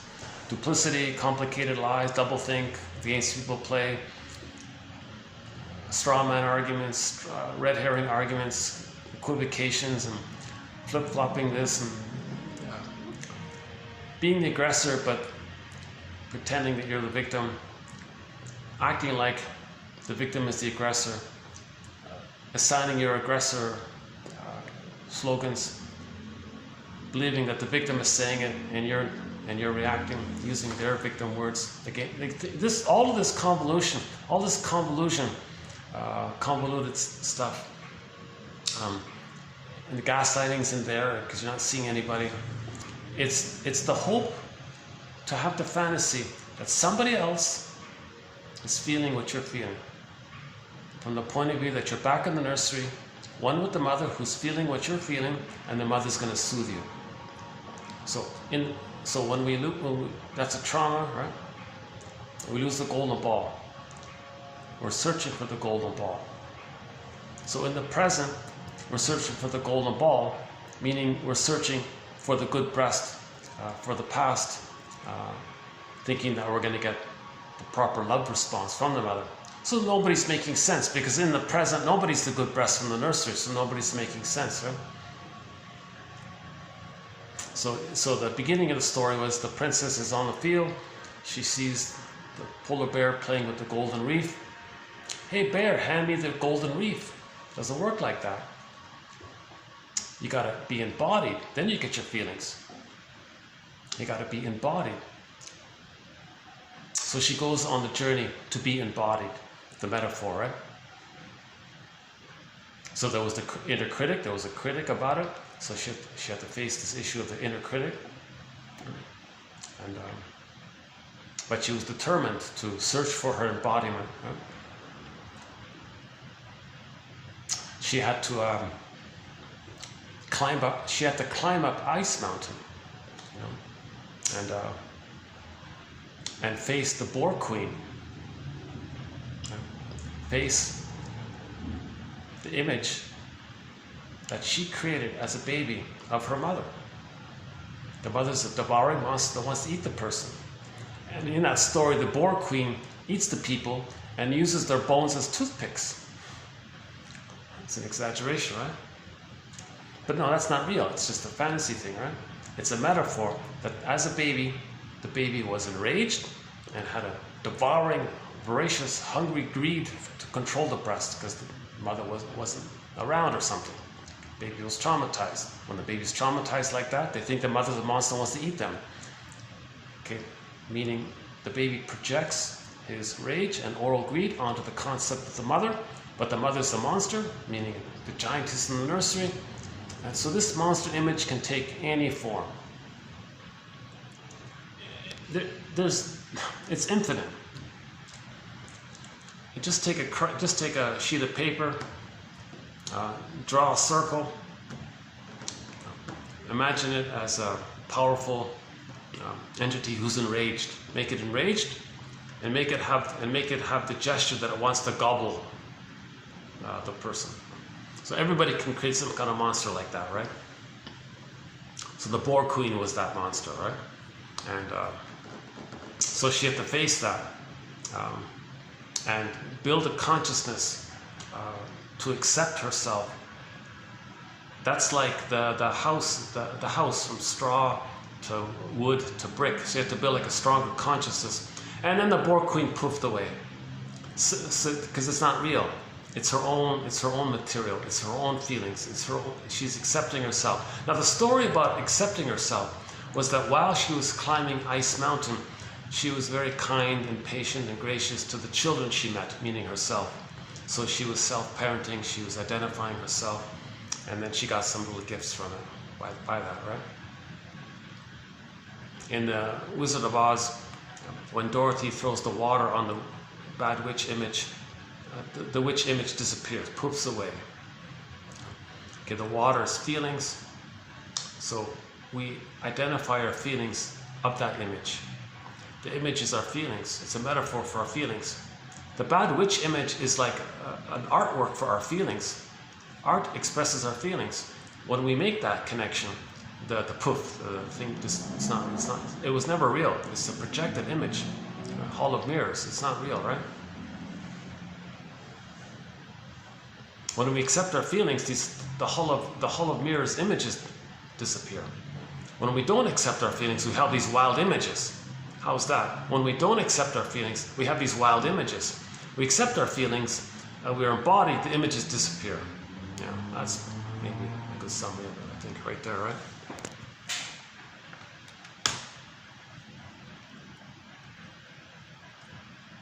Okay, the last one here is, back to that show, the Drop Dead Diva show. I mentioned it in the last video, but I didn't have the quote, so here it is here. She said to her friend, "Do you want to stay stuck in that moment, being dumped at the altar, replaying it over and over again? Or do you want to finally feel it and be free?"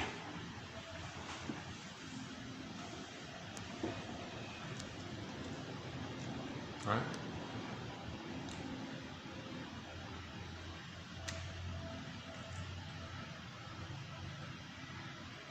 I think one of my favorite ones is the second. I like the second one here. Projection is a psychic mechanism that occurs whenever a vital aspect of our personality of which we are unaware is activated. See, something about ourselves that we don't know is activated. Right? So something happens outwardly. You see something outwardly, and then something within is activated. So the outer reminds you of something that's within. When something is projected, we see it outside of us, as though it belongs to someone else and has nothing to do with us. Yeah. That's the issue. That's the issue. It is yours. To help you know that it's yours, you're first saying it's outside. Projection is an unconscious mechanism. We do not decide to project something. It happens automatically. We're triggered. Huh? If we decided to project something, it would be conscious to us. Yeah, so if you decided to project something, okay, you see, it doesn't work, right? See, that means you're conscious. And precisely because it's conscious, then you can't project it. Only unconscious contents are projected.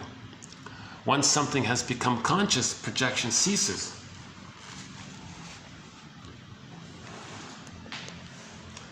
So the strong things you're saying about others, that's to make you conscious that it belongs to you. Oh yeah, we had a good quote from, was it 2 videos ago, I think. Nothing makes a person more outraged than to see someone behave towards them the way they behave towards others that they don't know. So let's say a person has the narcissistic pattern towards others, right? And they're not aware of it. Let's say they meet someone who's like that towards them, they're very enraged because they didn't own it. If they own it, it wouldn't bother them so much, right?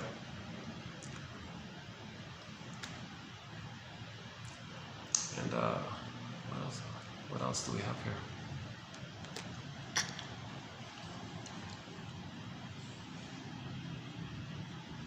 Yeah, okay, the Moby Dick one is okay, and oh yeah, I like this one here also. Yeah, even the idea of such consolation, there now, is abhorrent, because it seems to deny the unique value and meaning of what has been lost. So that's why I like the so-called rebound marriage or something. That's not going to work, because you're denying the true, unique, deep value of the original loss. Right? So think about the Don Juans and the Playboys and all that. They never love anyone. They can't, because they can't admit the deep loss of a good mother that never existed. and they can't let go of the shaming mother because they become the shaming mother. You see? So that's why to love someone is abhorrent to them. You see? The Don Juans and the Peer Gyns and the Playboys and the Playgirls and all, etc., it's abhorrent for them to love someone because it would seem to them, it would deny, to do so would deny that they needed a good mother and they didn't get it, and they don't want to deny that. But to love someone means they would deny that, so they can't do it. Right? So we got to mourn the loss of either the love that one had or the love that was needed. You got to mourn the loss. Whenever there's a loss, you got to mourn it. Oh yeah, she called it primary. Oh yeah, hang on a second. Miriam Minerable. Do I still have it? Hang on a second. Let's see if we still have it here. Miriam Minerable from Brazil talks about mourning. Hold on a second.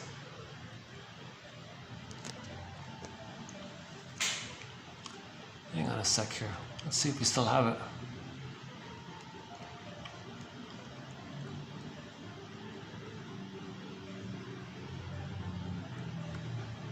Dreamboat Annie, Scott Wetzler, The Dream, More Than a Feeling, Castle by the Sea, Calypso, Mind Games, Carl Sagan, Spirit, Hayfield, McCafferty.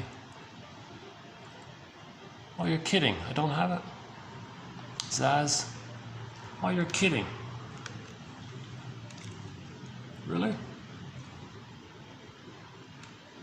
Sissy Houston, The Odyssey, Gentle Warrior, Reflections, Voices from the Past. What's this one? Hold on a second.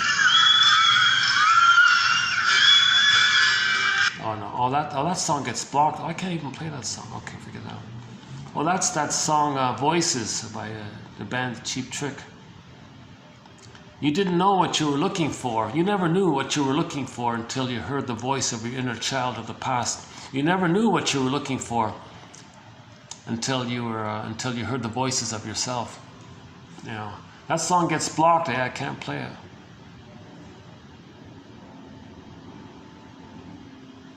Oh, you're kidding.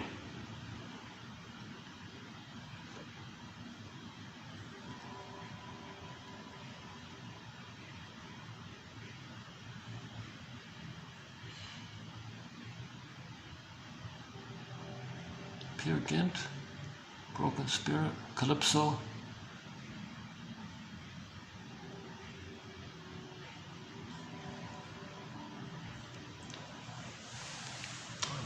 Must have deleted it already. Did I delete it already? Oh, what a pity. Okay, if you look on YouTube, Miriam Minerable. Okay, it's from a podcast called Talks in Psychoanalysis, I think. She only gave 2 short little lectures. She read from a paper of hers. I would listen to both of them. The first one is about mourning, and the other one is about the inner critic. She did a great job. She says the mourning one, it's the primary mourning for the narcissism is that on one side of the coin is the expectation that the other should be the absolute good mother. That's the other side of the coin, that the other has to be perfect. Okay. And that the other side of the coin is His Majesty the baby. So His Majesty the baby is on one side of the coin, and the mother's the goddess, on the good breast, on the other side of the coin. Okay. Simultaneously, they're linked like that. So you got to come to terms with that a person didn't get that phase of development met. Okay, that's the primary mourning. If that's unresolved, then a person doesn't accept secondary losses later on, because they don't have the template of being able to mourn losses.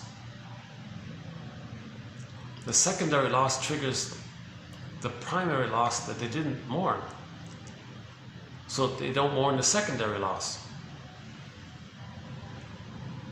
So a person can go through life feeling that they're sleepwalking through life.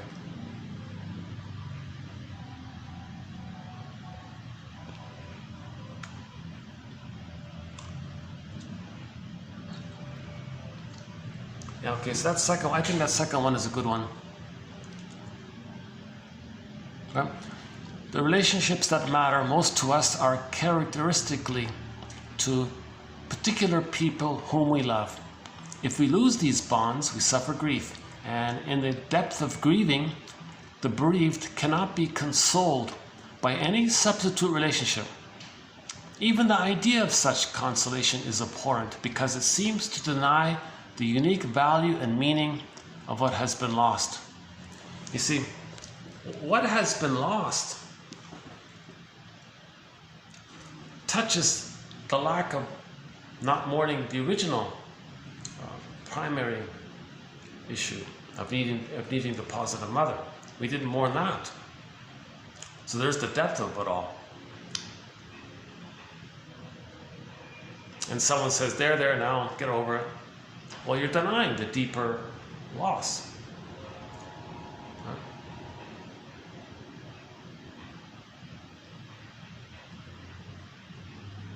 Yeah, the Moby Dick. That's interesting, right? Yeah, Moby Dick one, right? So the whale is in his fantasy, he has attitude, it's coming up for him, that he's wrestling and fighting and so angry and complaining about the whale. It's a metaphor of the baby's situation with the frustrating breast, the bad breast. Now the bad breast becomes the persecutory breast to the baby, right?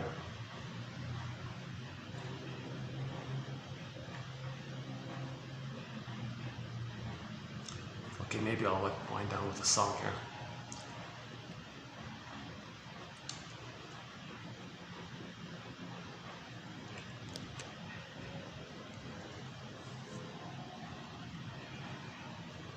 My comfort remains. What's up?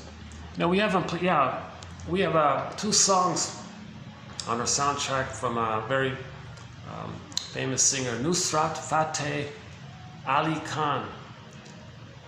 I think the language is Urdu, if I'm not mistaken. He's a very popular, or was a very popular singer in Pakistan. So here's one of his songs called "Nothing Without You."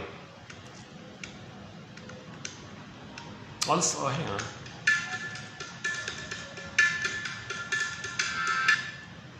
Let's play. Oh, we got 2. Okay, that's one. His other one is called "My Comfort Remains." Let's play this one. My comfort remains. By Nusrat Fateh Ali Khan. My comfort remains.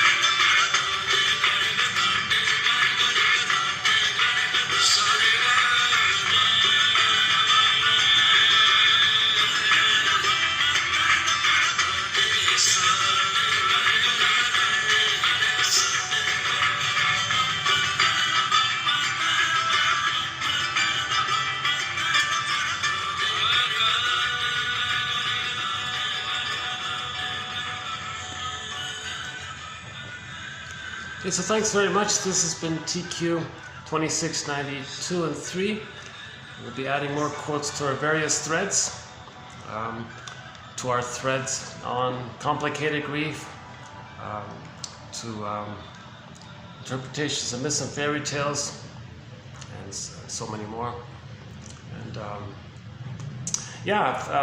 if anybody would like to have a copy of 1001 Windmills the Mind, 10,000 advanced self-help quotes to help one weave this basket, build the ego, like Sanford says, to know our individuality, our uniqueness, our leafness. Every leaf is unique. We need the ego. We got to repair this ego. We got to. Okay. So this knowledge is to that end. Yes, people can use knowledge as a defense mechanism to get away from their feelings, to intellectualize. That's a defense mechanism. But that knowledge is included in this collection. So that's weaving the basket. That's moving towards weaving the basket. So the purpose of these quotes and theories is to build consciousness, to make it safe, to get back our feelings. Then we make sense. We enjoy the present. And then, as Zaz says, we can love life. So this song is a call to love life. Right?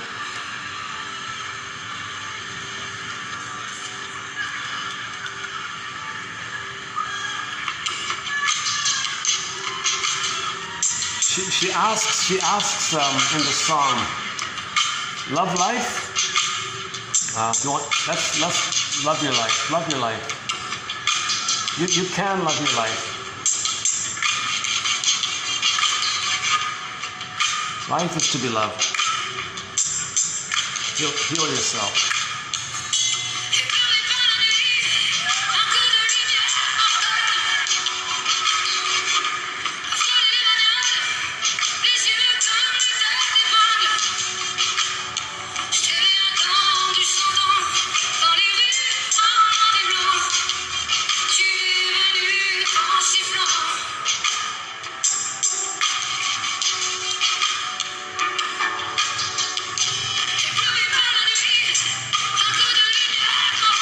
Notice your symptoms.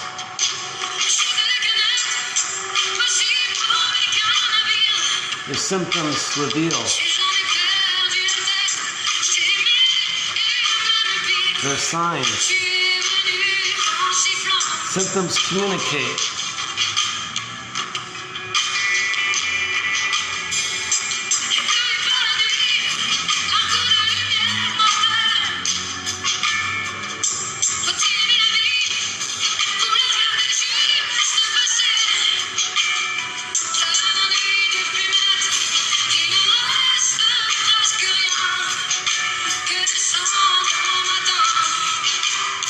Feel your feelings. Accept yourself.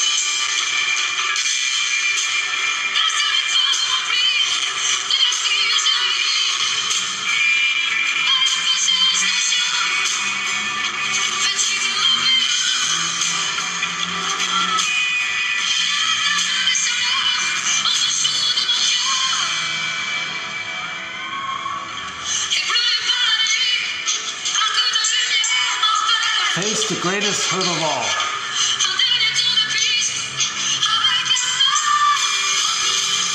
Mother failed to provide the secure attachment style.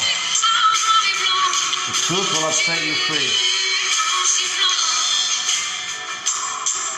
Understand the mother, forgive the mother, heal yourself. Become a psychological detective.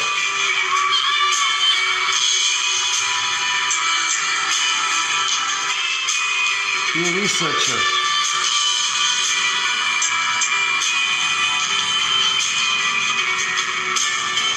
Find our story, get back our feelings,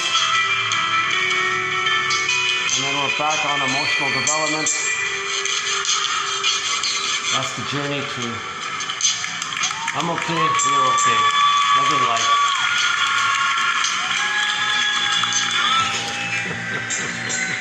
How are we doing here? Just 3 minutes left. Yeah, I'll shut this out and before it hits the 5 hour mark.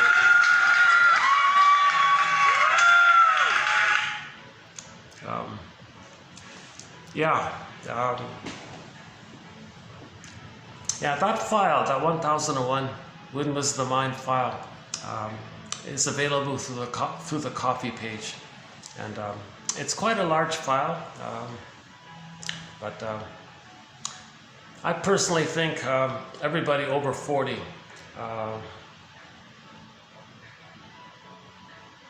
don't want to say should, but could, can, may, might, ought to.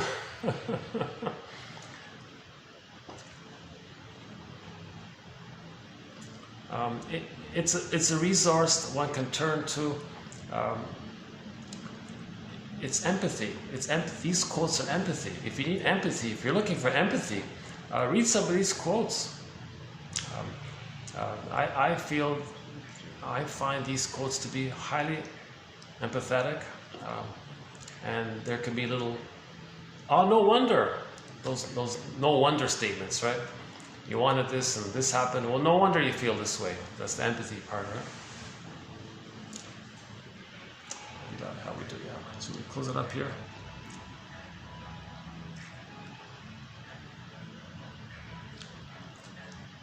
Yeah. Here's a stamp of Odysseus. Yeah. From the Odyssey. Yeah. See, he's resisting. You see, in the Odyssey. I don't know if you can see it there. But in the Odyssey, you see, he maintained his ego. He maintained his consciousness. So he held on to himself and didn't lose himself. You see, so he's more conscious now, right? But in the metaphor of the Anthony guy. There's Cleopatra, and then, we know the story about that, right? If you're going to watch the Odyssey, I recommend, the TV series, the one starring Amanda Sante. I highly recommend the VHS version if you can find it. If you can get an old VHS player from a garage sale or something, get the VHS, because the key scene. Actually, this key scene, that's why I put it here. This scene is available on the VHS. Okay, let's shut this down. Yeah, okay, let's close this here. I want to keep it before 5 hours.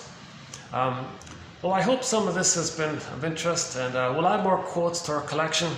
Again, thanks very much, and see you next time. Yeah.